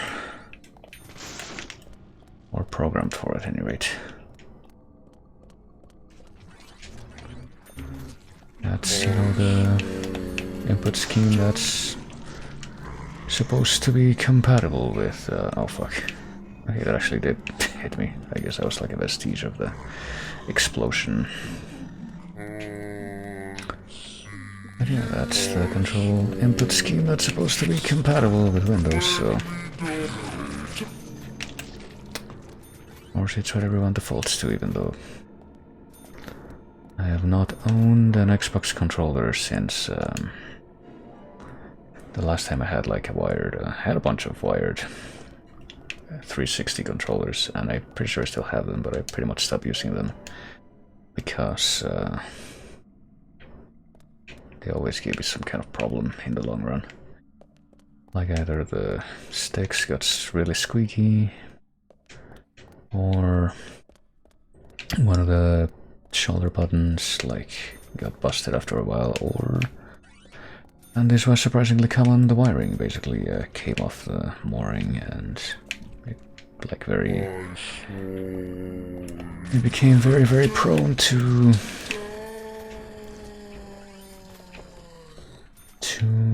just kind of randomly disconnecting in the middle of gameplay, which was really annoying. And to be fair, you know, the one that I've been using, the controller that I'm using right now, that I've been using for quite a long time now. I've kind of lost count of how many years I've been using this thing. Quite a few. I mean, not a hilarious amount, obviously, but quite a few years. I've been using this DualShock 4. Or at least I've been using DualShock 4 controllers, because I technically have two of them, but I don't even know where the other one is. I've just been using this one that's in my hands for quite a long while now. What's in this locker? Anything? Guess I better shoot this dude. This person. This undead fellow. Before I start picking in the lockers again. Coffee black. We haven't really been needing the coffees or any of the items, I guess, for recovering sleep or tiredness.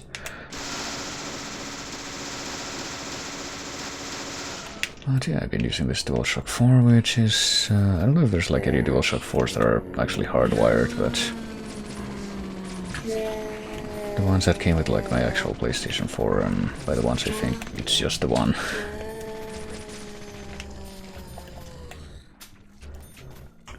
Have the same kind of thing going on as this one, which is that it has a detachable USB cable that, you know, is what actually plugs into the thing. And it just works with any USB cable that you can get for it, and I guess it's depending on the cables themselves. You need to actually be pretty careful with these, because if you don't treat them right, they can have that same problem in the long run, where they will lose their connectivity strength and they will get disconnected at the slightest jiggle. Unfortunately, that hasn't happened with this one that I'm using yet, because I've been treating it properly. Actually got it like as a pair, and I'm pretty sure the other one's around here somewhere, but... Or maybe in like a bag. Yeah, it's probably in that bag over there. I think I took it with me to a trip that I took a few months ago. And yeah, they work quite good. I guess it's gonna be a thing though that I'm gonna have to also be mindful of with these Otherworld replays, of which, like I said, I'm pretty sure pretty much all of them are gonna be before the very end of the game. Are gonna be in this chapter, so got a couple more ahead of me after I'm done with this one. You don't want to go there, that's the end of the chapter, I'm pretty sure. But what's over here? It is a lollipop. We're not gonna pick that up. That's the opposite of efficiency, which I guess has been the word of the day. Or the opposite of an efficient food item. It's like one of the weakest food items in the entire game, so it's actually kind of a shame that it's one of the most common ones to find in like these Otherworld sections, where you find like an infinite food supply kind of spot.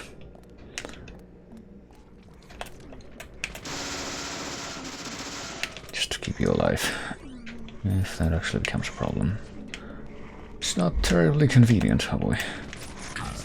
Don't try to sneak up on me like that, thanks very much. So somewhere at the end of these hallways, maybe where the tree is, that's the room we want to get to, because... Oh, we need to shoot this thing, hold on. First let me turn around and deal with this lady. And also that one over there, who I guess is come to me. You know, this wild bobbing up and down that this particular gun has might actually seem annoying, but okay, here we are. Question mark. I think this is the room I want.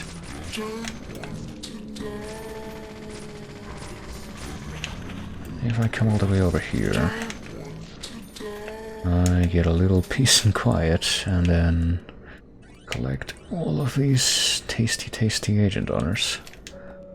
Locker for the employees, and I look inside this locker. Here we are, the Raincoat Killer trading card.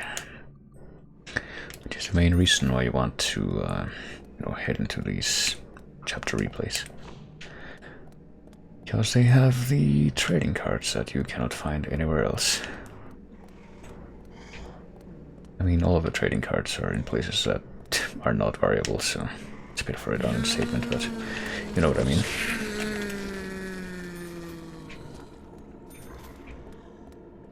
I feel like I was talking about something else a minute ago that I immediately forgot about, even though it was probably...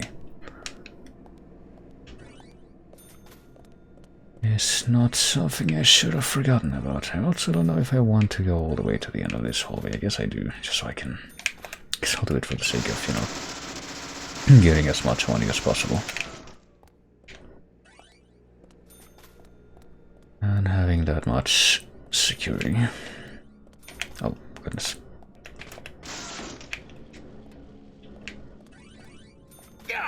Oh shit, of course. I don't know what's up with those exploding barrels, and like if you actually run up to the place where they are. Or where they were after you blow them up. They have like a lingering effect of the explosion, unless you wait a few seconds, but... You know, sometimes a few seconds is too much.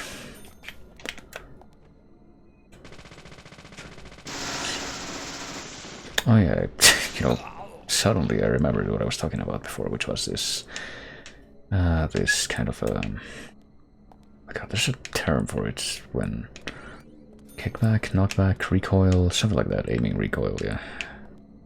I believe that's probably closest to what I should be saying right here. Turkey sandwich. Hey, I'll take this, why not? I didn't realize we could get another one of these from here. But you saw how efficient the turkey sandwich was. That's actually worth picking up. But anyway, yeah, that recoil effect, I'm pretty sure I mentioned all of the, nasty bugs before that show up on the PC version of this game, which were pretty much the main reason why I ended up settling on this one for, well, I say settling, it's whatever, really. Picking this one for my replay and not that one, even though I did do my first run through of the game on that one.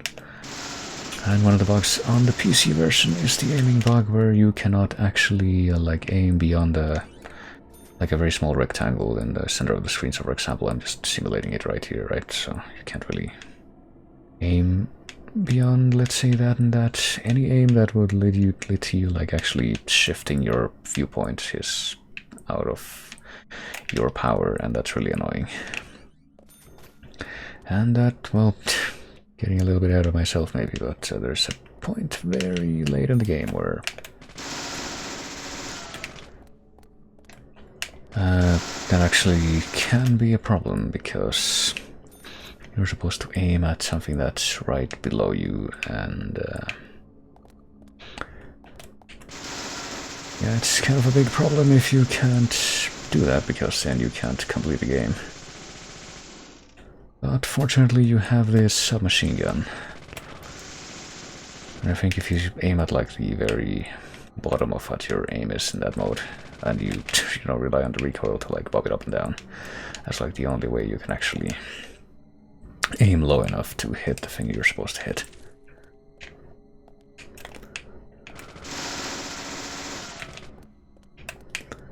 So this, in that sense, this machine gun, and specifically this infinite submachine gun, they become quite important in that version. But of course you need to be able to get them in that version, which means you need to be able to potentially do some replay stuff. Oh goodness. I thought we were gonna find something different in this room for some reason. I thought there was gonna be the rest space where you can save and sleep and whatnot before the raincoat killer shows up and you have to hide in the closet in the initial run through of this level. But maybe that's this room here. I think it is this room here, yeah, because it's got that there thing. It's got that little viewing window on the door. But yeah, I guess we're gonna try going in one of these circles, because during the initial run through of this level, after you get to this room you have to backtrack, so I hope that I get to keep everything that I got if I step into one of these circles. I guess thinning, I've had enough for now, yes.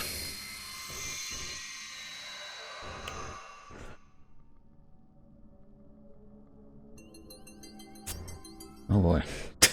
Did we just get a refill on our stats maybe?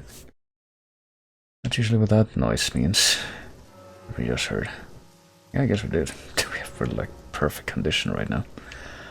Alright, so that was one replay. I guess I might as well check my collection just to make sure I still have that card, which is, the main reason we went into that place.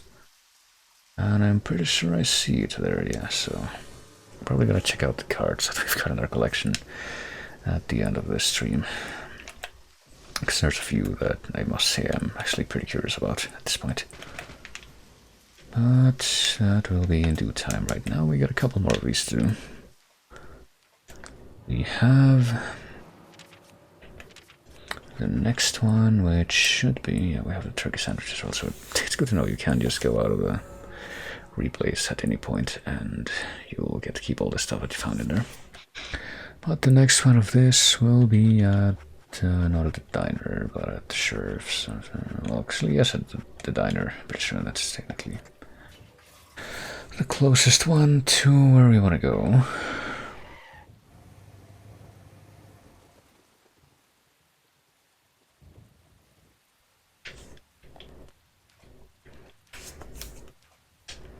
So let's go there. I mean, it doesn't really matter. It's not like these two places are not that far off from each other, but let's grab the card. Let's actually check the the big map real quick, because now that we've done the lumber mill one, we're actually gonna probably go down this path here. Yep, to go to the wood path, which was, as you might recall, it's the very first level of the game, pretty much. The very first spooky otherworld level of the game that you start off in before you actually get to the town.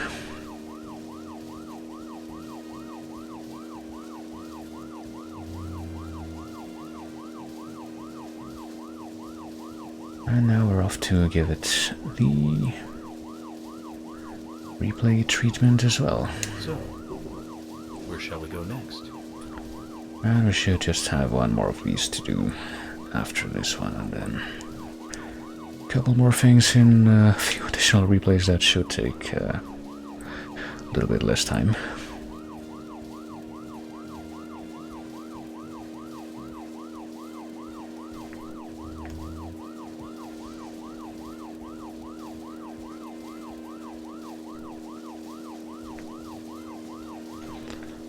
And here we are, let's see. I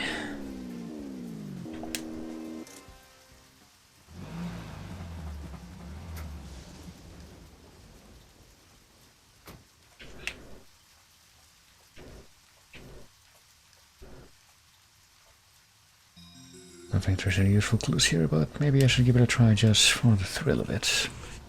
I'm sure you'll understand where I'm coming from there, Zach. And we start again with our wrecked car. We can observe it. I don't think we did the first time we played this, actually, but there's a path up ahead in the headlights. Must be years since I last set foot in the dirt path. I have to leave you here, old buddy. How long were we together? Ever since I joined the Bureau. So, yeah, we got not a terribly great look at York's car at the beginning of the game. Just kind of an exterior shot in that first FMV, and then, you know, this flipped over version of it. But we did hear from, you know, the end of Jack's quest, if you remember, that apparently York's car had actually been found. It had been towed, and it had been taken to Lysander's junkyard. So that should be an indication for something that we'll be finding out quite soon, as I continue through these replays. But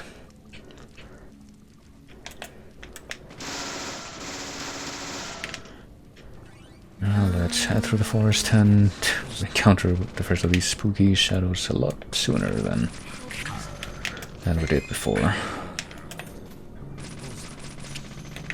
And as we know, this place is just kind of a dead end, but I was wondering if we needed to put like a, you know, some additional agent honors there.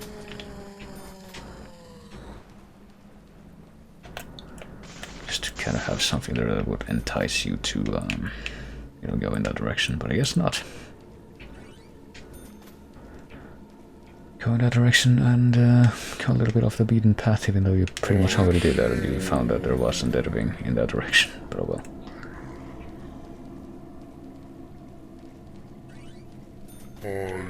You know, reminder that we can just hold our breath and peacefully walk past these fellows, but like, what's the point? Where's the fun in that? It's more exciting to just run past them and make sure they are completely aware of your presence. Because they can just forget about your presence if you hold your breath, though. Does make you wonder about a few things, so like, you know, where we were being hunted by the raincoat killer. You can hold your breath to, at times, to, you know, hide from him. Make sure he doesn't actually catch on to where you're hiding. Don't think we need the pickles right now. I don't think this is like an infinite pickle spot either, though, so we don't need to mess with the generators. Some other replays really are like a lot more expedited versions of the, oh yeah, the shotgun shells. I forgot about this. We already have our, you know, reserves of shotgun shells filled to capacity in our toolbox. So. And yeah, it makes you wonder, what exactly is up with the raincoat killer? Could it be he's a creature like these bizarre mysterious shadows that you find during these stages. Or could there be something else going on? Something that we simply cannot grasp because it is beyond our comprehension with the mysteries of this town.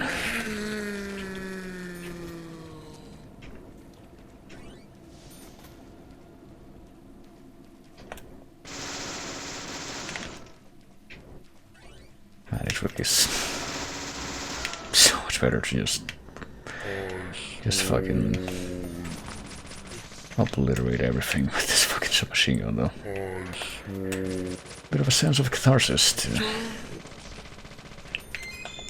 be able to do this on these replays and whatnot after, you know, putting in the effort to actually be able to get these things, get this thing, rather. And that's, as you can kind of tell, that's only one of the few infinite weapons I can find throughout the game.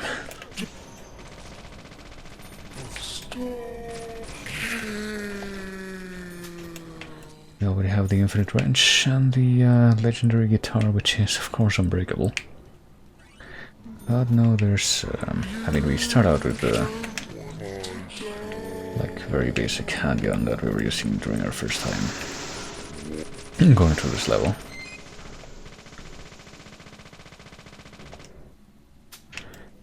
But there's definitely a few more guns that we can find that are also in the same kind of capacity where they have unlimited ammo and they certainly make a few things,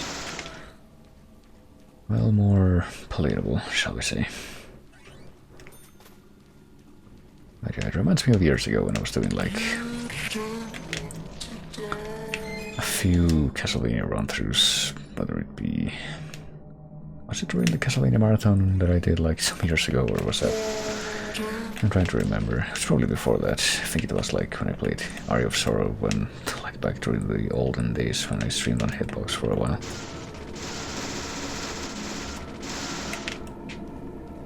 And I'm pretty sure I played Aria of Sorrow, I think it was. And by the way, we got another unique trading card here.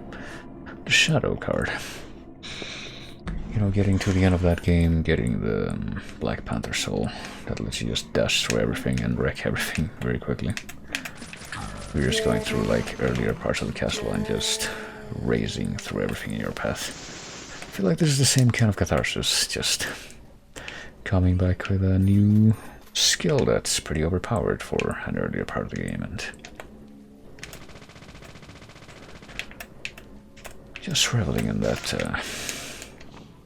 that very favorable imbalance that you're given. And you know, we have the trading cards, so we could just leave right now, but I think I'll go a little bit farther just to see if there's more money I can get and all that jazz. Also kind of want to see what happens if you get to the end of the paths in these other stages, because you know, unlike the lumber mill where you do have to backtrack, there is this stage and the one other stage that we're going to be doing right after this with the replay, which is the hospital level. Oh shit, there's a lady with a shotgun, that's not good. But yeah, in both of these stages, unlike the lumber mill, where the last part of the stage is like a backtrack where you're chased by the raincoat killer, in those other two stages, all you have to do is like get to the end room, end area kind of, and then the level just ends a bit more conventionally, shall we say. Oh goodness, hold on. Headshot rewards from this as well, which is... I guess it's just something you can do if you want. If you need to grind money, you can just do a chapter replay and do one of these Otherworld replays.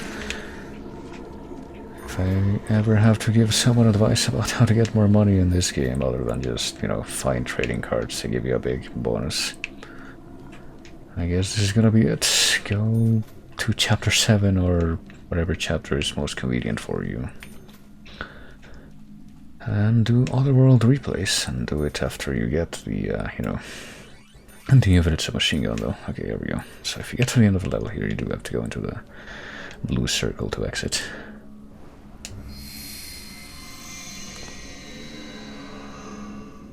step 1, get like 1400 or however much it costs to actually get the first spirit map from Keith.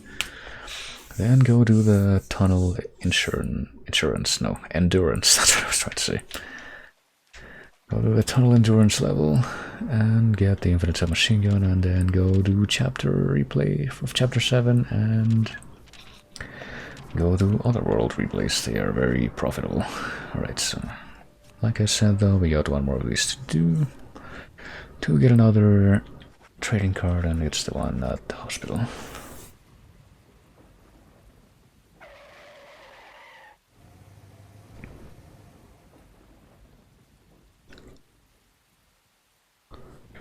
Let's see.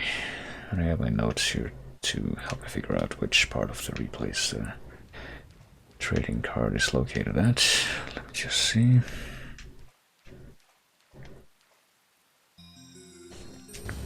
We will try again. It is happening again, but this time there's a very exciting gun involved, so it's a bit different though. Well, it's the shitty vending machine from the hotel. Okay. Well, let's equip the correct gun first of all. First aid kit, large. Oh goodness. And we're also getting, you know, these large first aid kits, which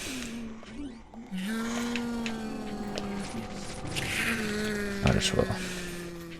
I'm pretty sure if I remember from my first run through that I did of this, my initial run through that I did of this Otherworld, just a few days ago, where I was trying to like fight these enemies with the Grekotch. I'm pretty sure the nurses go through that whole stigma of the Silent Hill nurses as like, yeah, oh, okay, we literally can't carry anymore 10mm bullets, whether in our inventory or in the toolbox, so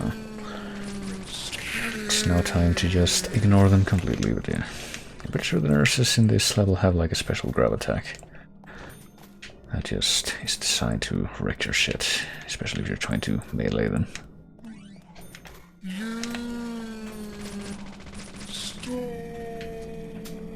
Well, I did stop for a moment because I had to reload. Think of it as, you know, me being considerate of what you're asking, because it's clearly what's going on there. I am conceding. Okay, so we need to find the MRI room. I don't remember exactly like the path you have to take to get there, but at least we're gonna have lots of stabilizers for when we eventually do the darts side quest, which is, you know, the reason that we're hoarding them. Should try to figure out exactly when that's gonna happen, actually, because it's not gonna be during this particular sequence. Could, you know, read ahead a little bit in my notes and figure that out, because I'm pretty sure all of my notes are now complete, as far as the side content anyway. Everything else is just like stuff you just have to do in order to advance through the normal story, which I didn't really feel like writing out in detail. At least after episode 1, because, you know, episode 1 is, you know, this one where all of this stuff is intermingled with the side content, at least on this particular run, and this particular sort of structure. Which, to be fair, is not something that I came up with on my own. It was basically a condensed version of a walkthrough that I found.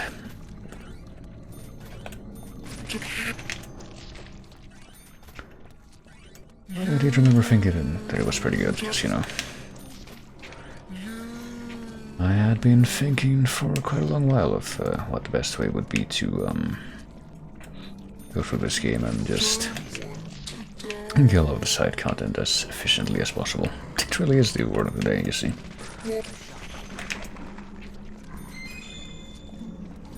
Oh, what did she drop? Oh. She dropped all the bullets, which we don't need. Coffee black, I guess we'll send that to a toolbox. And we really don't need to put too much thought into, you know, building up a stockpile of resources after all, because we just kind of get handed these things after a while, especially if we're, you know, going out of our way to do the side content like this. But yeah. Still looking out for the MRI room, but at least I have the solace that I can rely on the knowledge that I won't be kicked out of the level. Unless I specifically ask to.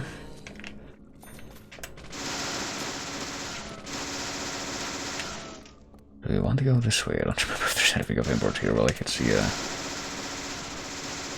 red agent on her over there, so I guess we'll go for that. Other than that, though, I guess that's the only thing that's at the end of this hallway here. Just an extra $30. What the fuck? It's like... It's now like 11:15 and I'm still hearing that, like, weird banging noise on the floor that I have no idea what it's coming from. Payment details, what? Payslip, oh boy. Okay, I don't think this was here before, but we can find this. Investigation fee 34, extra 6991, penalty 0, total 7025. Is that like how much we're gonna get at the end of this chapter replay, maybe? The bonus. Investigation fee per day $17, 34 extra for working overtime, 0 observation, bank transfer, daily reporter, safe driving. Yeah, I guess it's like a some kind of a summary of our payment that we managed to accrue. Checking weather, cold blood. I don't even know what cold blood means in this case, but agent honor. We got on tons of agent honors. Yeah, enemies killed, headshot rewards. So I guess this must be stuff from this chapter. We can get penalty for vandalism, car accident, stinky accident, and inhabitant claims. And penalty for being rescued, I think. Penalty for being rescued, I think, is if you, like, wreck your car while you're driving around and have to be taken to the hospital. Vandalism, I'm guessing, is if you shoot at things in the town. Car accident, I'm guessing, if you run into other cars, even though we had that before. And we didn't get that penalty, but... Stinky agent is if you don't let your suit get too dirty, and then I think inhabitant claims is if you aim your gun at one of the characters in the town. Speaking of stinky agent, hold on. Do we want to change out of this suit? I don't know. Maybe we should. Trendy clothes. It's starting to look like it's getting dirty. Yeah, maybe we should switch out of it. And well, I might as well switch to the crimson one. Let's change, and let's not even bother trying to clean the other one. Why not? It's probably not going to be particularly worthwhile. Let's send the stabilizer. No, never mind. We've actually hit the limit of how many stabilizers we can carry. I guess I'll put it in my inventory then.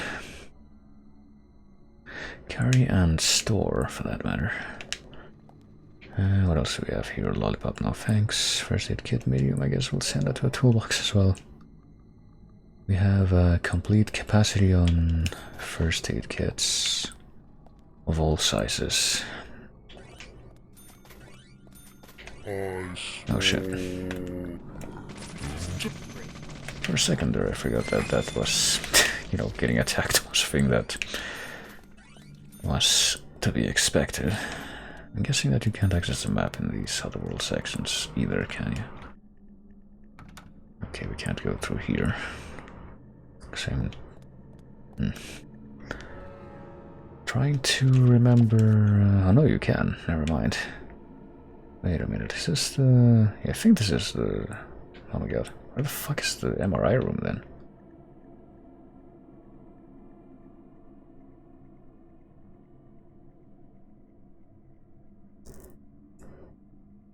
Did I miss it? Maybe it's back here. Oh no, it's back here, okay. So we have to go through there first. Never mind, I was like... we're just gonna go out into the lobby kind of area, which is... where the end of the level is supposed to be and where you get kicked out of the level during the initial run-through. Once you actually get there and you kill the first 3 armed shadows that you find there.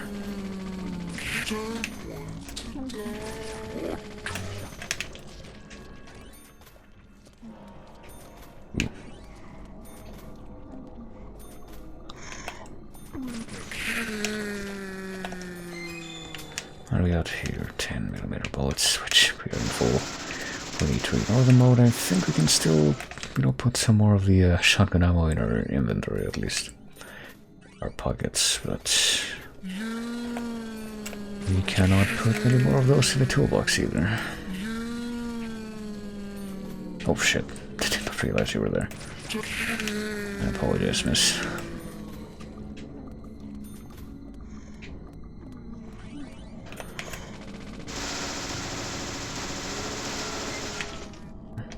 Cheddar cheese. Guess we're gonna send it to a toolbox. So I guess we have more and more spaces in our regular inventory that's for not even ammunition or anything like that, just the normal items, food and other things that we're devoting to certain things that we want to carry around and don't have enough room to just send them into the toolbox.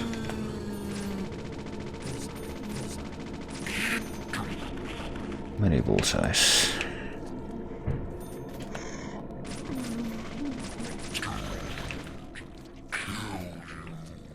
Okay. Is this the MRI room? I think this might be. I can barely read. Oh god. And the plate that's next to the door, but I do indeed kill. I'm sorry, I could help if I would help if I could, but I'm afraid there's not enough information to solve this puzzle. Okay.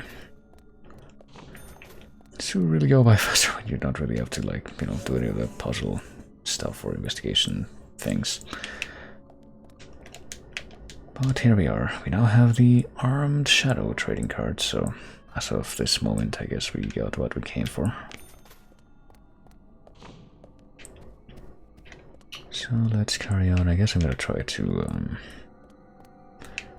go all the way to the lobby and see what's waiting for me there. Probably just a few more, enemies and a few more agent honors, which is, enough motivation for me to check it out. I'll be grabbing all of these. Wonder if there's any of the armed shadows here, like there were in the first time we came through here. What do we have here? First aid kit, small. I wonder when we're gonna be, having all of these things that we run out of room for them in the toolbox, but.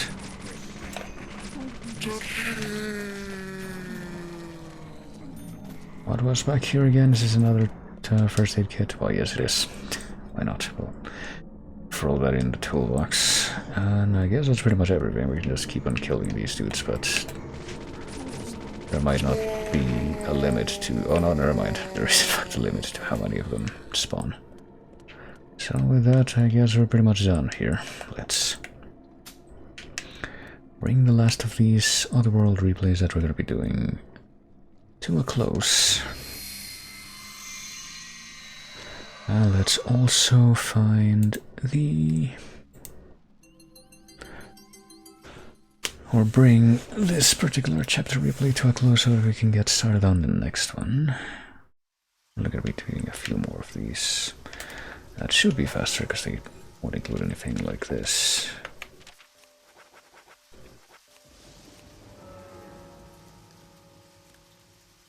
Actually, wait a minute.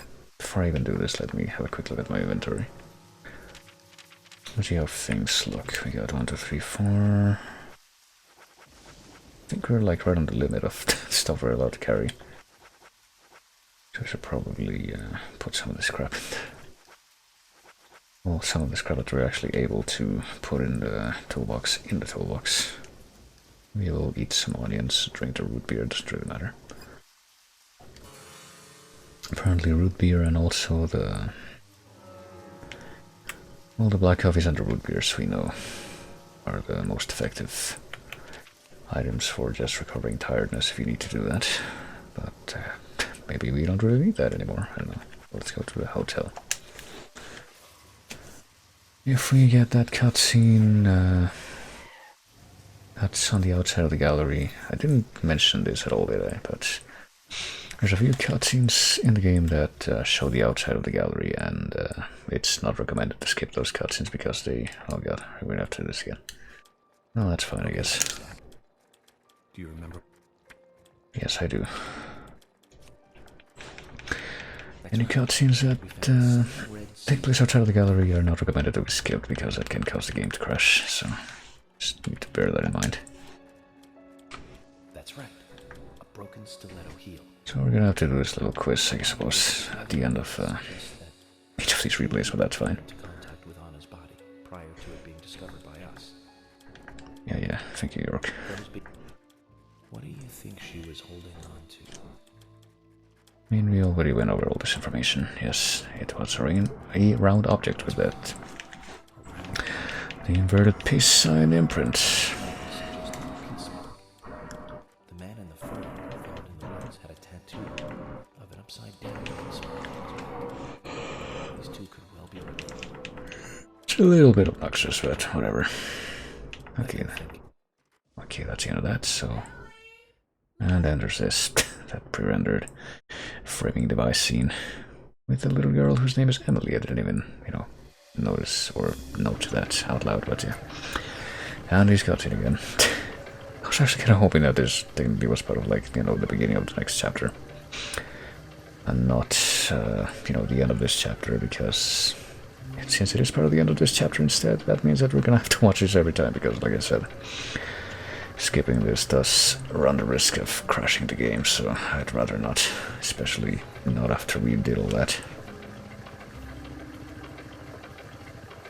Maybe in the future, but probably not. Okay, this, on the other hand, well, I mean, this isn't a cutscene. She's gonna get told how much we're gonna get paid, presumably. Get a realization of that payslip that we found earlier. 146 enemies defeated, and... that. How did we get paid earlier for the... I probably did, because I'm pretty sure we got more money than... Well, we probably got more money, I would say. 1,600. Maybe I was being facetious, but anyway, that's... the first replay of that chapter, I believe. Yeah. There are a few more of them to do, so we can get the rest of the stuff from here. Speak... Or go directly back to the hotel. You decide, Zach. Let's eat with them. We can't very well refuse our pals here. Let's just have dinner together, as usual. Talk about the skulls that the guy pissed into. But we're skipping that dialogue. I'm sure that will also serve as an inspiration for Emily's cooking, but now that we've gotten out of the hotel, let's see here. Yes, where are we going? We're going to the same place that we've been going to for pretty much the every time that we've done a replay of this, or just not even the first time that technically wasn't a replay. We also went here first, and there's a reason for it. Now is the time to exploit this.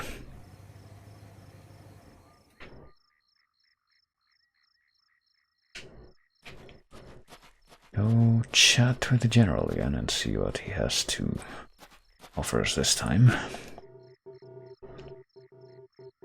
Be methodical and, upgrade your car so you can take on the Raincoat Killer. You mentioned that there is still some room to customize my car. Ah, yes I did. I think your gas tank could do with a boost, don't you? A larger tank would mean you can go farther with one fill-up. That would be great. In which case, you need to find a scrap tank. I think there's one around N5. Okay. This will be the last enhancement you can make to your vehicle. So get out there and find it. Well, funny you should say that. Pretty sure that won't be the last time, but we'll be talking to him anyway. Actually, hold on a moment. This might be the last time we talk to him after all, never mind. Let me check my...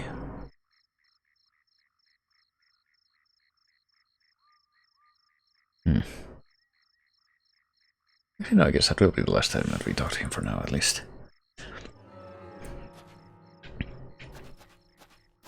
But let's go find the parts. I kind of forgot where he wanted us to go already, but I'm sure we can check that again on the... oh, is it key flag? No, that's for like story stuff, profiling. Map item... Key flag? No. I don't think this is what I'm after now. Option title, goodness me. It's on the map, isn't it? Yeah, the side, there we go, side missions. Which one are we after right now? Memorable, unwanted, periodic riddle.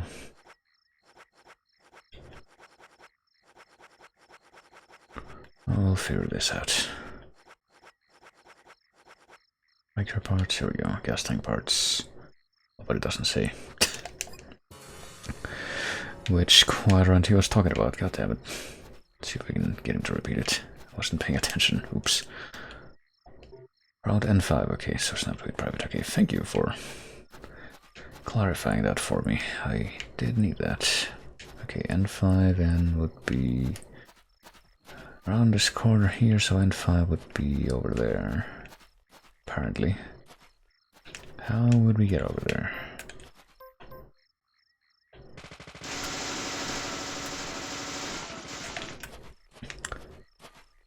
Just be a matter of coming here and we would find them? No, apparently not.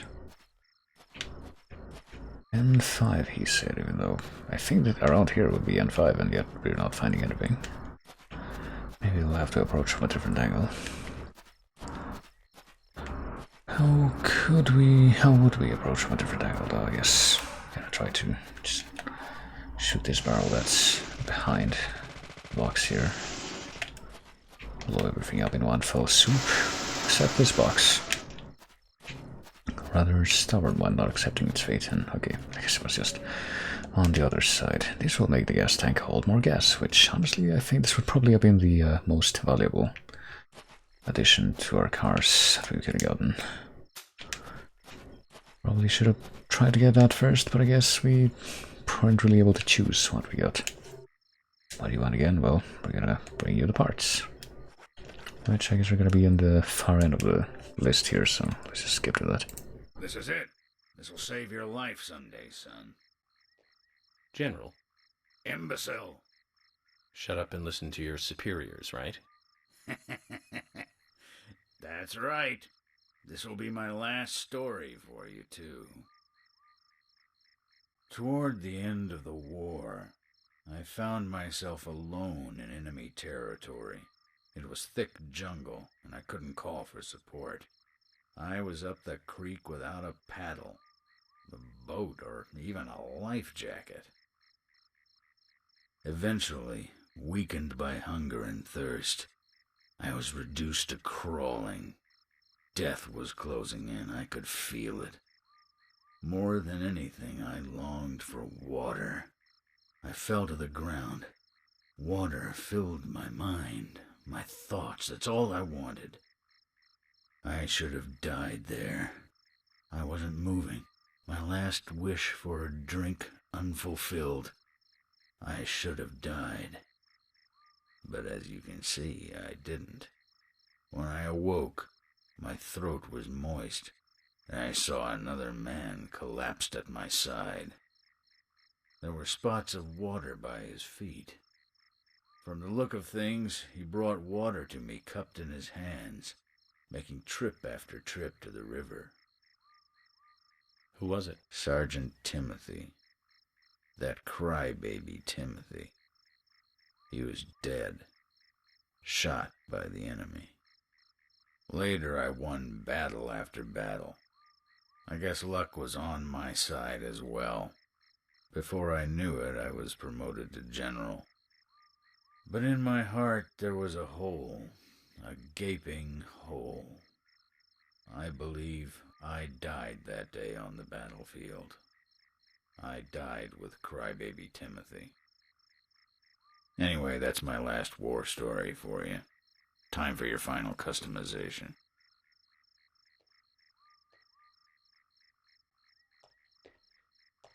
Wow, how ironic. So that explains why he's wearing a sergeant's badge on him. Time kept flowing for him, and he kept moving up in rank. But inside of him, time stopped a long time ago. We didn't get any info out of him about the Raincoat Killer. At least his war stories solved one of the mysteries of this town. Let's leave him alone. I doubt he knows anything about the case at hand.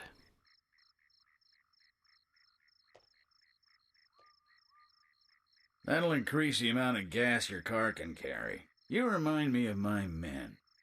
They had a strong sense of justice. Those idiots. Don't stop. Eyes forward. And laugh. Ha!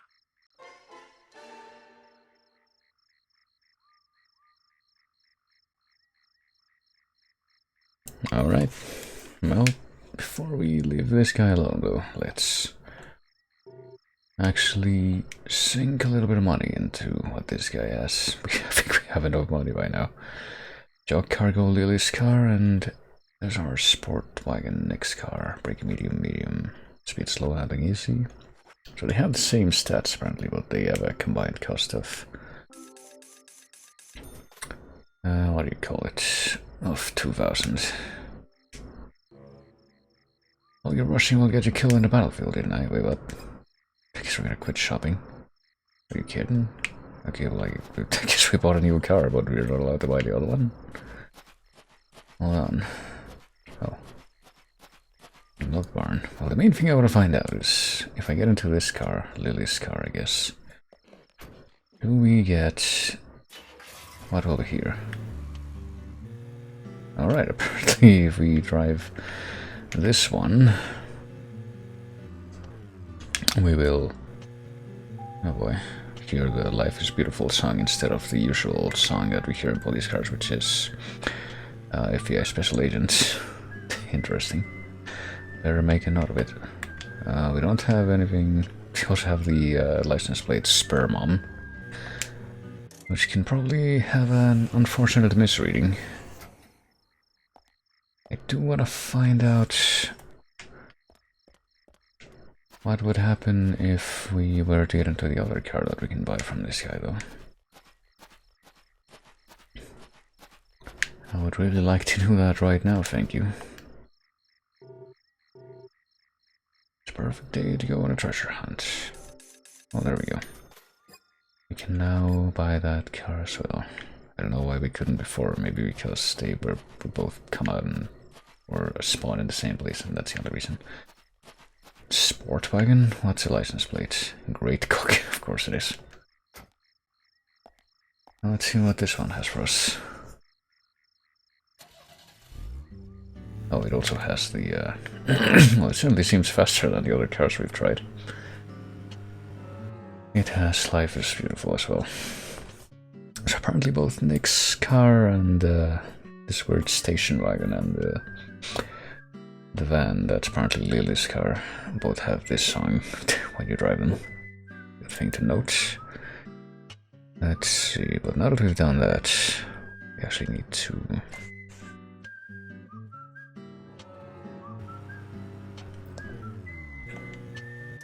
do something else, and I guess we might as well try this car out for that.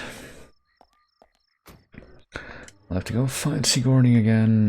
We're gonna look on the map first. She's gonna be here. She's going to be either at the graveyard or at the hospital. So yes, you might notice if you're kind of paying attention, the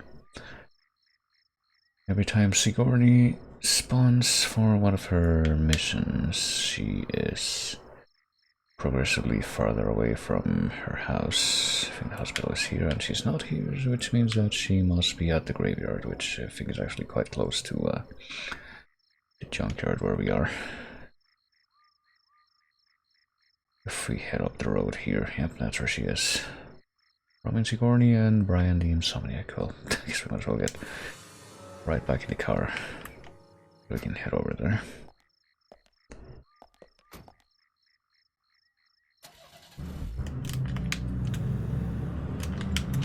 She doesn't have a siren boost like the police car does, but I think it drives quite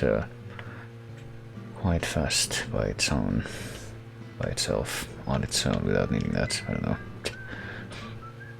Hopefully it'll drive fast enough that we can complete this next mission without incident.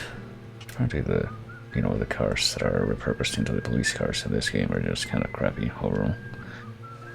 It probably says something that this one is apparently less crappy than that. Zach, we can take a rest if you're tired. I mean, Yorkie would say that no matter what type of day it is. I don't think it holds much meaning by now. But let's see, Sigourney should be right here. I guess one potential problem with this car is that the brake doesn't seem like it's all that good. Well, we'll give it a try anyway if we actually end up messing up. I guess we'll have to try the police car after all. Oh, here we are again. Hey, Sigourney. I'm glad you're here. My pot, it's getting cold. Please, let's get going. Yes, okay. I need to get to know the pot better first. That's right. Now hurry up. My pot is getting cold. Zach, this is all for getting to know the pot better. Well, what better way to do that?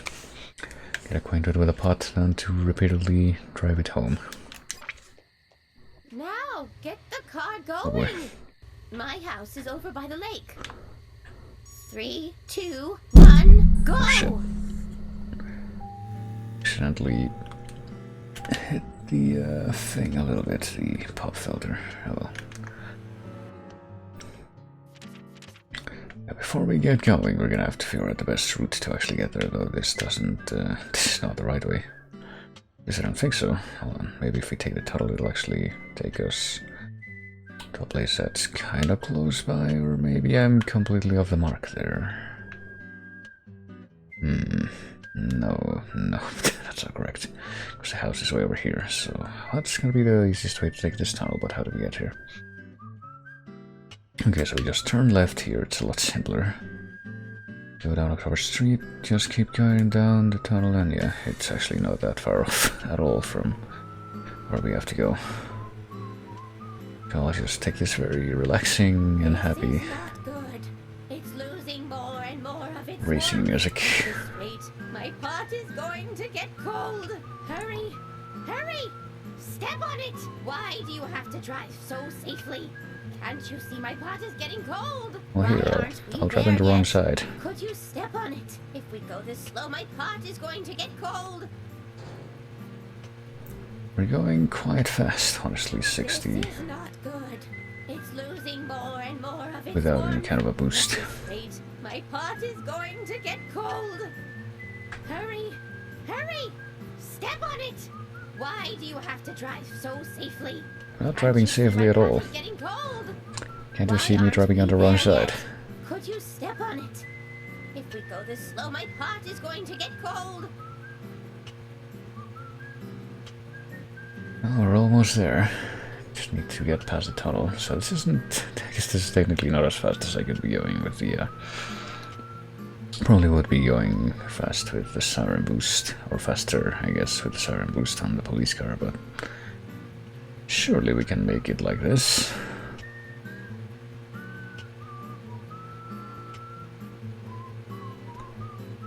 I have complete faith in our ability to... Well, she got quiet all of a sudden. In our ability to make it. It's losing more and more of its warmth. At this rate, my pot is going to get cold. Just need to make sure the brakes Why do you have to drive so safely? don't become a problem. My pot is getting cold. Oh, oh shit, okay, we just bounced off of that car there. Could you step on it? Well, we're here. Go this slow, my pot is going to get cold.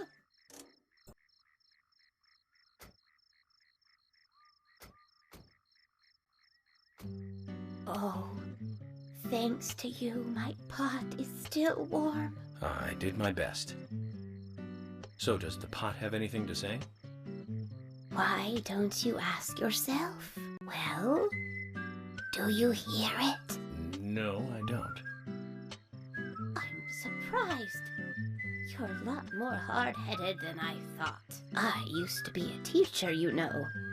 That's when I realized the truth of the pot. Standing at the front of the class and looking at all those students, it's like looking into a pot full of different ingredients. A pot in a classroom? I don't get it. In fact, I think I'm getting farther away from understanding. Well, that's a shame. But don't give up. You're a person that can taste the different ingredients. Listen carefully. The best stew is one with plenty of different ingredients in it. And we got tough chat. Oh my pot is getting cold again! Did you have to talk so long? Oh! And if you can believe it, we're not quite done with that yet either. And now we are the proud owners of Tough Chap Emily's car. As well as those other cars, I guess. I would hope that my purchase of those other cars is permanent as well, but I guess we're gonna find out. But in order to continue on with what we're doing, we are gonna have to start another replay. I'm pretty sure that pretty much everything we're gonna be doing from now on is gonna be related to, you know, that particular quest. So there's the milk barn. This is I love Mauve. Is that the Tough Chap? I love Mauve. And then the milk barn car, Spur Mom. And presumably the, you know, the car that we were driving before is over there, yeah. It's apparently the next car. Let me just confirm that this is the car that I think it is. If we get in this one... Oh yes. I thought I would hear this.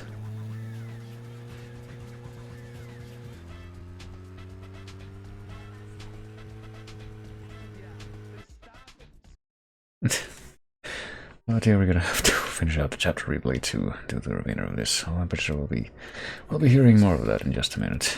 Do you remember what? Just gonna have to go through the, you know, the quiz again. That's right. We found the same red seed in her mouth. According to Emma,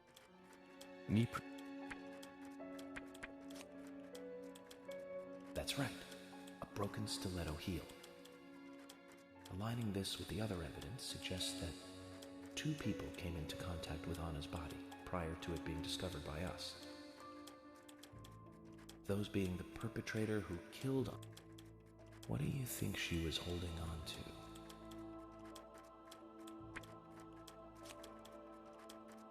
That's right. A round object.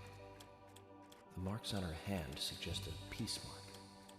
The man in the photo found in the woods had a tattoo of an upside-down peace mark on his back. These two could well be related. But we don't know for sure. Well, we just...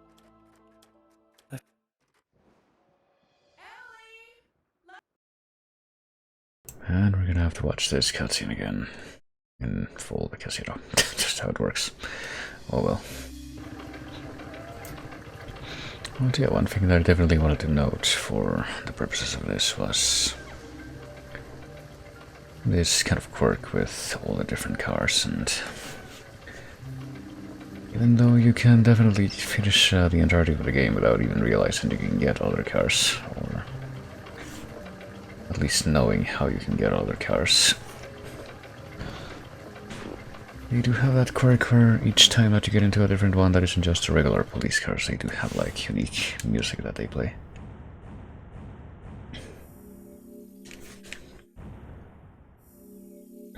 Total, yada yada yada. Still gotta keep the total number of continues at 0 though. A little bit of extra cash too. Save and...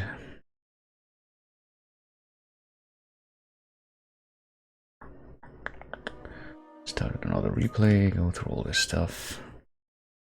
And we are finally done with, you know, Alright then, let's do that. Hold on. With the whole Or go Lysander directly back to the junkyard. hotel. You decide, Zach. Sure, do that. Just kind of series of things. Yeah, let's eat with them. Just choose to do this every single time. There's no reason not to. Unless you're like really in a hurry. But you can't be in a lot of hurry to not want to, you know, make sure that scene happens in every timeline.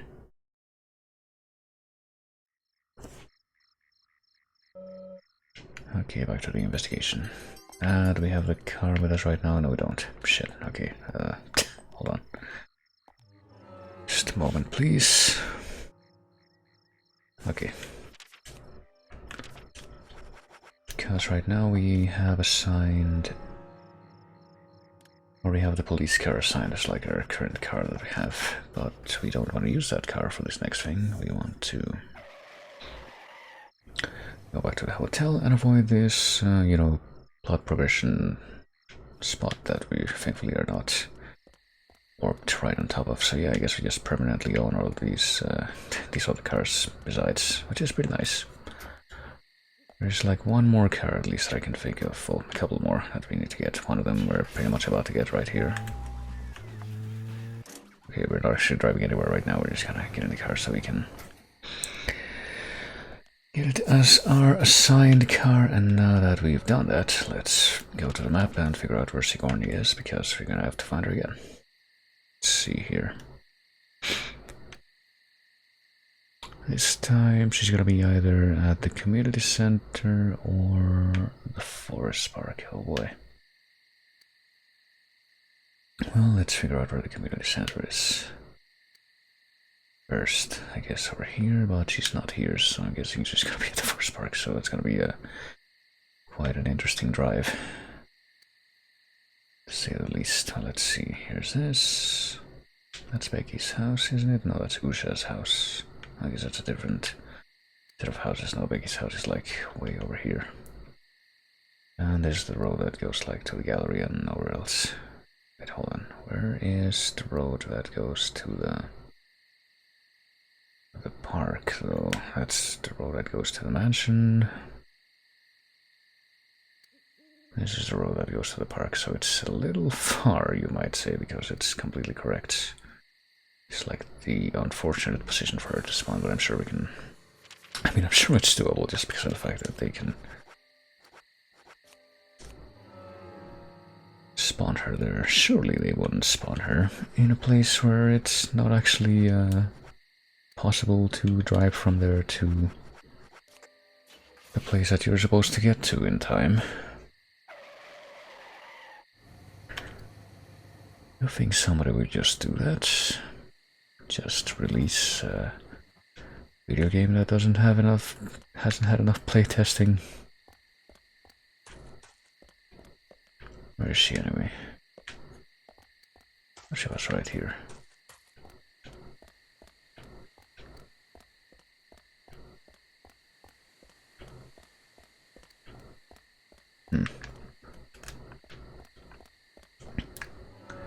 Hold on a moment. Oh, she's behind the house.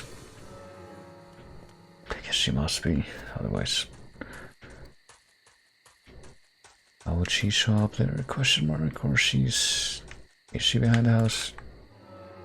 Is she on the other side of the...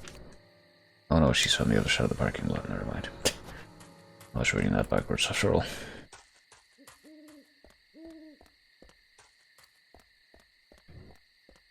Say, Sigourney, how do you come to be, you know, this far away from your place at this time of night?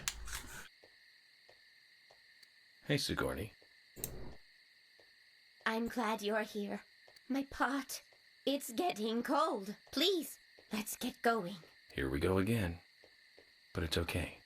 I need to get to know more about the pot after all. Very well then. Hurry up. Look, my pot is getting cold. Zach, has she been roaming farther and farther away from her home? Is she testing us, perhaps?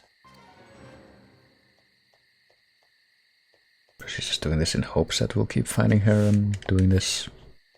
Now, get the car going. My house is over by the lake. 3, 2, 1, go! Alright, I don't know how easy this will actually be, but at least we get to listen to this song. Oh yeah, and we get the, I guess this Emily's car actually does have the police siren equipped. And it's voice clips, which you can kind of, voice samples you can kind of barely hear because of how this is mixed. Anyway, let's see, once we get down here, that's gonna be the main question. Okay, stick to the left here, and it should be smooth sailing from there. But we need to actually get there first. Oh boy. This does seem like it has much better handling than pretty much every other car we've had. Actually, hold on. Might as well check the map here. If I go, you know, down the dirt path instead, where's it gonna deposit me? Here, it might be better to do that honestly at this point than just going down this windy path. Now let's try it. How the fuck not?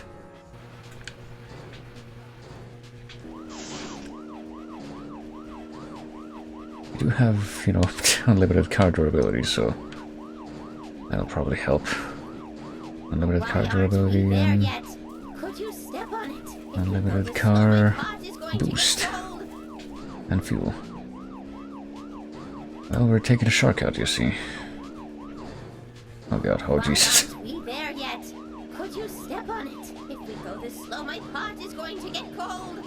Well, we're doing a car wheelie, so if we can pull off something better than this, I'd like to hear how. There yet? Could you step on it? If we go this slow, my pot is going to get cold.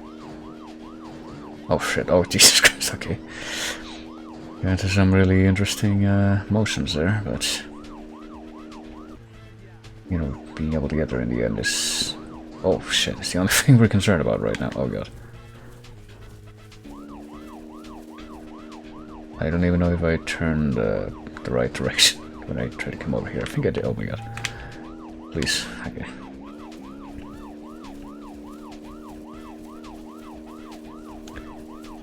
I'm sure we can do it. It would have been, you know, would have been a lot easier if she had spawned in the community center instead, but whatever. It's a little more interesting, I guess. And it'll, you know, help us figure out how viable it actually is to do it this way. I think we're going quite fast for what it's worth. For this type of terrain and this type of situation. You see, I need to let go of the boost for just a little bit so I can recover my pulse meter. I don't really see how that affects my car's performance, but apparently it does. Just something you need to be conscientious about.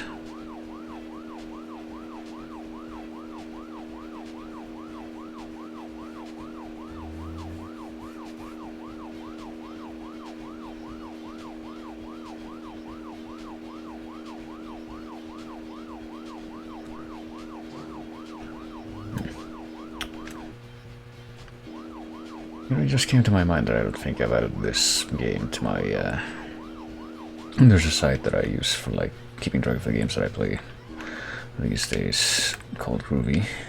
This is not good.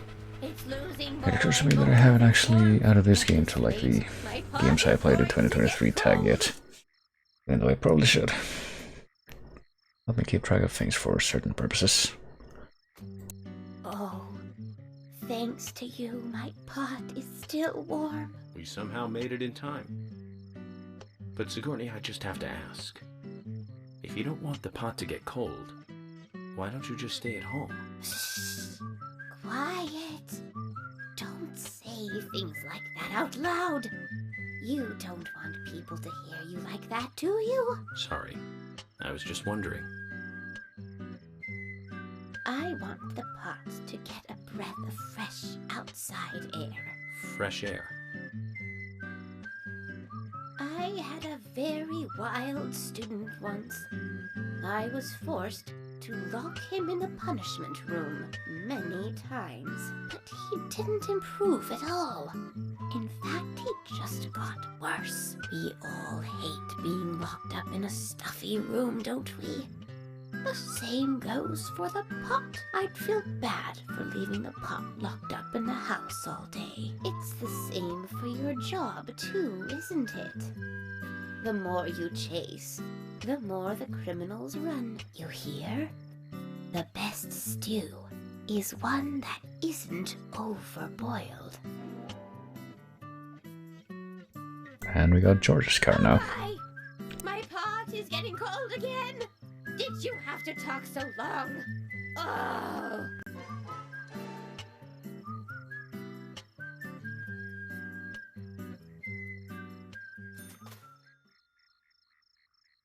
And there we go. Oh, gonna have to finish out this chapter replay with another trip to the hotel because there's just one more we need to do.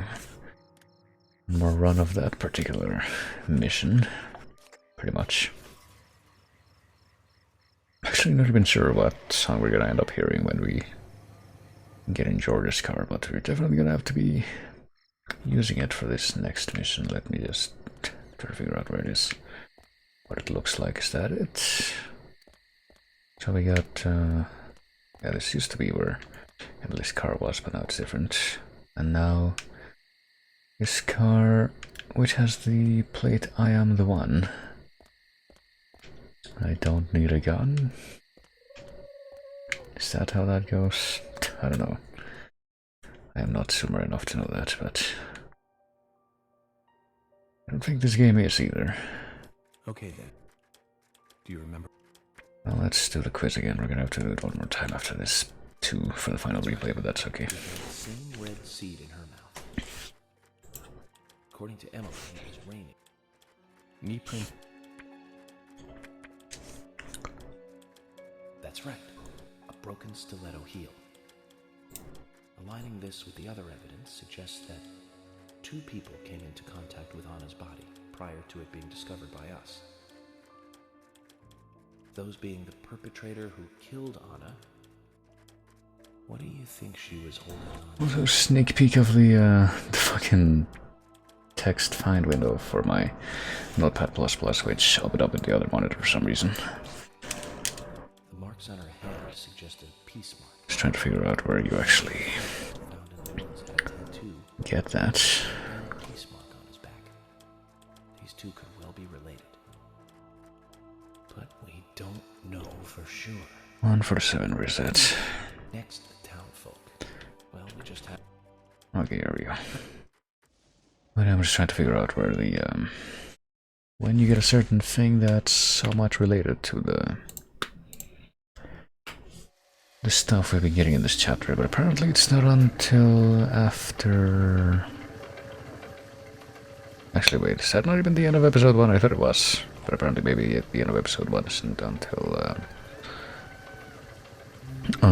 after the end of chapter 9, even though I thought that we already got the PlayStation trophy for getting to the end of episode 1. Oh well. But anyway, chapter 11 is when we are going to get the thing that I had in mind. That's what I was trying to figure out. So that's still a bit of a ways off.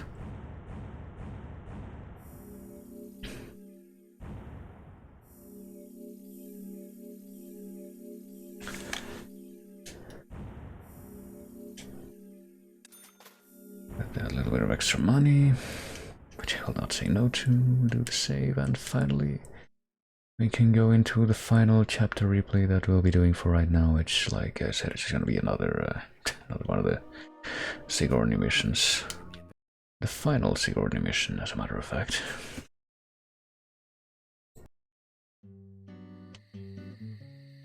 Alright then, let's do that. Or go directly back to the hotel. You decide, Zach. And, well, let's see with the solution. Let's make this scene happen. This will be the final time that we'll have to make that decision, I'm pretty sure. So let's go through with it, as usual. Don't. And this time we, you know, don't press start fast enough to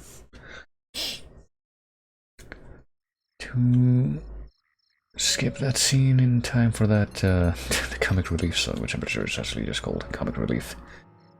start playing. And this time, since we've unlocked George's car, let's go and actually give that a try now. Head over to the hotel parking area.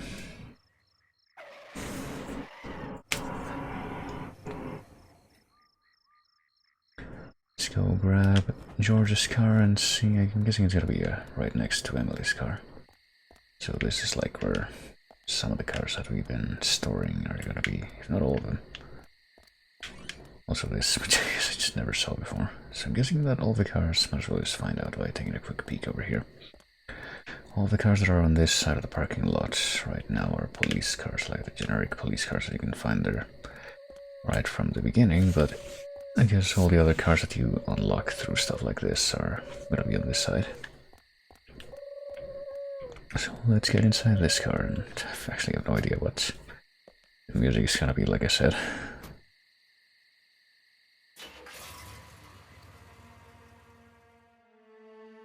Okay, I wasn't expecting this. Very dramatic. But we're not gonna be driving the car that much more right now. At this precise instant, that is. We just wanna have it be assigned as just the car that we're using right now because, oh whoops, I don't want to use the item yet. What I'm gonna do though is figure out where Sigourney is, because we got her final driving challenge, like I said. That's the last thing I'm gonna do for now, but to finish out this final chapter replay, and she can be in one of two places, which are going to be which can be a little tricky. Ultimately, she can either be here, where she is clearly not, damn it. Because this would have been much easier, I think, to drive, but no. If she's not here, that means she must be at what's gonna be the most challenging drive of the game, which is the other end of this path. Well, we're gonna have to... Up there she is, what do you know? Probably Sigourney, outside of Harry's mansion. Now we should be able to warp to a place that's at least close to the entrance of Harry's mansion.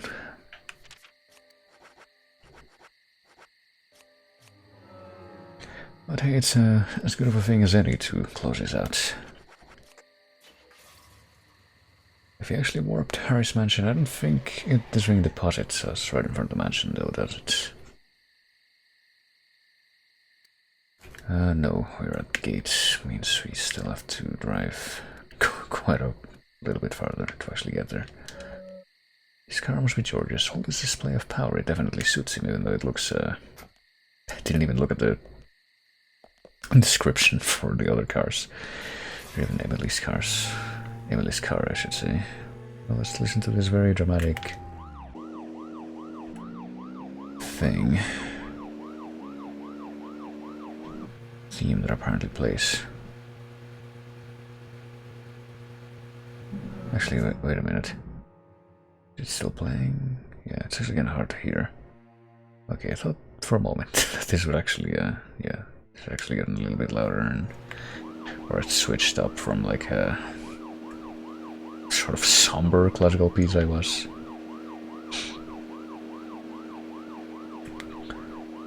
To slightly more upbeat song that you hear later in the game that's also kind of associated with George, but no, not quite.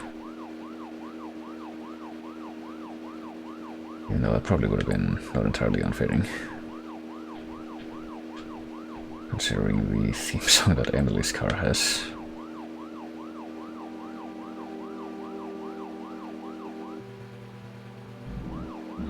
But yeah, this might be one of those like classical covers that just kind of show up on the soundtrack for this game that I had honestly no idea where in the game they played, and this might be the answer to that, I guess. What's this called again? This is like the Elephant T3, that's literally the name of this car.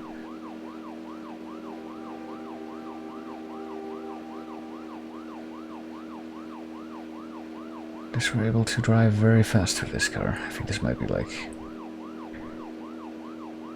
the most powerful of the cars that we've unlocked so far. I guess we're gonna need that for what we're going to be doing in just a moment.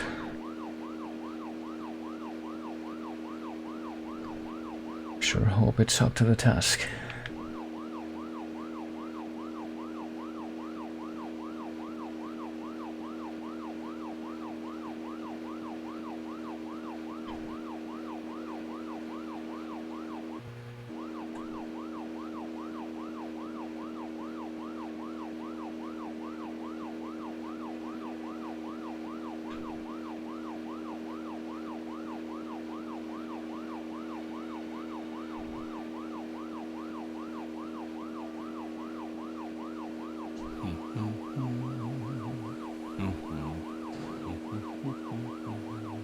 Yeah, same.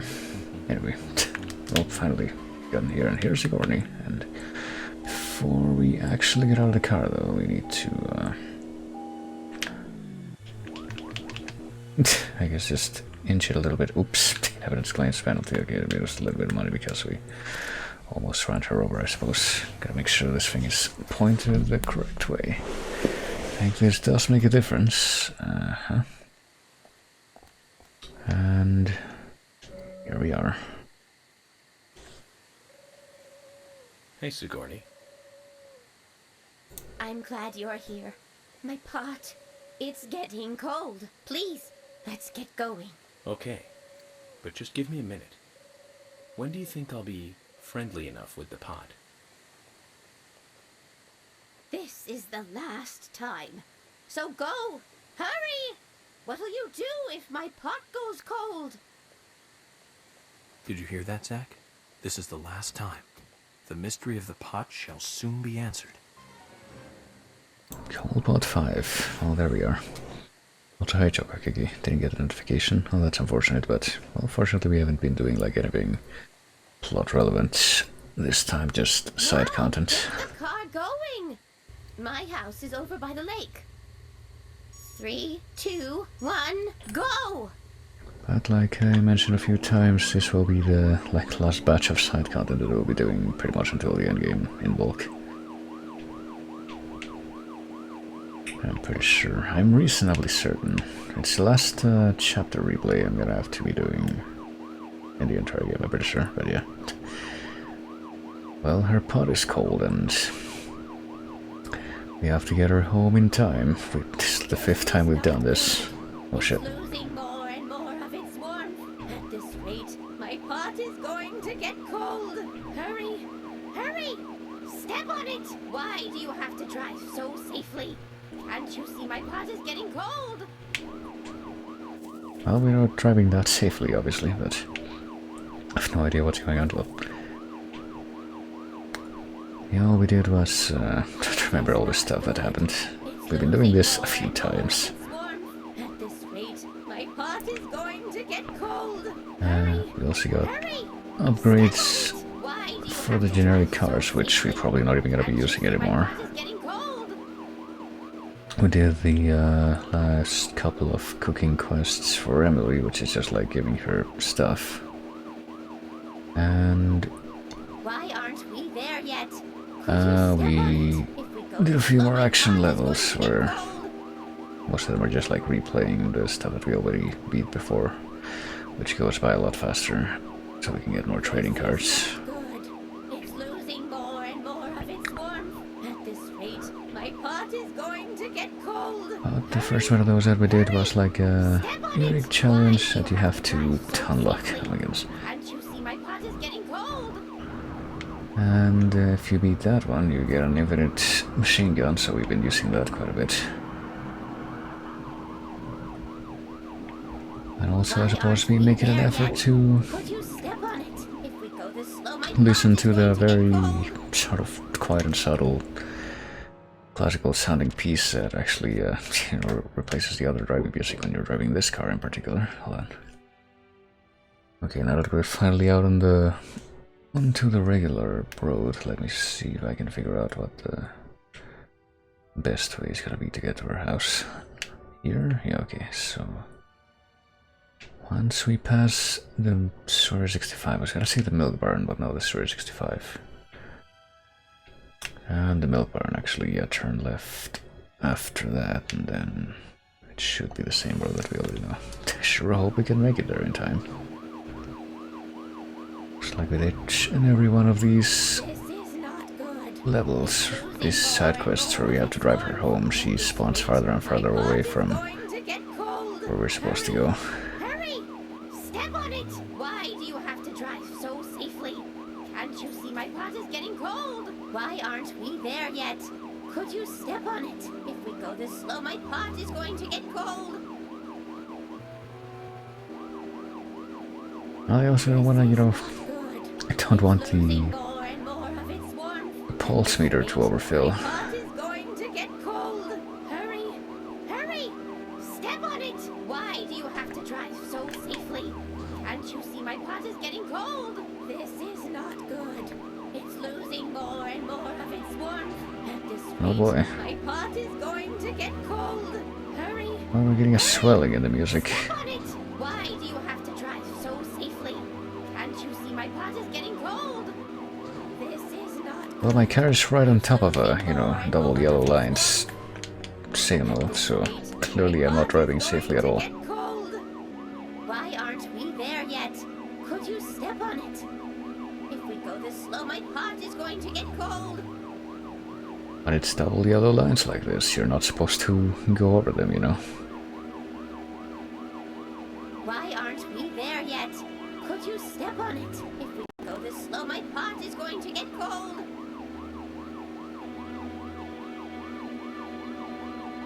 Alright, well, we're almost here. Just need to make sure we get a... Or we can... Damn it. At this rate, my pot is going to get cold.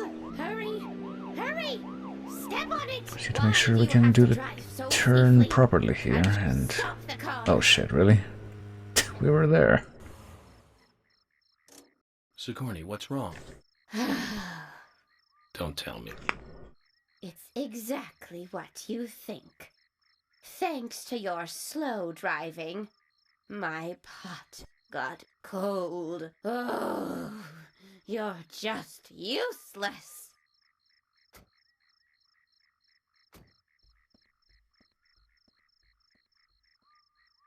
I didn't expect her to get that angry. She must take her pot very seriously. Damn it. Okay, well, here's the next question, I guess.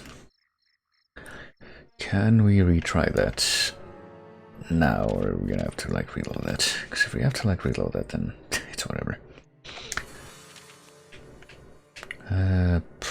Let's see. If that actually did respawn, it would either be on the wood path or on the same place that we started before, and I don't see her there.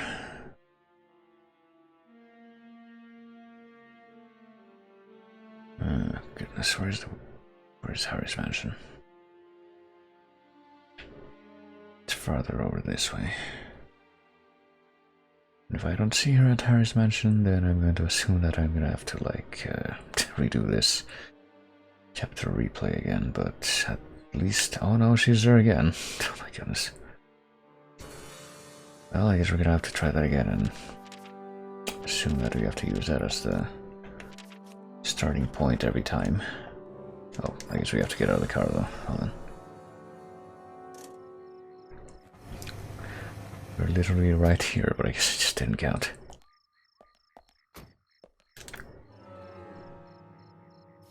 I don't think we really run into any trouble, like, before we hit that turn either, so that's just very unfortunate. Well, we're gonna have to drive up to Harry's mansion one more time, so I can figure out what else I did all the word replays during this chapter. I did, the car upgrades. Is there anything else I did? Well, there was a thing with the hospital characters, where Fiona gives you the quiz with, like, real biology, like microbiology trivia. And then you have to solve that really poignant love letter puzzle for the other guy, but that's, I think that's pretty much everything. Oh yeah, and the photographing and the fishing thing. Just a lot of really minor side quests that honestly just kind of unintuitive. Zach, we can take a rest if you're tired. No, we cannot, York. We need to complete this first. And then the time will come, but you know, we must do things properly one step at a time. I actually have to get up early for a thing tomorrow, so... And by tomorrow I mean the day that would have been tomorrow if I had said this about 19 minutes ago, but... Oh well.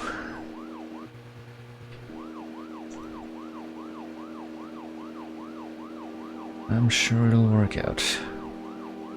There's absolutely no way that I would end up failing this mission twice in a row, even though it's you know, spawning me in the worst possible starting place.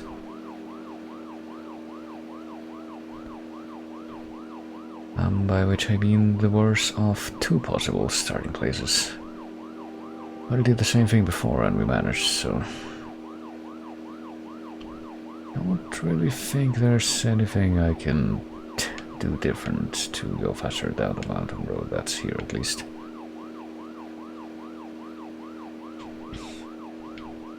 Going through the turns of the road once we actually get down to like the level roads, that would probably be a different story, but for now.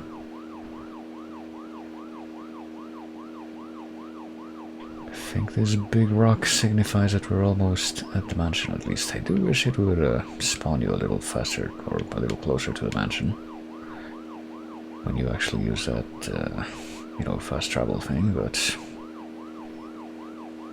I guess you don't really notice it all that much since you don't need to go to the mansion very many times if you, Oh, this again. Oh well, at this point I don't really care. I'll consider it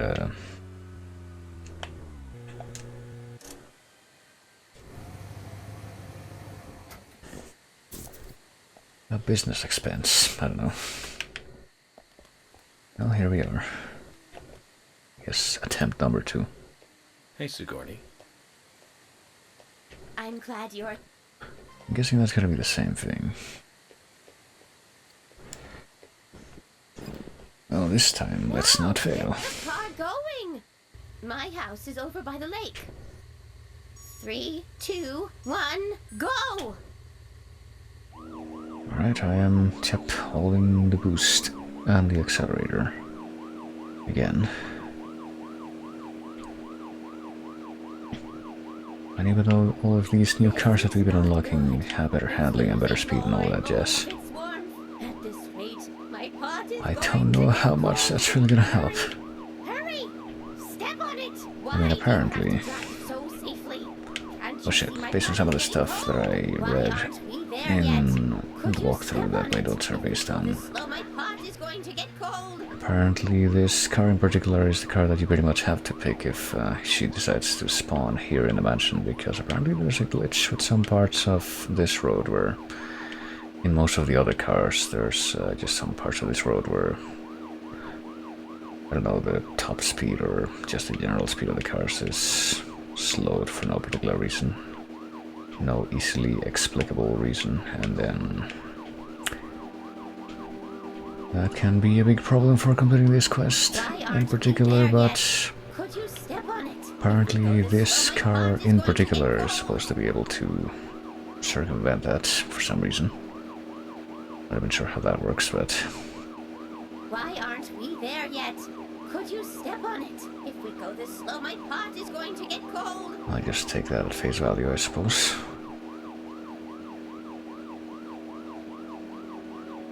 Why aren't we there yet? Could you step on it? If we go this slow, my pot is going to get cold.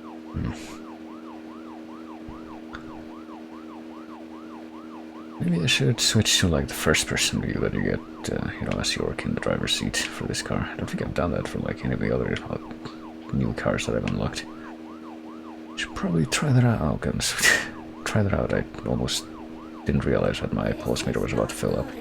It's losing more and more of its warmth. Probably would be bad. My pot is going to get cold. Hurry, hurry. Okay, we're driving as unsafely as possible. Can't you see my pot is getting cold? We're trying our best. Well, might as well try it here. It doesn't look all that different or all that remarkable, I guess, but... Why aren't we there yet? Could you step on it? If we go this slow, my pot is going to get cold. It's a difference in detail that means something, I guess you can say. This is not good. It's losing more and more of its warmth. At this rate, my pot is going to get cold. Hurry, hurry! Step on it! Why do you have to drive so safely? Can't you see my pot is getting cold? Well, I also have to make sure my pulse meter doesn't overfill. More and more My pot is going to get cold. Hurry, hurry! Step on it. I'm pretty sure turning at an earlier point than this wouldn't even be worthwhile. Shit, okay. I sure hope that doesn't cost me. My pot is going to get cold. Why aren't we there yet? Could you step on it? If we go this slow, my pot is going to get cold.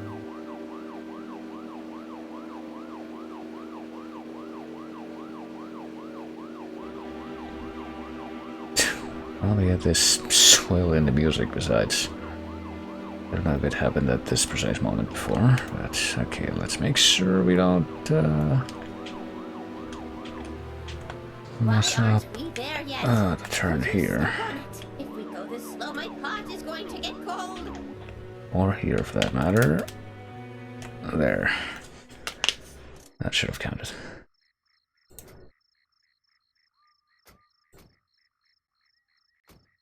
Oh, thanks to you, my pot is still warm. We made it somehow. Do you think the pot will open up to me a little? Ask the pot yourself. I will. Hey there. Will you tell me what you have inside? Well, did you hear it? I did. What did the pot say? I heard it say, "Take my lid off." Are you sure? Of course. This conversation is between you and the pot, after all. Go ahead. Oh, you're reminding me of my graduation.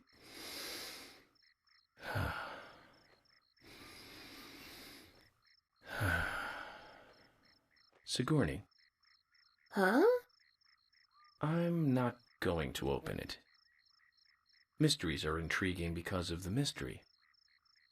I want to keep this one an eternal mystery. Are you sure? Yes. I've made up my mind. Then you have truly come to the truth. I knew you were a fine student. But you must never tell anyone else what you have learned here today. So have this suit as bribery?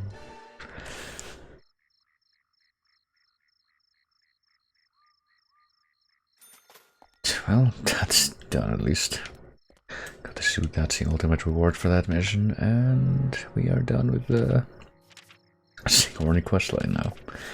Which means we are done with pretty much everything for now, I think. Let me just scroll through this real quick to confirm that, yep. And let's head back to the hotel to do one more run through of the quiz so we can close this out.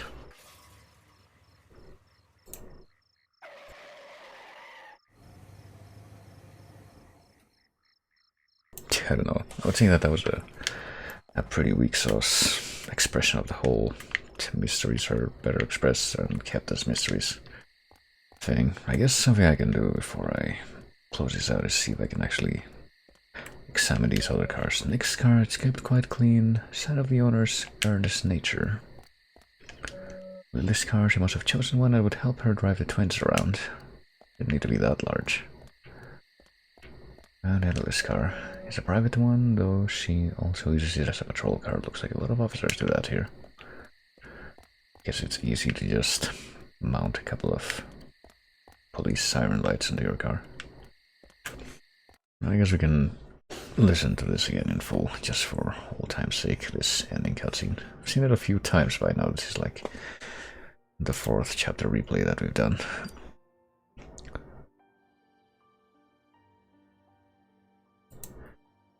But just to have a little extra closure, I guess.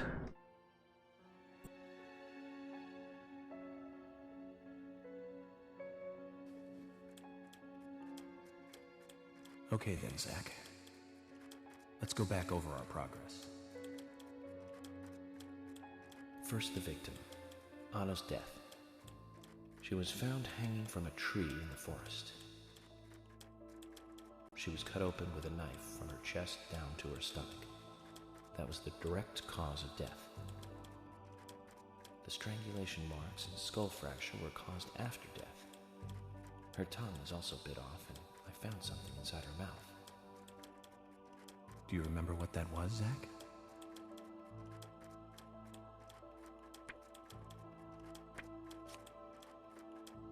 That's right. We found the same red seed in her mouth. According to Emily, it was raining when Anna was killed, but traces of tears were still evident on her face. Which means the perpetrator killed Anna under a roof in the lumber mill, and then carried her body into the woods after it stopped raining. We found numerous important pieces of evidence at the site of the crime. A total of 4 things. Knee prints in the grass, a wood chip with metal dust, a photo of a man with a tattoo on his back, and one other thing. Do you remember what that was, Zach?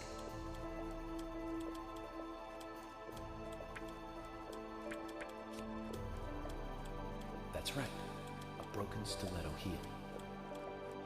Aligning this with the other evidence suggests that 2 people came into contact with Anna's body prior to it being discovered by us. Those being the perpetrator who killed Anna and Miss Stiletto Heel. There is also the possibility that a third party carried Anna to the woods. That means we could be dealing with 3 people. 2 or 3 people. In any case, Miss Stiletto Heel may have vital information. We need to find her next.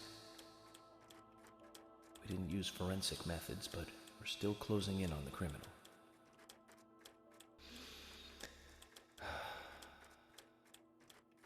Have I forgotten anything? Ah, of course. The marks on her hand tell us that Anna was gripping something when she died. Do you remember that, Zach? What do you think she was holding on to?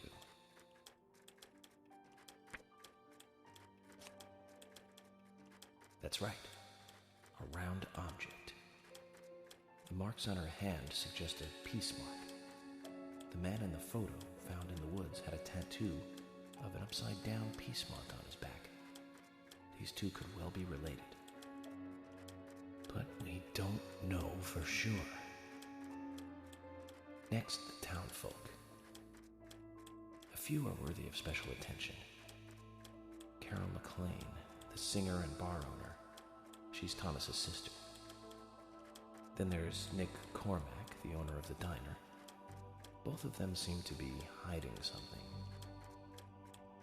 There's Diane, the owner of the art gallery, who's out of town. Then we have problematic, old, rich, and eccentric Harry. Both will be tough to crack. Well, we just have to go one by one. I've been thinking, one of the biggest rewards here is the fantastic food. Enjoying food is cultural, and yet it's also a bit uncivilized.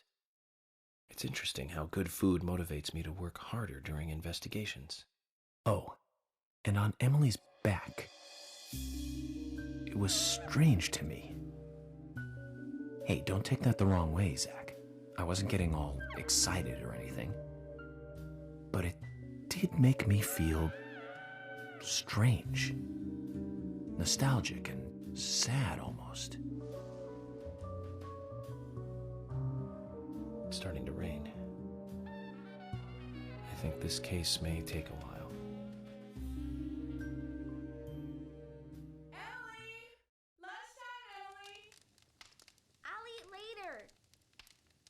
You'll eat right now, young lady. You need to listen to your mother. I want to hear the rest of the story. Eat your lunch, then take a nap. Then I'll tell you the rest. But I want to hear it now. There's no need to rush things. You must live your life at the pace that is right for you. Honey, are you coming? Well, how many other games do you know about where characters actually sleep under the covers?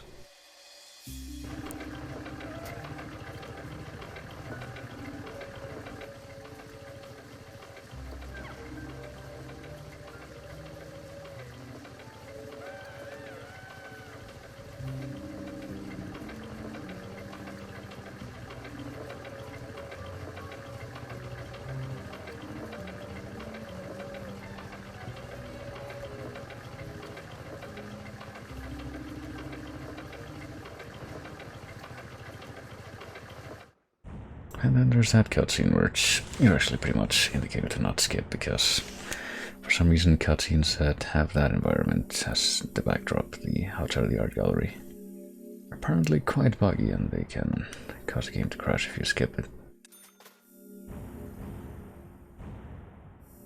I mean, I haven't had a crash on this version yet, but I would rather not get into the habit of risky business, so. But yeah, that's the final replay we're doing for now. We'll be resuming, I think that's the final replay we're doing, period. Everything else will be technically sticking to the present throughout the rest of the game. There's still a good chunk of stuff we're gonna be doing that's gonna be geared towards getting side stuff, but I don't think we're gonna have to be doing any more replays. I mean, there's the, like I said, the epilogue chapter, which is coming at the very end of the game, which is pretty much just like a do whatever you want chapter, but even that's not gonna be a replay, really. It's an opportunity to knock out a bunch more of the side content that's still gonna be pending by that time, including some stuff that's only available at that time, but getting ahead of myself a little bit. Let me see, let me try to figure something out. I'm gonna turn that off for a moment because I actually ended up using, you know, full screen display capture today because for some reason the regular window capture that I usually use for this just didn't want to work, and apparently it still doesn't want to work, so oh well. Rip. Gotta go ahead and poof that for now after all, and I will close things out, which I probably should, because like I said, I got the volume level for this is so low and yet I can still hear it so clearly. Actually, wait a minute, isn't there the album artwork thing that's supposed to show up when I play this? Why isn't that showing up? Oh, okay, there it goes. This was being stupid for a moment. But yeah, we're gonna be going ahead and closing things out for the time being, if I can figure out which of these scenes is the good one for this. This theme. It is a pretty nice theme. Honestly, I don't remember if I put any other themes from this game into this particular playlist. Oh yeah, I did a few. Don't know if they've ever come up at random when I've summoned, I mean, this does have like literally thousands of tracks, this playlist, so it's not that surprising when like any one particular one of them doesn't come up often, but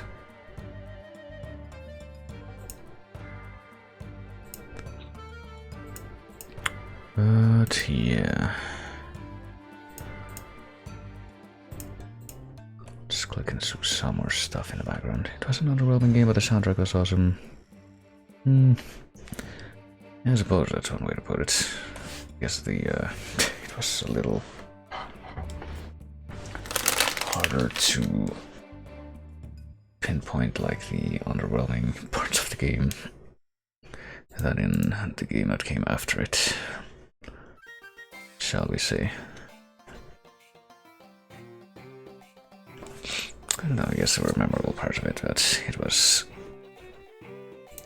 yeah, a little floaty, especially towards the end, from what I remember of the main game at least. But yeah, I think this is where I'm going to be leaving things off for the time being. I don't think there's anything more that I want to address right now. Except maybe that apparently very loud and very echoey sneezing noise that's coming from outside all of a sudden. Gonna have to close that window soon. There was an unusual amount of like obnoxious aircraft noise coming from outside that window earlier, but you know, that does tend to happen. It's better than, I don't know, obnoxiously loud motorcycle noises, because they all, every single noise I get, it's like right outside of here, ends up echoing off of the walls because of the way that part of the building is structured. But well, it's whatever. Anyway, like I said, I just wrap up because there's a thing I gotta get up early for in some hours. probably. Let me have a quick look here.